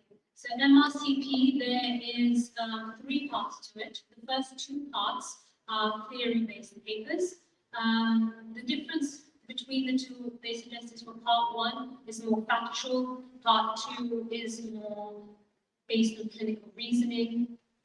And then the final bit is cases, and that's the practical part. So you can sit the MRCP part 1 12 weeks, so 12 months after you've graduated. So you need 12 months of clinical experience before you sit the first part. In order to sit part 2, you need to have passed part 1. For PACES, though, you only need to pass MRCP part 1. So it is possible to do PACES before you do MRCP part 2. Both MRCP part 1 and part 2 are a 1-day exam. They consist of 2 3-hour papers.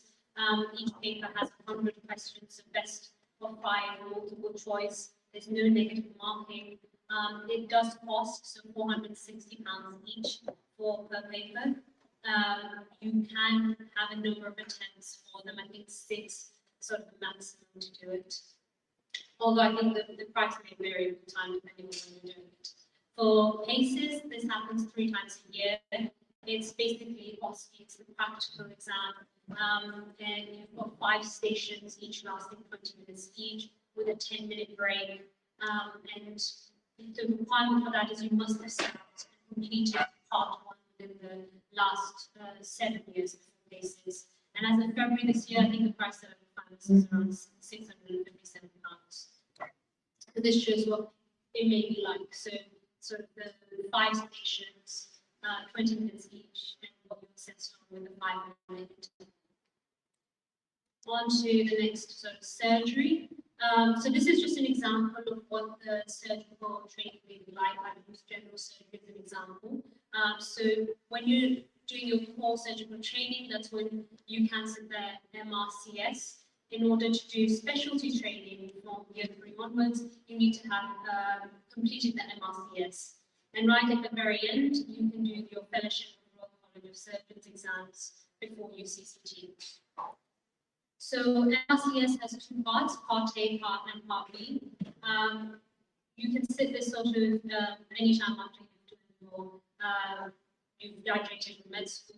You need to have passed Part A in order to sit Part B. Part A is a written exam. There's 2 papers that you sit on the same day. Part 1 is more applied. The paper 1, sorry, is more applied sciences. There's 180 questions and it lasts 3 hours. Paper 2 is more principles of surgery in general. That lasts 2 hours and there's 120 questions. Again, you get sort of 6 to 10 of this. For Part B, that's the more practical OSCE style paper. There's 17 exam stations. Each station lasts 90 minutes. In total, it's a 3.5-hour OSCE style exam. And you get a maximum of 4 attempts. It is quite costly at around £1,047. General practice. So once you've got into general practice by doing the MSRA, it's actually quite simple. There's 2 exams before you finally become a MD. First exam is the applied knowledge test, and this can only be sat in your GPST2. It's a computer-based assessment. It takes place 4 times a year in a peer review center. It lasts 3 hours and 10 minutes, 200 questions. Most of them are your clinical questions. Some of them do involve public health, so 10% of the questions will be public health, 10% of the questions will be management, leadership, and style questions. And you get a maximum of 4 attempts, and that costs around £470. Finally, in your GPST3 year, you sit a simulated consultation assessment. You can sit this remotely at your local GP surgery. It's online. There's 12 simulated stations, each lasting 12 minutes, and there's a 3-minute gap between the stations. They run numerous days from September through to April, and again, this is quite costly, around £1,000. So how to prepare for these exams? There is a recurring pattern. There is a balance between doing questions, and the main sort of sources that keep coming up are past medicine, past tests, doing on examination, and also using your notes. So a lot of people keep the notes from their medical school, and they just build upon those notes as they go on when preparing for these exams. Most of the time, most people state that they started revising 4 months before they actually if you go to the next slide, I wanted to talk a bit about the MSRA. So out of all the exams, this was one that I have sat, and I was lucky enough to do well so that I could get into the GP training in London. I started 4 months a little bit, but then I got more seriously into 2 months before. Resources that I used were my own medical notes. I used the Zero to Final source, which is an online website. It has really concise notes, and you can also use summaries. They are quite lengthy, but they do have sort of the summary section of it, which I think is just really useful and concise when comparing. Question banks is really important. So e-Medica is good, however, sometimes I find some of the questions were a lot more difficult than what was in the paper. MCQ Bank is also a really good resource, and so is Past Medicine. So if you do these sort of question banks, what I did was I tackled one specialty at a time. I went through the notes, I did the question banks, and then I moved on to the next specialty. And that's it. Jazakallah. Jazakallah. So I think that's the end of our session. We're going to take some questions. It is, in my opinion, it is quite a big topic, which is obviously portfolio building. And due to the time, we weren't able to obviously cover everything. But I think, if there's any questions from the men's side or the ladies' side, we'll be happy to answer.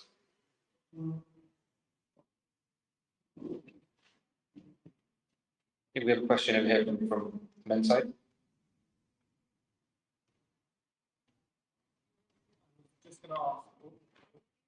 I was just going to ask, is there any possible way of getting the last 2 presentations and then sent out to all the medical students, if it's possible? Yes, definitely. I think the president has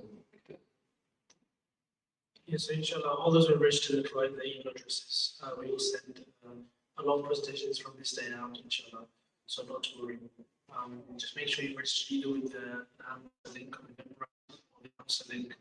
Make sure you enter your email address correctly on the recent if necessary, and inshallah we'll get that sent out to you guys.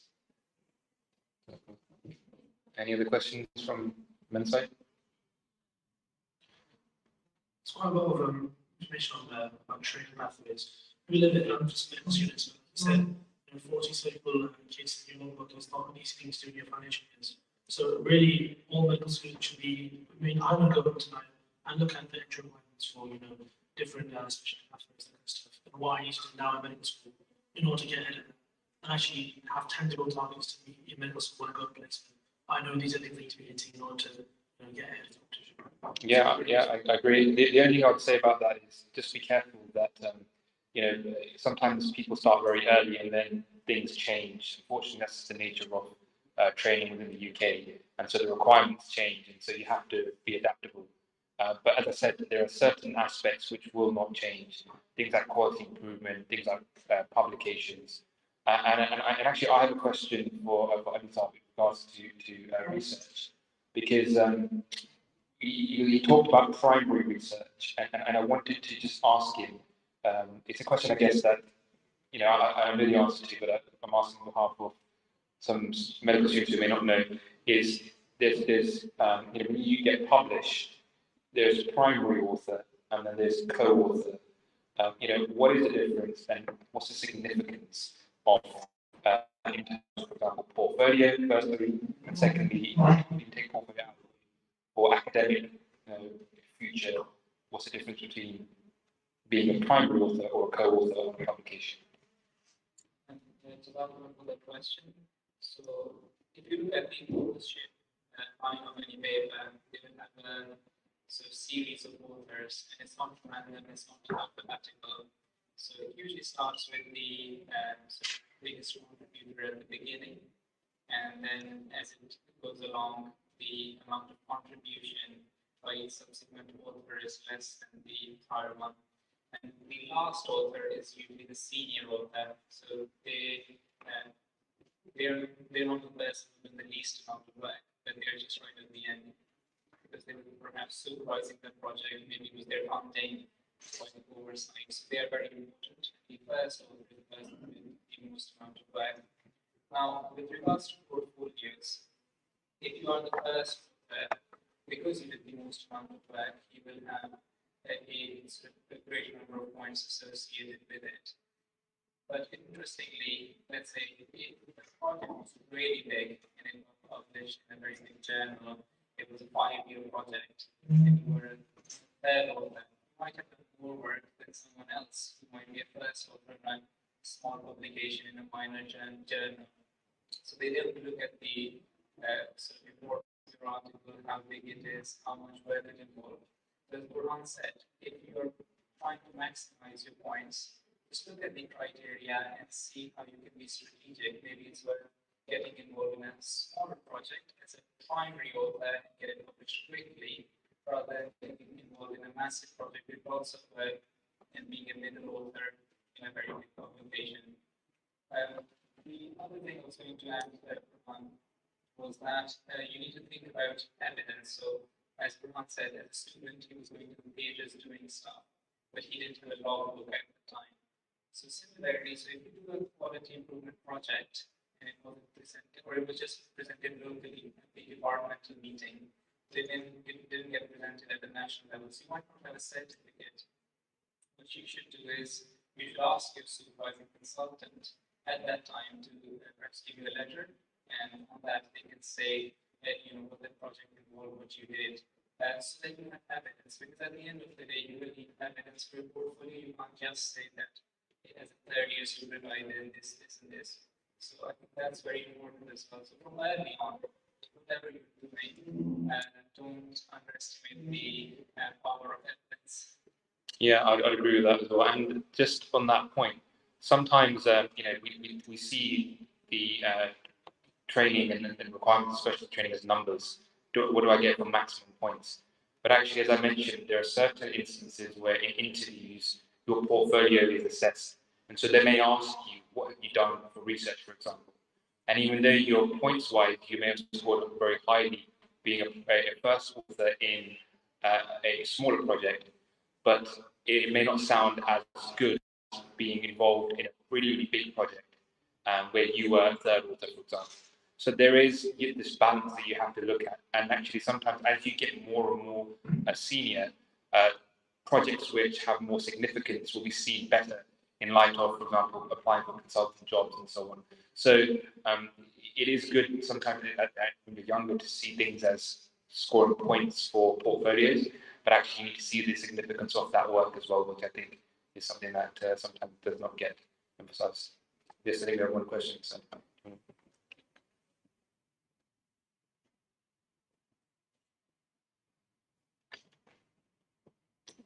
So, just on the number of hours you work in like surgical theatres and stuff like that.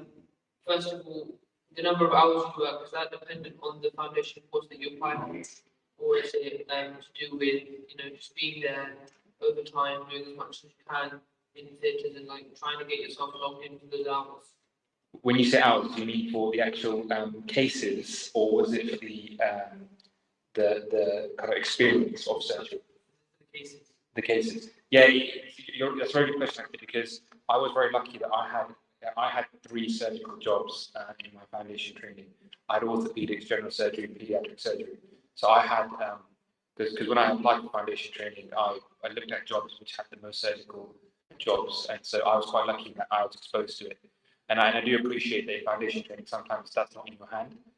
When you apply for jobs, you may not get rotations which have the highest amount of surgical jobs, so you end up not having a lot of theatre time.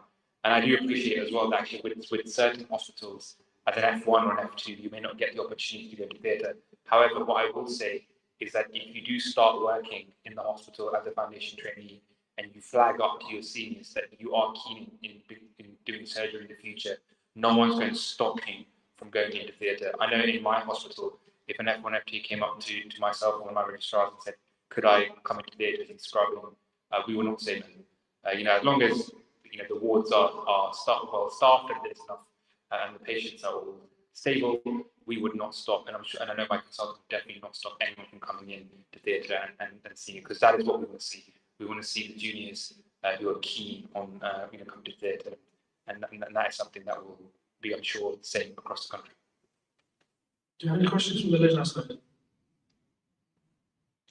Because I think all the questions were answered.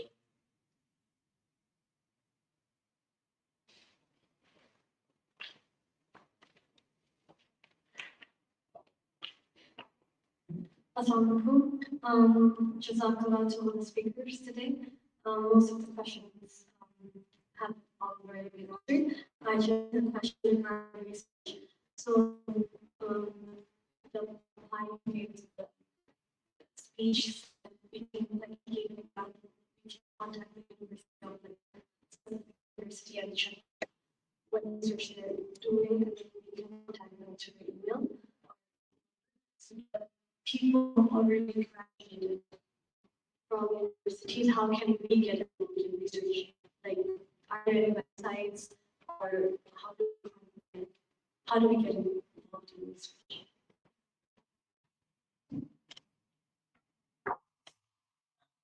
I'll look at the question. Yeah, it's a very good question. So I think it sort of depends where you're working. So that's one factor.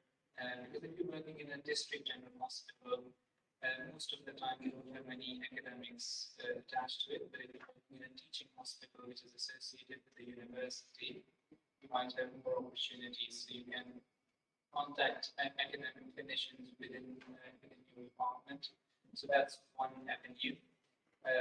Now, if it's sort of basic research where you have to be present, it's more difficult if you're not working within that institution from a governance point of view. Similar in hospitals as well. If you have to look at patient notes for a research project and if you're not working there, there's a lot of governance hurdles. But you can get involved in other projects like systematic reviews or meta-analyses because they are based on other studies which have already been published. So to give an example, there's a few of us here who have been in touch with Dr. Mahmoud, who's a cardiology doctor in London, and he is also systematic analyses and meta-analyses within cardiology. So as students from different institutions, we have been able to get in touch with him and do projects with him. Does that sort of answer your question? Like, how do you like to elaborate anymore? Jazakallah, that answered the question. Just have one more. Assalamualaikum, thank you for all the talks. I'm also a King's student, a final year, who's interested in surgery. I had a chance to see a couple of cases which I wrote notes about. I just wanted to ask if there's a specific surgical logbook that we need to do. Also had another 2 brief questions. So we also did a quality improvement project, but didn't get a chance to present it anywhere. So I think you guys have touched upon it before, but just to confirm if I can get proof from my supervisors that can count towards the portfolio. And also in terms of research, there's been like it's sometimes you find like a lot of opportunities, but I personally don't really know the differences between like a systematic review of meta-analysis. If there's like any suggestions for resources to kind of learn more about what different forms of research are. Exactly. Yeah, I'll answer the first two, and then I'll hand over to Lisa for the final part. Yeah. So logbook-wise, yes, there is a specific logbook. It's called ISCP. It normally, when we're course open trainees, we have to pay for it, but you can sign up as a supervisor actually and use the logbook for free, and you can actually log all your cases on that. It's an online portal, and actually that's the only thing that that they actually look at and will accept. So do make sure that you have a look at that. It's called ISCP, and you'll be able to log all your cases on that. In terms of quality improvement, yes, I think you said Kings. I remember there was a national like a quality improvement project day at Kings that you can get a certificate for from the course lead. However, that only counts as a local presentation. And so my quality improvement project, I looked up online to see where I could present it, and I applied to the Royal Society of Medicine. So that is something that unfortunately you just have to go out of your way to try and see if you can, you can do an oral presentation at a national conference. But you've got the quality improvement project, which is a good thing. You already designed it, you already led all aspects of it. You just need to find a conference online which you can present at. And we are looking as Jamaat as well to hold conferences and get CPD accreditation in the future as well. So do look out for conferences throughout Jamaat as well, which can count as national conferences as well. I'll hand over to Lisa for the Sorry, which is the difference between meta-analysis and systematic review. So meta-analysis is essentially more of a statistical thing. So let's say there's been 10 studies looking at the relationship between smoking and lung cancer, any study at 100 patients. So that meta-analysis, you will have 1,000 patients, and you can sort of do a statistical analysis across all those papers, and you'll have more patients in the end, and it's more robust. As opposed to a systematic review, you essentially collect papers on a particular subject, but it's more of a qualitative analysis to look at that particular subject. So meta-analysis is more statistical, and systematic review is more sort of qualitative. So that's all the questions. Thank you for the session documents. Again, very informative, Dr. Miriam and Dr. Lisa. So very informative, very practical. Again, we'll get the procedures across to you as well, inshallah. But yes, certainly. Sorry to interrupt. We just have one last question. Sure, thank you, brief session. So I just wanted to ask, other than what's already been mentioned, would you say any things that you'd wish you'd gotten involved in medical school or even in sixth form, or any skills that you'd built on? And just for these speeches to me. I think, is there anyone else, any other speakers? It's a quite broad question. Just because it's quite recent. In sixth form, I remember doing a quality improvement project in the GP practice when I was in the other team on a very small scale. That's when then basically what it is, what quality improvement project does. You take a system and you improve it, and you call the resource there as well. It is a few months time as well. So reading for it is the most you can do as a sixth form student. Reading is the best form of learning how to write, in my opinion. So reading research papers or reading papers in general gives you an idea of the sort of language they use, the sort of terms that they use, the sort of style of language as well. That's probably the most useful thing to do in those early years in sixth form as well. I think for me in medical school, I just have one regret, and that is actually that I wish in my clinical years I got more involved with the clinical team and my placements.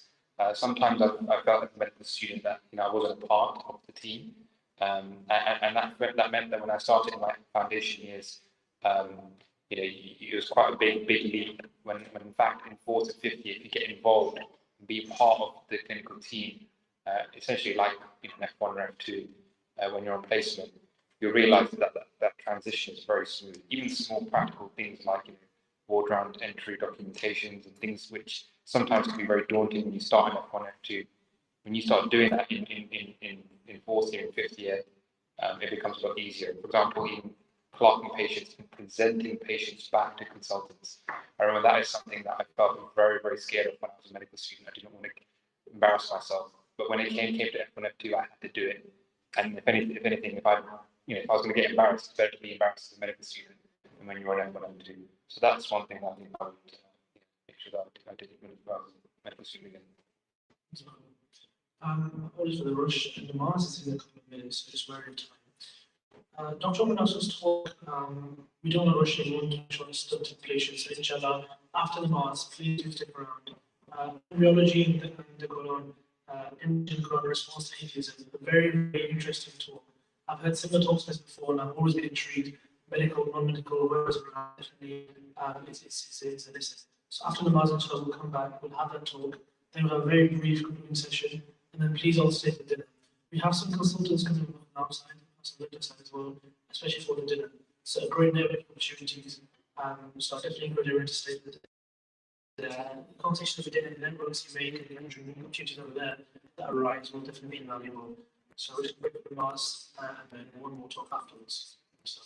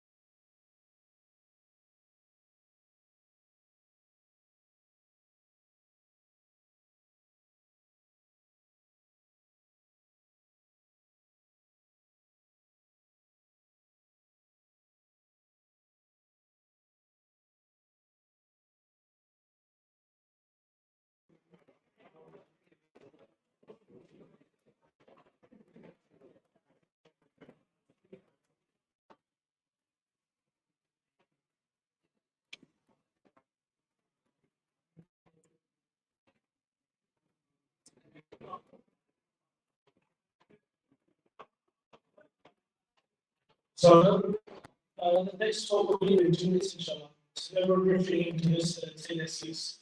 We'll start in 1 minute, 2 minutes, inshallah.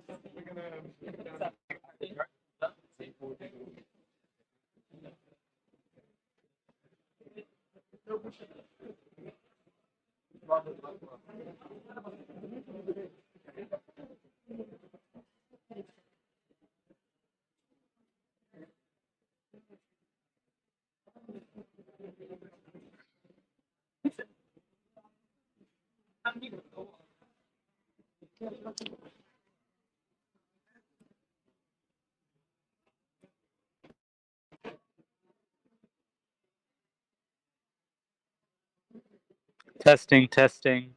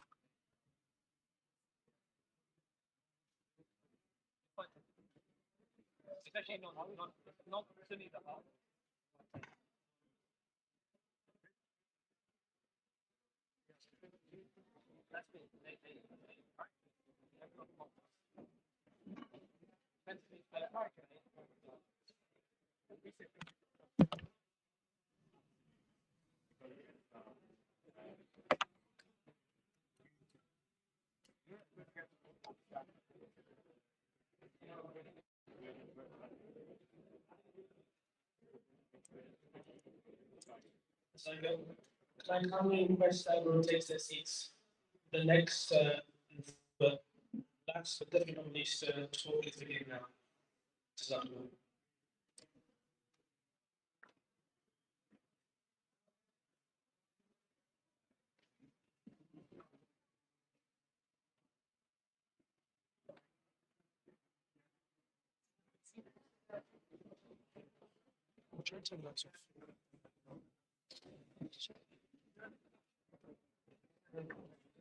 Not bad if we did.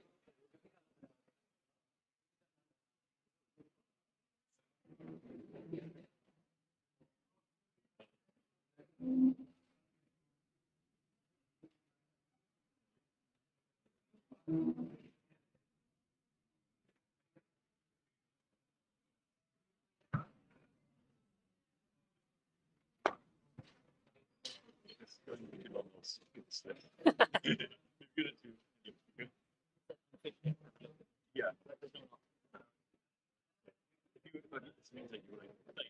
I'm like taking minutes.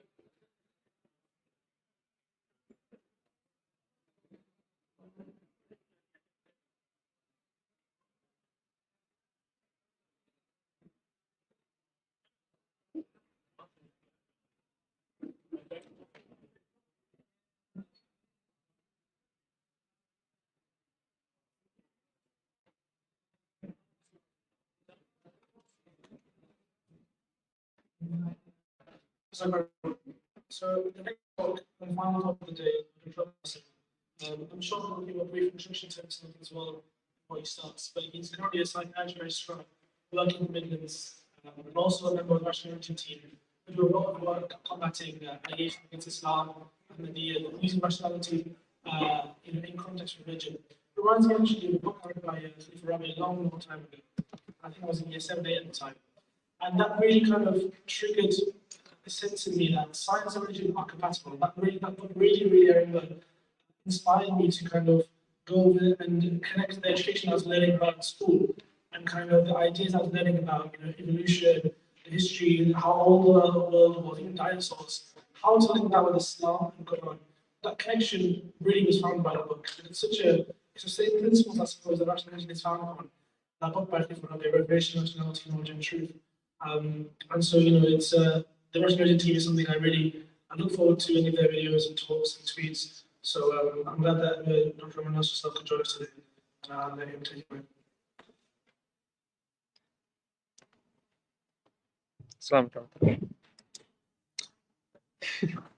Assalamu alaikum warahmatullahi wabarakatuh. Jazakallah for the very kind and gracious invitation and introduction.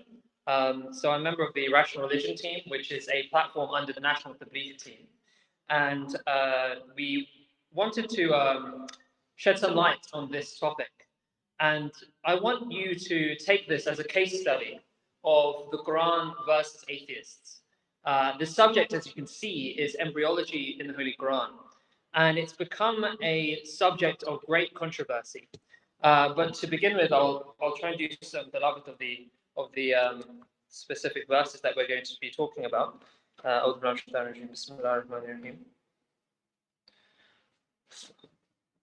just read them. ثم جعلناه نطفة في قرار مكين ثم خلقنا النطفة علقة فخلقنا العلقة مضغة فخلقنا المضغة عظاما فكسونا العظام لحما ثم أنشأناه خلقا آخر فتبارك الله أحسن الخالقين. So this is the verses under consideration, and there are many other verses which are connected to this. And I'm going to read the translation of them. And as hopefully, inshallah, you can see from the screen, there are 6 stages. So what I'll call stage 0. So that's the one before the stage. Already we created man from an extract of clay. Then we placed it as a nutfa in a safe depository, or qarar makin. Then we fashioned the nutfa into an alaqa. Then we fashioned the alaqa into a mudgha, a partly formed mass. An alaqa means like a clinging substance. We'll go over all of these terms, so hopefully, inshallah, we'll have a better understanding of them by the end of them. Then we fashioned bones out of this partly formed mass. Then we clothed the bones with flesh. Then we developed it into another creation. So blessed be Allah, the best of creators. And this is Surah Al-Mu'minun. Now, the reason why this is so controversial is because in the 80s and 90s, there's this guy, Keith Elmore. I think pretty much everyone here is a med student. You may use his clinically oriented embryology. It's a very, very popular textbook. And he's the main author of it. And he's one of the most celebrated anatomists and embryologists in the world. And he, in the 80s and 90s, looked into the Quran's description that I've just read, and he said, after his study of it, that the interpretation of the verses in the Quran referring to the, I'm not sure what's happening. Apologies. What's that? The interpretation of the verses in the Quran referring to human development would not have been possible in the 7th century AD or even 100 years ago. We can interpret them now because the science of modern embryology affords new understanding. Undoubtedly, there are other verses in the Quran related to human development that will be understood in the future as our knowledge increases. Now, this is a wonderful testimonial, and as medics, it should really speak to us, because we have a scripture here which, it seems, is giving us knowledge which could not have been known unless the author of the Quran is the author of the universe. Now, the Bible, on the other hand, has turned the West away from religion. They have a scripture which has so many scientific errors and even internal contradictions that it has driven them away from God entirely. But the Quran, it seems, is able to draw people back to Allah through a preserved scripture. And he goes on. He says, Muhammad could not have known these facts about human development in the 7th century because most of them were not discovered until the 20th century. Muslims and others are justified in concluding that these facts could only have been revealed to Muhammad by the one who knows all about us, not only about how we developed, but about how we live and function. And that was in 1986 that he wrote those words. Now, as you can imagine, that sparked a firestorm of controversy in the religious world and the clash between atheists and religious people. And it's become a popular debate topic, especially about 10 years ago. So this is a anti-Islamic website called Wiki Islam, and they have a whole page on embryology in the Quran. And their essential, you may not be able to read it, but their essential claim, which is what both Christians and atheists make against the Quran, is that it's inaccurate and whatever was in it was plagiarized from Galen. And Galen is the guy on the right, and he was a 2nd century Roman Greek anatomist. Oh wow, the atmosphere comes in. He was a 2nd century anatomist and doctor, obviously one of the most famous. Many of you will probably know him already. And they said that if you want to see where the Quran got this from, it's just taken from Galen. Just read Galen. So we went and did that in our team in Rational Religion. In a rather depressing few months in COVID lockdown, we read a book of his called On Semen, and I don't recommend it. It's awful. And in that, he kind of goes through his entire fetal development theory. And I'm going to read it. And you don't need to recall these. You don't need to remember all of this. We're going to come back to it at the end in a summarized form. But he says, the first is that, and these are the 4 stages. So Galen says there are 4 stages. The first is that in which, as is seen in both abortions and in dissections, the form of the semen prevails. At this time, Hippocrates too, the all-marvelous, does not yet call the conformation of the animal a fetus. As we heard just now in the case of the semen voided in the 6th day, he still calls it semen.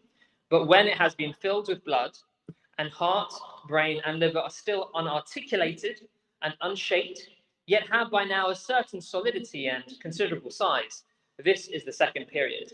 The substance of the fetus has the form of flesh and of no longer the form of semen. The 3rd period follows on this when, as was said, it is possible to see the 3 ruling parts clearly and a kind of outline, a silhouette, as it were, of all the other parts. You will see the conformation of the 3 ruling parts more clearly, that of the stomach more dimly, and much more still of the limbs. And the 4th and final period is at the stage when all the parts in the limbs have been differentiated. And at this point, Hippocrates the marvelous no longer calls the fetus an embryo only, but already a child too, when he says that it jerks and moves as an animal now fully formed.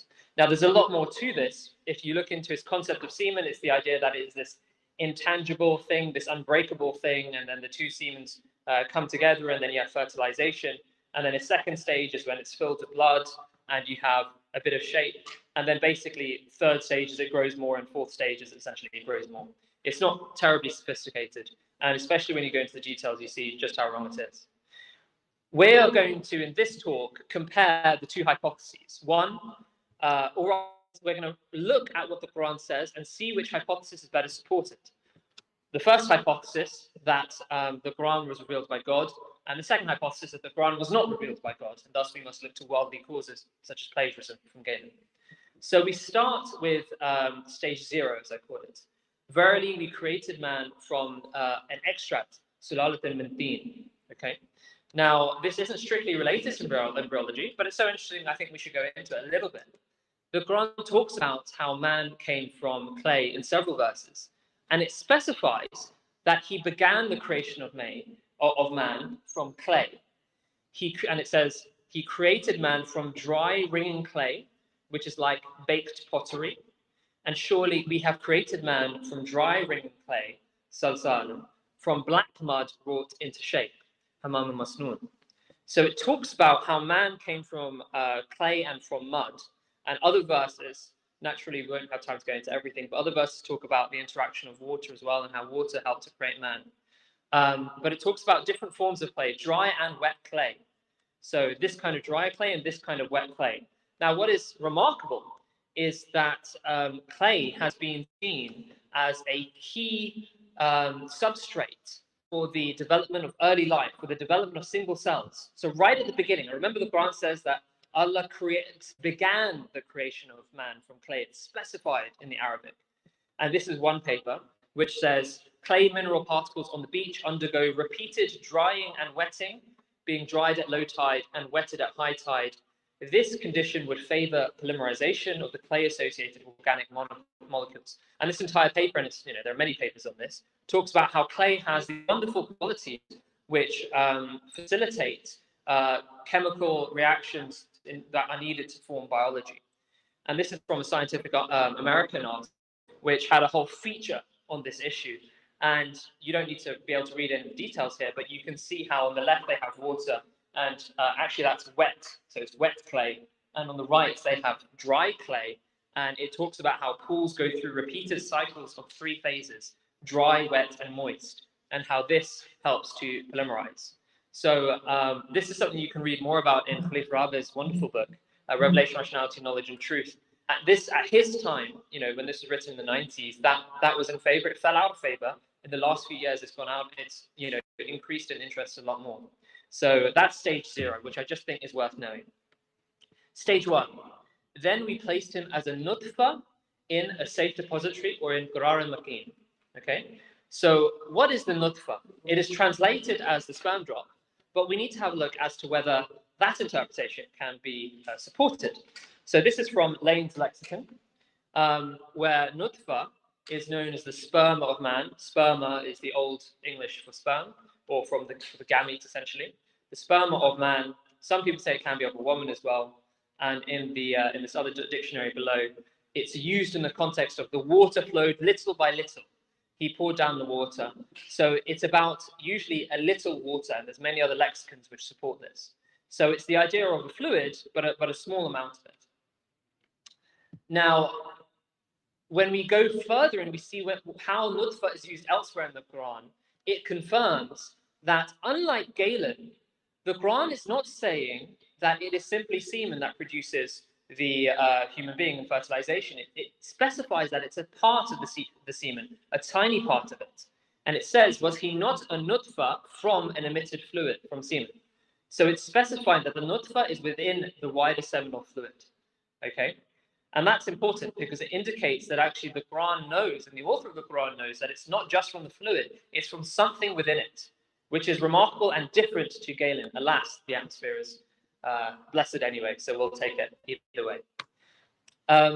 And we also see this other this other mention in chapter 76, where Allah says, we created man from a nutfa, nutfatin amshajin, a nutfa of mixed fluid.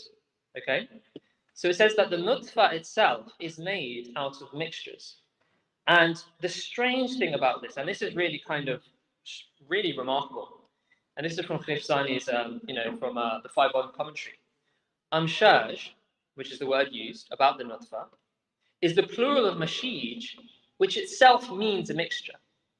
So man is created from sperm drop, which is itself a mixture of several things.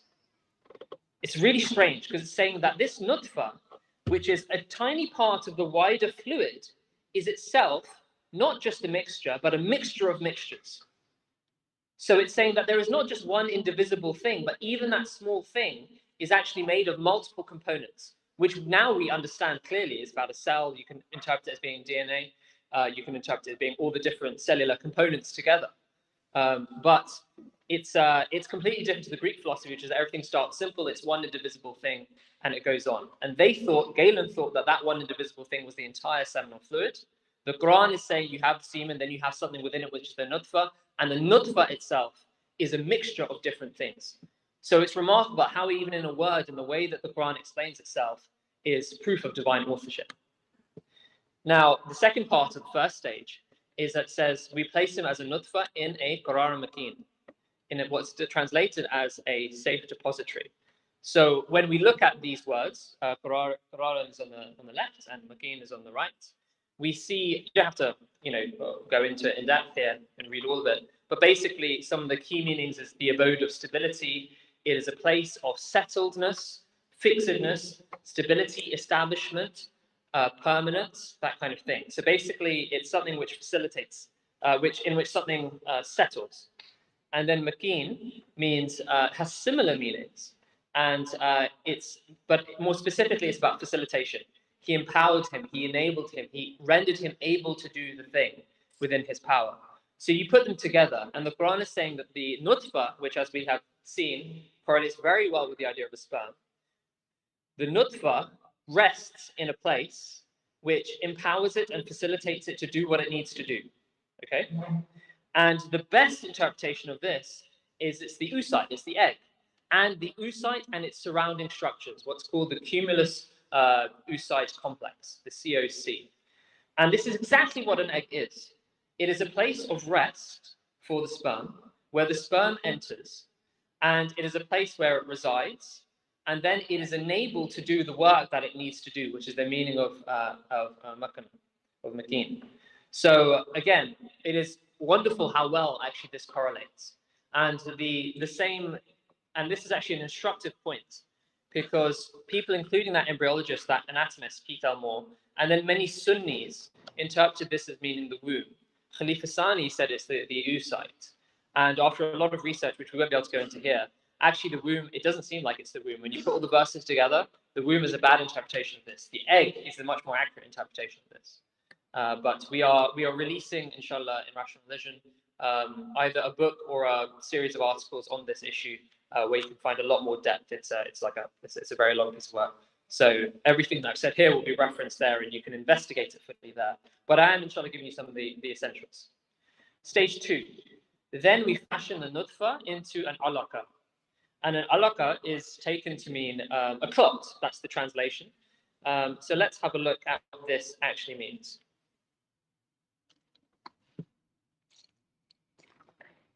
So the meanings which are described, this is from Lane's lexicon. If you read the italics bit, that tends to be what's the actual, the meaning, is that it hung to it, it was or became suspended from it. Then a bit later on the left, it clung, it caught, it adhered, it stuck fast. And it's also used to mean leeches, because leeches have this quality of clinging. And it's also used to mean blood clot, because blood clots have this quality of adhering. So when you look into the actual meaning, the root meaning of alaqa is something which is closely attached to something else, and something which is suspended from something else. And because of this root meaning, the outer meanings are a blood clot and a leech. So we've talked about how the sperm and the egg come together, and then there is fertilization. So what is that next step? Well, it's implantation and the development, the beginning of the post-fertilized embryo. Now, here's what the Developing Human, the textbook says.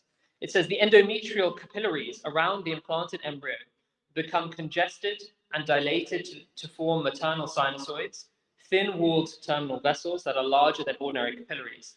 The syncytial trophoblast erodes the sinusoids, and maternal blood flows freely into the lacuna networks. So it is at this point, after you have fertilization and you have implantation, that you have the vascularization of the developing embryo.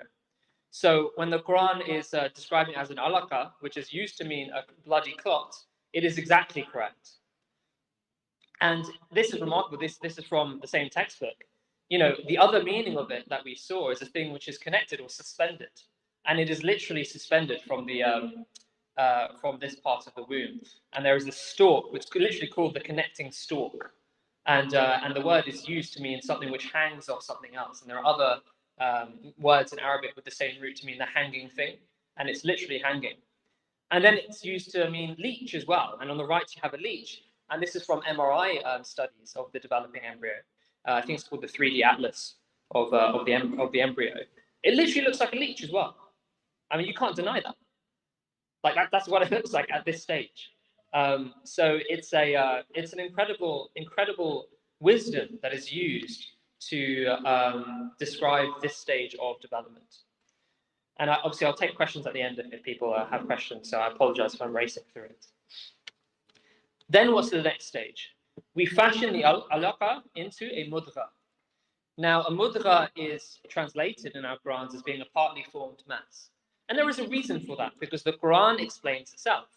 In fact, this whole piece of work was based on looking, how does the Quran use this term in a different context?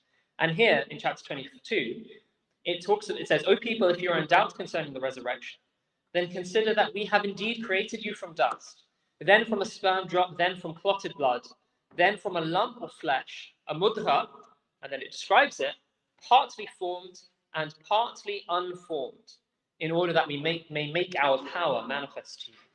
In the same way that Allah has developed us from something small to something great, He can develop us spiritually from that, and in the next life we will be developed into something else. And this is why it is cited as testimonial. If you're in doubt concerning the resurrection, consider from where you came. Let's have a deeper look into mudgha and what this means from the embryos, from the lexicons. It is a bit, a morsel to be chewed, a bite, a small chunk of meat, and then we see on the right another lexicon says something else: a piece, a bit of flesh, a morsel, such as man puts into his mouth and is chewed. So it's like a little bit of flesh, and the Quran describes it as partly formed and partly unformed. Well, let's see what happens after this vascularization stage described in the alaqa. We see that the next stage is that the 3 germ layers differentiate into various tissues and organs, so that by the end of the embryonic period, the beginnings of the main organ systems have been established. The external appearance of the embryo is greatly affected by the formation of the brain, the heart, liver, somites, limbs, ears, nose, and eyes. Because the beginnings of most essential and external and internal structures are formed during the 4th to 8 weeks, this is the most critical period of development. Developmental disturbances during this period may give rise to major birth defects. So after this alaqa, this initial vascularization stage where it's suspended in that way, you have the beginnings of change. You have the beginnings of development of different tissues. And this is kind of what it looks like. And around this stage, between sort of 4 to 6, 4 to 7 weeks. And you can see, this is not a major point, but it is an interesting point, that at this point in particular, you have these ridges developing of the primitive musculoskeletal system. I think it's that, actually, it might not be that, but you have these ridges at the back, and they almost look like teeth marks to many. And remember that one of the meanings of mudgha is something you put in your mouth and you bite with your teeth. But more to the point is that this is graphically made from the MRI scans. Between about 5 to 7 weeks, you have something which is clearly partly formed but not fully formed. Because if you look at from about 7 weeks to 8 weeks, you can tell that's a human. And if you look at about 3 to 4 weeks, it looks like a leech, right? And in the middle, you have this phase where you're like, yeah, bits of it look human, but it kind of doesn't. And what does the Quran say? It says that there is then the stage where it's partly formed and partly unformed, when it is a bit of flesh. And at this time, if you look at the sizes on the bottom line, it is a flesh, the kind of which you could pick up with your fingers. So whereas before this, it's like 1 to 3 millimeters, it's almost non-existent. At this phase, it gets to around a centimeter. It becomes a visible bit of flesh, which is partly formed and partly unformed. So this is a remarkable fulfillment of the mudgha stage. Stage 4 and 5, I thought I did together. Right. So this should say stage 4 and 5. So the next is فَخَلَقْنَا الْمُدْغَةَ إِذَامًا فَكَسَوْنَا الْإِذَامًا لَحْمًا. So we fashioned bones out of this partly formed mass. Then we clothed the bones with flesh. And this has become, for some reason, a contentious issue, because they say that the musculature doesn't appear after the bones. They say that it comes together. But that's not correct, and I'll explain why. So firstly, we have to understand that the musculoskeletal system develops in different stages. Initially, you have cartilage. You have cartilaginous skeleton, which is formed, and that's during the 5th week. And later, it ossifies. And the ossification starts around 8 weeks or so, 8 to 9, but it starts further around 13. So it's that itself is a process. It begins with cartilage, and then the ossification begins later. Okay, and they are fully formed by like week 16. Now, this is the thing which people don't get, and this is what all the atheists got wrong when they were criticizing these verses. They don't know enough about this. If they had actually looked into myogenesis properly, they would have known that prenatal myogenesis is divided into primary myogenesis and secondary myogenesis. Primary myogenesis mainly occurs during the embryonic stage when primary muscle fibers arise. Secondary myogenesis occurs during the fetal stage and leads to the formation of secondary muscle fibers. Only a small number of primary muscle fibers develop during the embryonic period, which will serve as templates for the formation of secondary muscle fibers during the fetal stage. Now, this is a 12-week fetus, but as you can see, once after the mudghah ends, after it stops being partly formed, partly unformed, and becomes more fully formed around week 9, at least when it's noticeable as human, around this time ossification increases, and by week 12, you have much better level of ossification. And it's around this point that then you have secondary myogenesis, where you have the muscles being lain on. So this is a diagram, probably somewhat pointless to show you, to be honest, but it just shows how primary myogenesis begins in the embryonic phase, late embryonic phase, and then secondary myogenesis goes into the fetal phase. Now, there's a reason for that. It's because if we look at the actual verse, the whole verse until now has been saying فَخَلَقْنَا, فَخَلَقْنَا, فَخَلَقْنَا, and that changes for stage 5. It says فَكَسَوْنَا. It says that we clothed the bones with flesh. And lahman is primarily muscle, but it can also mean fat and skin. But it changes it. It says it clothes it. And when you look into the meaning of that, it's like a garment clothes you. He clothed him with a dress, so we clothed the bones with flesh. He praised him by verses, i.e. on and on and on. So in the sense of one thing is put on top of the other and put on top of the other. Now that is not a good description of primary myogenesis, but it is a good description of secondary myogenesis. And what you see then, when you put this all together, is that ossification begins in the late embryonic phase and continues forward. And then in the like week 13 onwards, you get the clothing of that bone, which is now properly ossified over time with more and more muscle fibers. That does not happen earlier. So the Quran is completely correct here, and the critics didn't realize that there is a reason the verse doesn't say فَخَلَقْنَا musculature, فَخَلَقْنَا that, because that you could argue is a bit incorrect because, well, primary myogenesis happened earlier. It is فَكَسَوْنَا لَحْمًا. It is the clothing of the bone with flesh, which happens afterwards. And finally, in stage 6, it says, then we developed it into another creation. So blessed be Allah, the best of creators.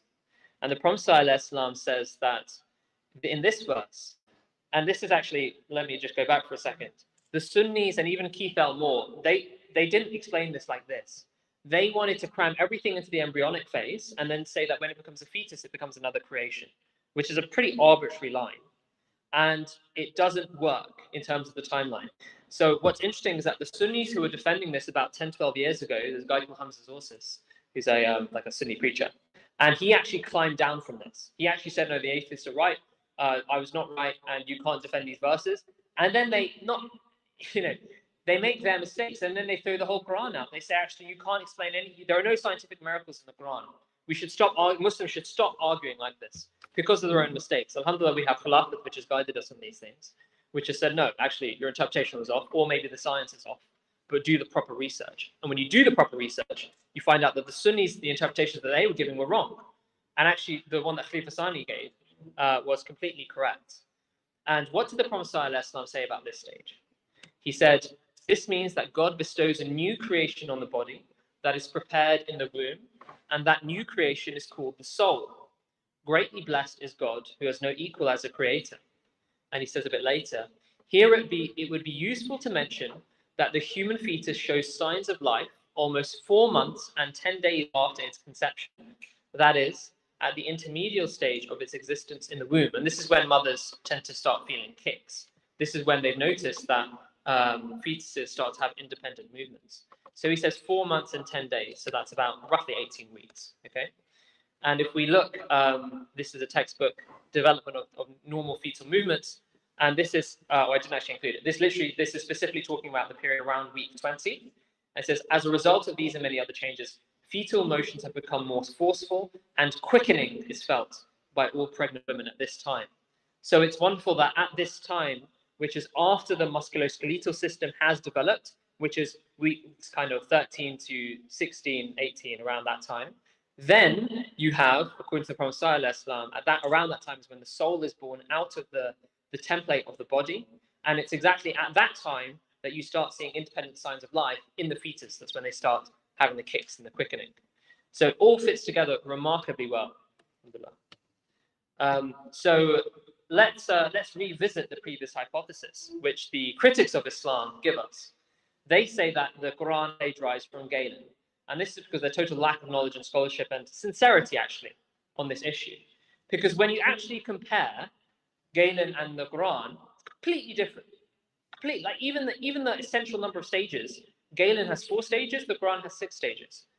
Quran, stage 1, a small reproductive substance made of multiple mixtures finds rest in a safe depository which facilitates and empowers the substance for a limited time. Stage 1 of Galen is male semen and female semen are emitted, semen must stay continuous and cannot be broken, and the thing pops out that. Stage 2 in the Quran, the reproductive substance becomes a clinging mass with bloody and leech-like qualities. We've seen how that's correct. Stage 2 of Galen, the semen have now mixed and filled with blood, causing flesh to grow and organs to start development. In particular, the heart, the brain, and the liver achieve solidity. So he's saying that actually you have proper organogenesis in this phase. Other structures such as the bones, the spinal cord, and amnion are produced in this stage. The Quran does not talk about any of these things in its stage 2. In stage 3, it starts talking about organogenesis. It says that the conceptus becomes a small chunk of biological tissue of visible size, partly formed, partly unformed. Very good description around weeks 4 to 7, roughly. In stage 3 of Galen, flesh grows on and around the bones, and organs continue to grow, and the heart, the brain, the liver are more differentiated, and the limbs start to grow. Now, again, stage 3 of Galen, you have the musculoskeletal system developing. That is in stage 4 and 5 of the Quran.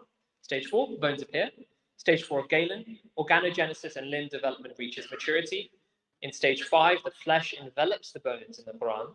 In Galen, there is no stage 5. In stage 6, you have a new creation, which wonderfully fits the timeline of when you have the quickening. In stage 6 of Galen, there is no stage 6. So, I remember when I first read this, because we hadn't studied it properly at that time. We were just starting the research. And I read a Christian blog, which was, I now know, essentially misrepresenting Galen. It caused a bit of worry in me in a way. I have the faith. We had the faith to keep going with the research, obviously, knowing that the Quran would be proved right. But you think, oh, actually, this is quite similar. And then when you actually look into it, they're misrepresenting Galen. And when you actually read the original sources, it's completely different and completely wrong. And it shows, if you really think about this, this is a wonderful proof, obviously, of the Quran and of Islam, because Galen's science was the best of that age. Science didn't move particularly for the next 4 centuries until the Holy Prophet. That was the scholarship, medical scholarship, and it came up with this thing, which is pretty much completely wrong from start to finish. And the unlettered man of the Arabian desert comes out with something which, as Keith Elmore said, is, remarkably accurate. Let's remind ourselves. Muhammad could not have known these facts about human development in the 7th century because most of them were not discovered until the 20th century. Muslims and others are justified in concluding that these facts could only have been revealed to Muhammad by the one who knows all about us, not only about how we developed, but about how we live and function. So, this is one of the many beauties of the Holy Quran, and we should use this as a case study to always, to never doubt it, and to doubt other things rather than it, and to have the confidence, even if we don't understand something, that there will be an answer. And even if that answer isn't even readily available from the current science, it will be in the future. Because 500 years ago, maybe someone could have attacked this. And now we know it's completely correct. So we need to have that faith. And when you have so many examples of this in the Quran, of it being proved right on scientific matters, it should be a source of pride for the Muslims. But more than pride, it should be a source of guidance, a means of tabligh, and a reminder that the author of the Quran is the author of the universe and the author of us as people, and thus we should try our best to follow his guidance. Jazakallah for listening to me. I think if we have time, I'm happy to try and take some questions, but don't worry if there aren't any. Jazakallah.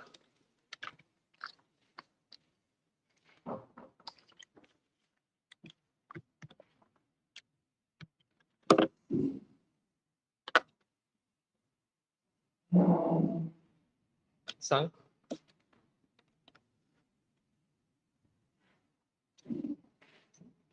Jazakallah, Dr. Salsa, really, really. We've got questions.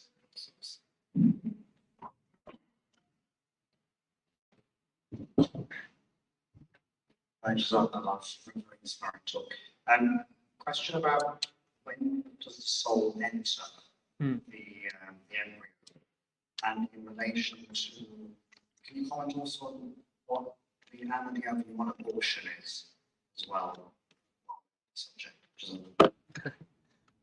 So yeah, it's around 16 to 20. The Prophet said around four months and 10 days. So he talks about that period. I don't think we have a precise day as such, but it's around sort of 18 to 20 weeks roughly.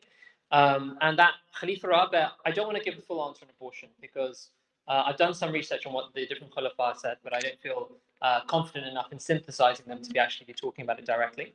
What I will say is that Khalifa Rabi' did in a tafsir once say that this may have relevance to the abortion question because this is when the life becomes an independent life form. And thus the implication being that perhaps this can be a hard barrier for when abortion is completely prohibited, unless for medical reasons for the mother, of course. So yes, it obviously has relevance to that. And it's also interesting that around that period, some of you guys may know better, I can't remember exactly what the current minimum viable life of the fetus is. From what I remember, it's around 22 weeks, but it may be lower actually now.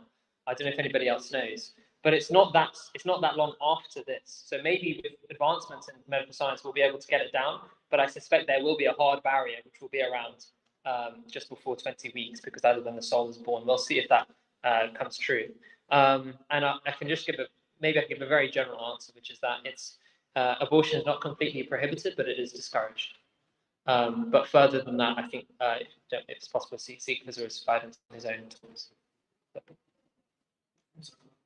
So one small question is that in the Quran's early interpretations, the translation is translated man being made from dry ringing clay, with the tafsir being that it refers to man's faculty of speaking. Have you done any research on that, or have you read anything about that? Yeah, I mean I think Khalifa Sani also mentioned that, because it's something which, when it is hit, when there comes an impact into it, a force from outside the ringing clay, it then resounds. And therefore, it becomes a beautiful metaphor of how the material of humans, when it has revelation from Allah, revealing language or any kind of interaction, then it becomes resounding in both language and its other qualities. So, I mean, I think there is no reason to reject that interpretation. But what we're finding more and more, and this is a general point, is that actually what tends to happen is the verses that we thought were metaphorical turn out to be literal. I've noticed this is a huge trend in science in the Quran, which is you think this is metaphorical, you understand a bunch of new science, you're like, oh, actually, that was literal as well. And what we should always bear in mind is that there may be literal interpretations, and that very often Allah is giving both a spiritual meaning and a literal meaning, or rather, and a physical meaning. Both are literal in a way. If you think about the nuzul of the Prophet ﷺ, in a way that is a literal descent, but in a spiritual reality, because he comes from the one who is most high. So maybe it's better to think about it in terms of spiritual and physical meanings. And sometimes we assume things to have spiritual meanings because we don't understand how the physical meaning can be true. But as our knowledge increases, we then realize that it's both physically true as well. So that's a general point. But as I say, there's no reason to reject that interpretation. Allah may have meant different things for different times. And as time goes on, we understand more about the depth of meaning of the Quran. So, do you have any questions from the legislative side?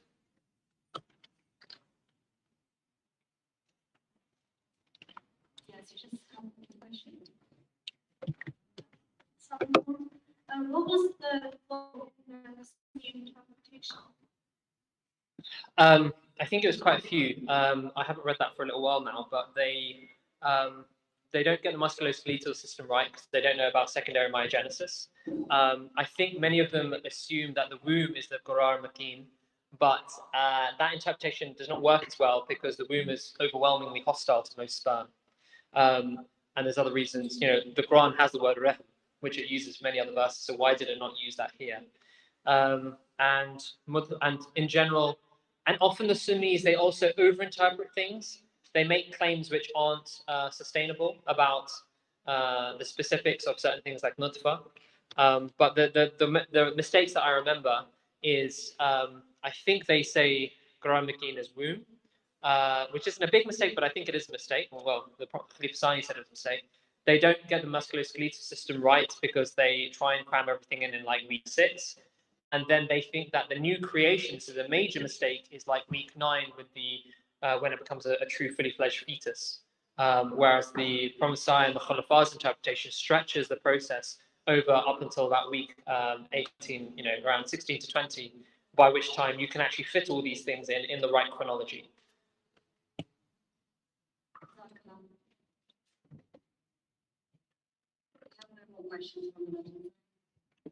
So I think that concludes the session.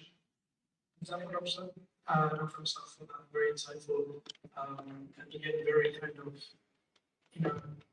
mixing that web of science and academia and looking at it through the lens of Islam, religion, science, and so on and so forth, which for me I find very interesting. So certainly enjoyed that. It's now time for the session. So inshallah we'll start probably so I request Imam Salam please to join the stage. Everyone,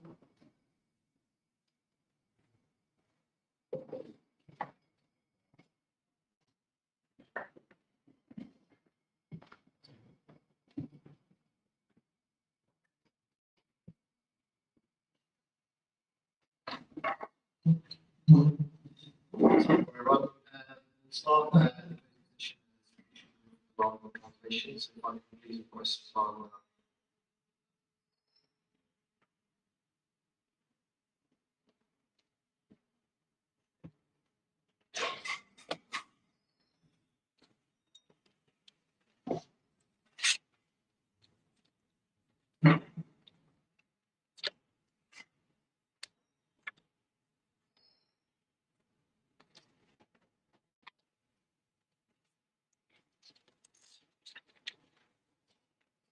Assalamu alaikum. أعوذ بالله من الشيطان الرجيم بسم الله الرحمن الرحيم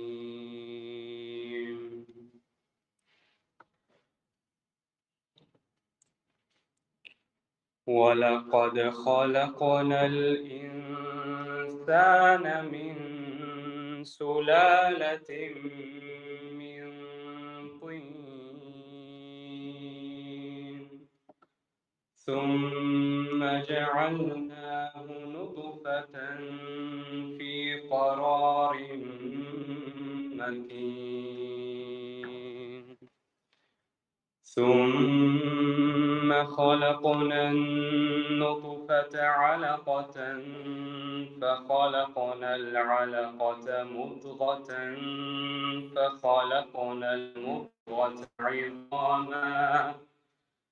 فخلقنا المضغة عظاما فكسونا العظام لحما ثم أنشأناه خلقا آخر فتبارك الله أحسن الخالقين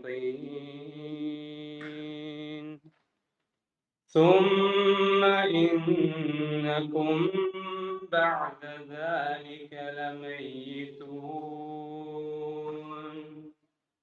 ثم إنكم يوم القيامة تبعثون. The verses recited were from Surah Al-Mu'minun, verse number 13 to 17. The English translation is as follows. I seek refuge in Allah from Satan the accursed. In the name of Allah, the Gracious, the Merciful. Verily, we created man from an extract of clay. Then we placed him as a drop of sperm in a safe depository. Then we fashioned the sperm into a clot. Then we fashioned the clot into a shapeless lump. Then we fashioned bones out of this shapeless lump. Then we clothed the bones with flesh. Then we developed it into another creation. So blessed be Allah, the best of creators. Then after that, you must surely die. Then on the day of resurrection, you will be raised up. So. I can please request an agreement.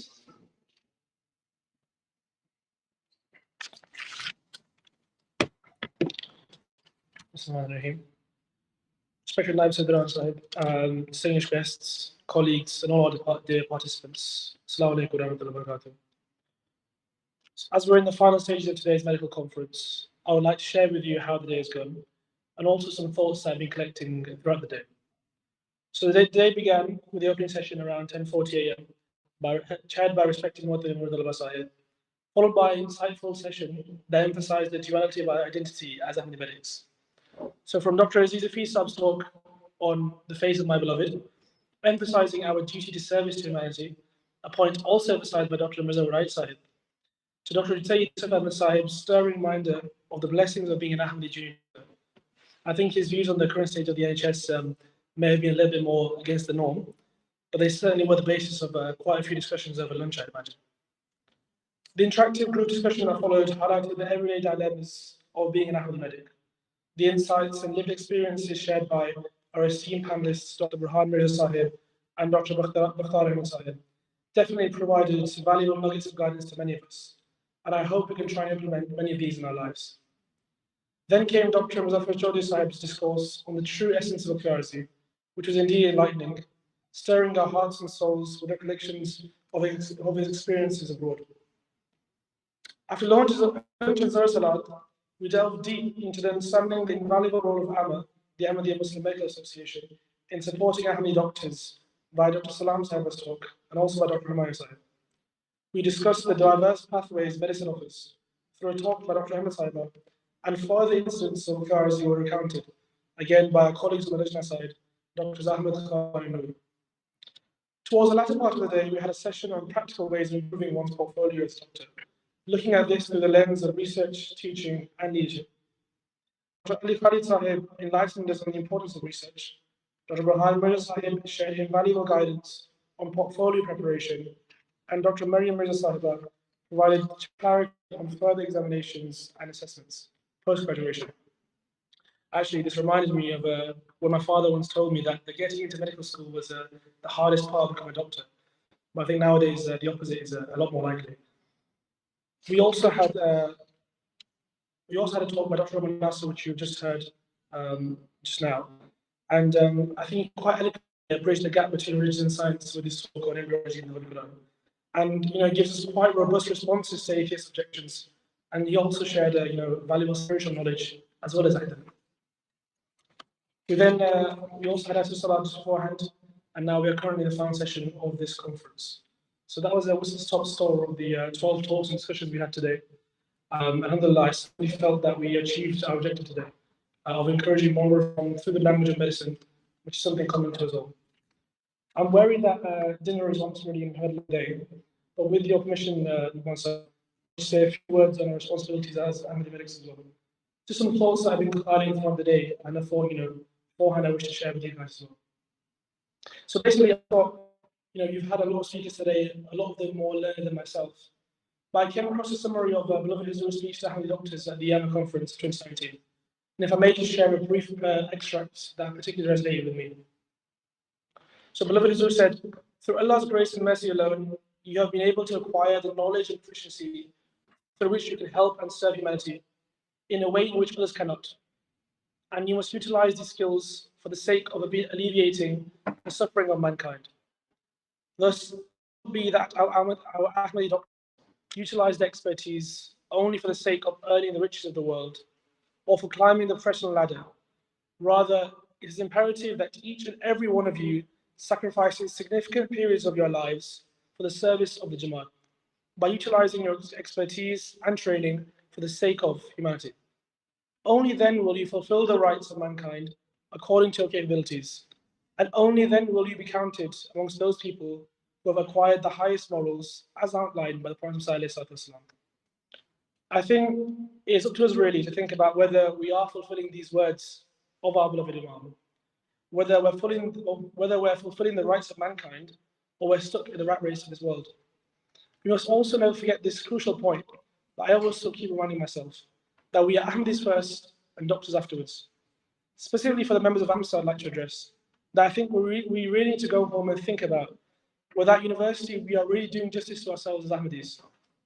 We may have done ourselves and our parents proud by getting into medical school, and we may have been told this is a really hard achievement and well done for doing it. But if this stops us from doing a namaz on time, if you stop doing Jamaat work for 5 years because we're now too busy because we're in medical school now, what's the point of this? Any academic achievement of ours is lower than the spiritual status and the spiritual activities that we do in the eyes of Allah the Almighty. So how can we leave that all behind and become blinded by the academia and the temporary riches of this world? So definitely something to think about on the way home. But as we leave this conference, let's try to remember the teaching of Islam and its emphasis on the pursuit of knowledge, both moral, spiritual, and academic. Let's allow it to guide us as we embark on our respective journeys in medicine, serving humanity, and also reflecting on the true values of our faith. The final attendance, Chairman Sir, was 129 in person across Khudam and Lajna, that's 70 Lajna members and 59 Khudam. And astonishingly, I was quite surprised when I heard this, but 1,178 viewers across the YouTube live stream across the whole day, alhamdulillah. This far exceeded our expectations, and we can only thank Allah the Almighty. It would not be possible without the limitless blessings and mercy of Allah the Almighty, and of course the prayers of our beloved Huzoor. Every step of the way in this organization of this conference, I saw myself examples of the fulfillment of this prayer. I also like to take this opportunity to thank those who helped organize this conference. There's a long list of people and I can't get through all of them, but especially respecting Motto Mahmoud al-Basahib, so much for guiding me at every step of this journey. And certainly doing this without his loving guidance and experience would have been a lot harder. And from AMA, the Ahmadi Muslim Medical Association, we have had amazing support from respected Dr. Sayyid Mazhar Sahib, Chairman Sahib, who could not be with us today, unfortunately, to Dr. Humayun Sahib and Dr. Salam, was also invaluable in organizing on the ladies' side. The presence of the Ahmadi Muslim Women's Student Association is also very much welcomed, and therefore has been valuable as always. Without their participation and enthusiasm, again, this conference would not have been possible. The AMSA team has once again shown its love for its members by working so hard in setting up and organizing all of this. There's so many names to read out without doing injustice, but I would like to especially highlight the support of Dr. Sayyid Yusuf Ahmed, who helped liaise closely with AMA, and at every step has shown his kindness and love. Last but not least, I would like to thank the participants, you guys, who attended today. I hope you enjoyed it and found it useful as I have. And I kindly request any shortcomings may be overlooked and forgiven from myself or any of the organizers. May Allah the Almighty bless you all. And inshallah, I hope this is the first of many such conferences and collaborations between AMSA and AMA.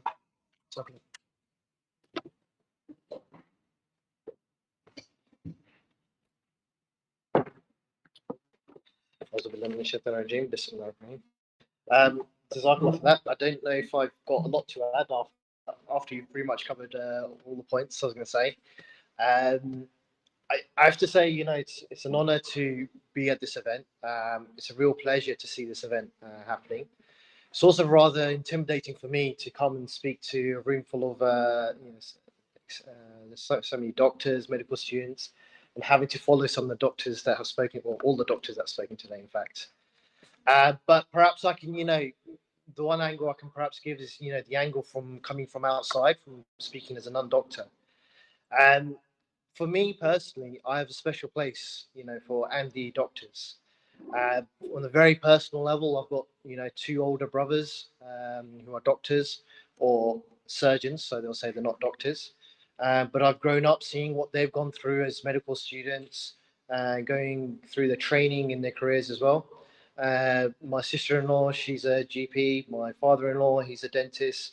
And I've seen, all these doctors, some of the doctors that have spoken today, I see I see Fahim Saab at the back, but Dr. Aziz, I see him and I'm reminded of Dr. Aziz because I've grown up along, seeing what Dr. Aziz has done.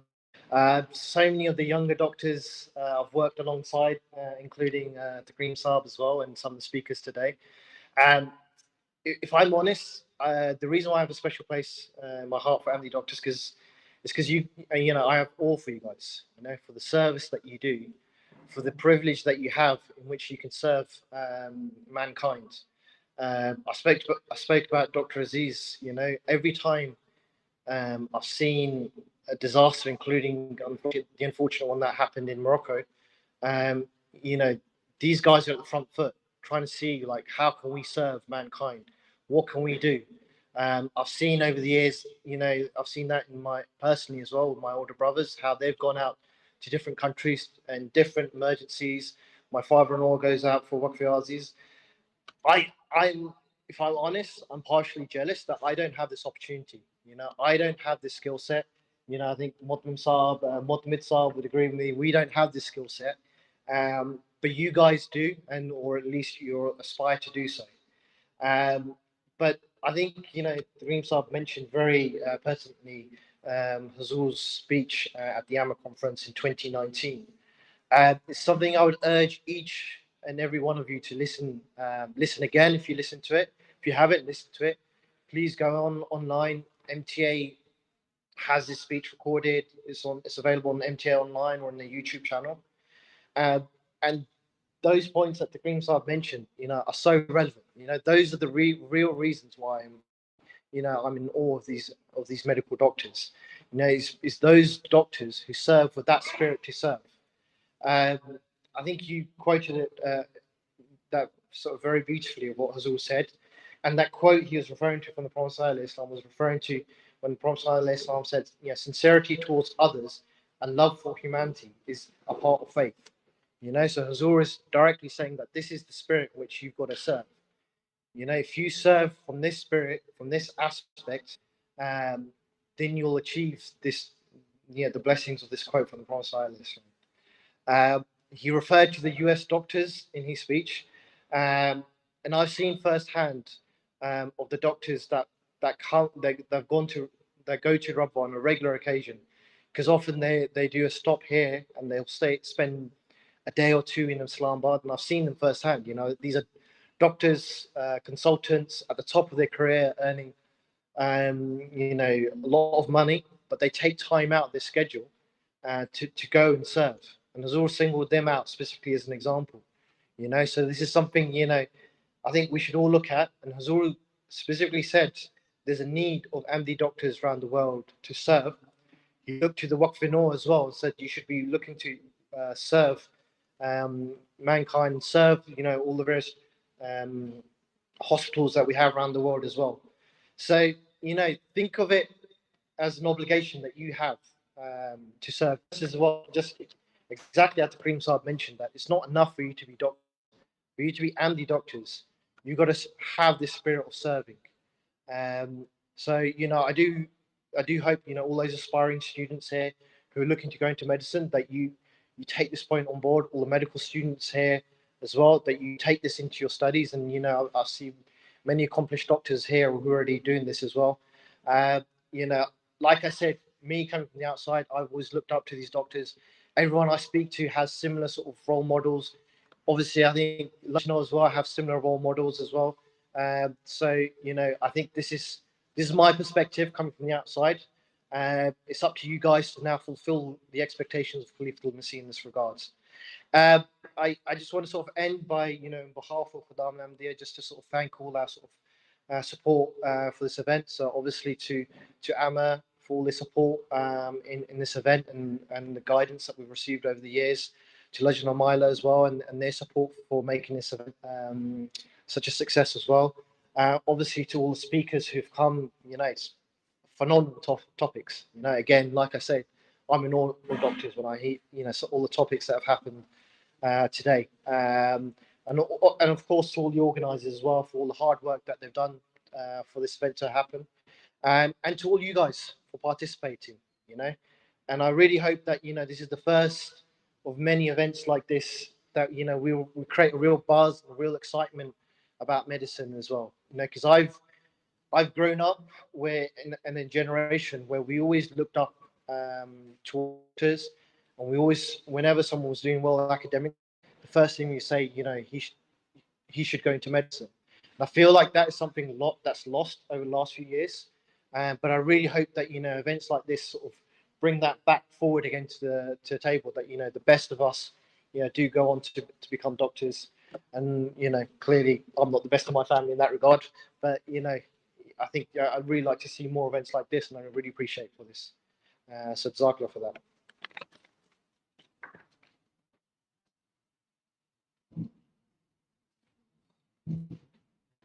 That further data in the things, if you please join me with summary.